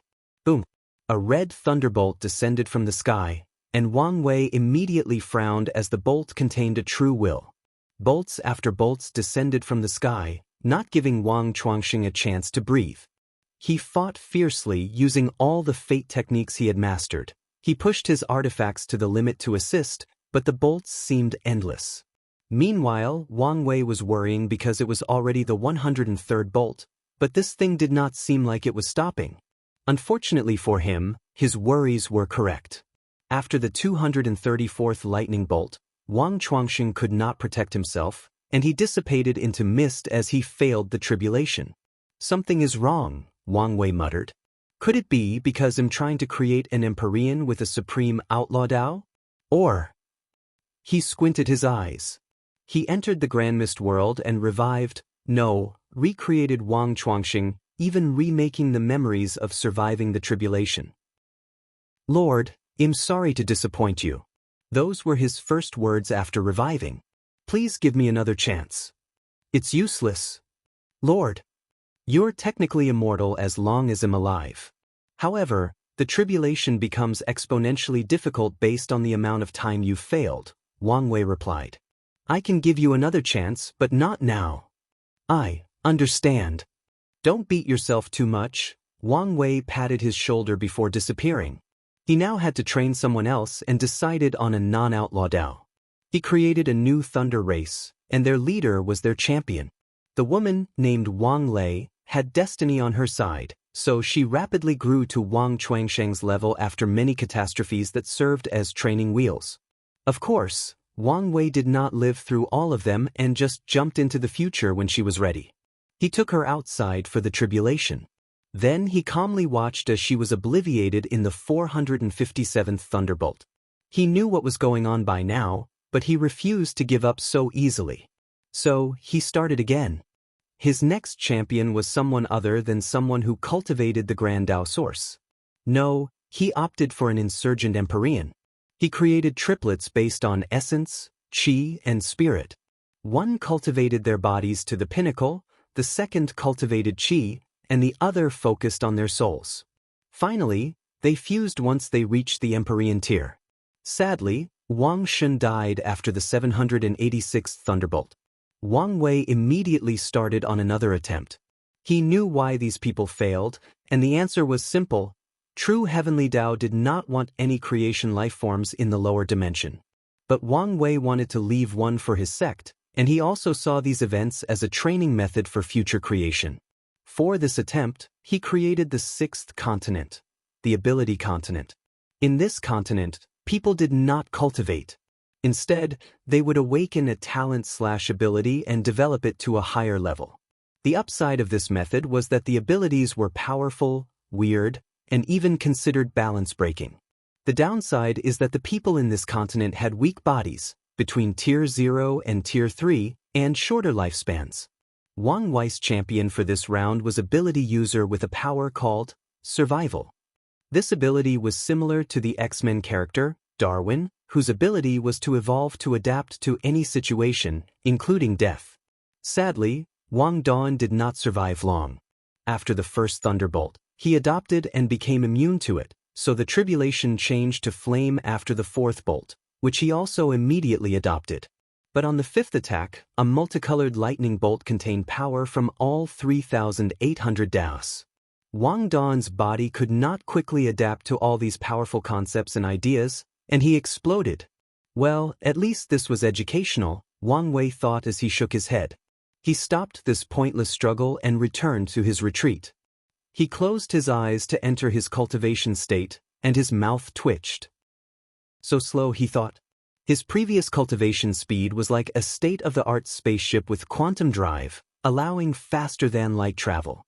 But now, it could only be compared to an obese child with short legs. Luckily, this was the base cultivation speed, so he immediately added all his advantages. But even then, Wang Wei was not entirely pleased as his speed was only on par with the fastest bullet train in the world. Besides the merit, the effect of everything else has drastically decreased, especially the Grand Dao Source Tree. This thing is now useless, Wang Wei thought with a frown. If only I could elevate the Bodhi tree to Tier 11. He sent a clone to the Source Chi space to find a Chi that could improve the tree's quality. However, he knew the tree would take too long to evolve, even with the Chi. Wang Wei connected to all the souls in his Grand Mist Wheel, borrowing their power to help cultivate. He noticed he could no longer accelerate time inside the Grand Mist world while cultivating, which was a shame. Regardless, he now fully understood the need for the Grand Mist Wheel. His cultivation speed now could be described as a modern-day rocket. Although less than it used to be in the Emperor realm, most of his peers still need to gain this level of speed. He improved the time acceleration formation in his room, pushing it to the absolute limit before focusing solely on his retreat. After what felt like an instant, he opened his eyes. 77%, I thought I could reach 80% and more, he sighed. He had underestimated how difficult cultivating in the higher realms was. It's time to leave. Wang Wei checked outside, and 350,000 years had passed since the banquet, and he was now over 200 yuan epoch in age. The people in the upper dimension would freak out if they knew of this. For example, Emperor Kong became an Empyrean in the 3 yuan epoch, but that was the time that passed on the outside. No one knew exactly how much time he spent, but his success in the 3 yuan epochs is a testament to how good his time acceleration formation/artifact was. Meanwhile, Wang Wei had even greater achievements since not even a yuan epoch had passed since he proved the Tao. If you find any errors, ads pop up, ads redirect, broken links, non-standard content, etc., please let us know reports so we can fix it as soon as possible. You're tuning in to the Wandering Hero YouTube channel. Don't forget to subscribe and join us on this journey to catch the most captivating stories.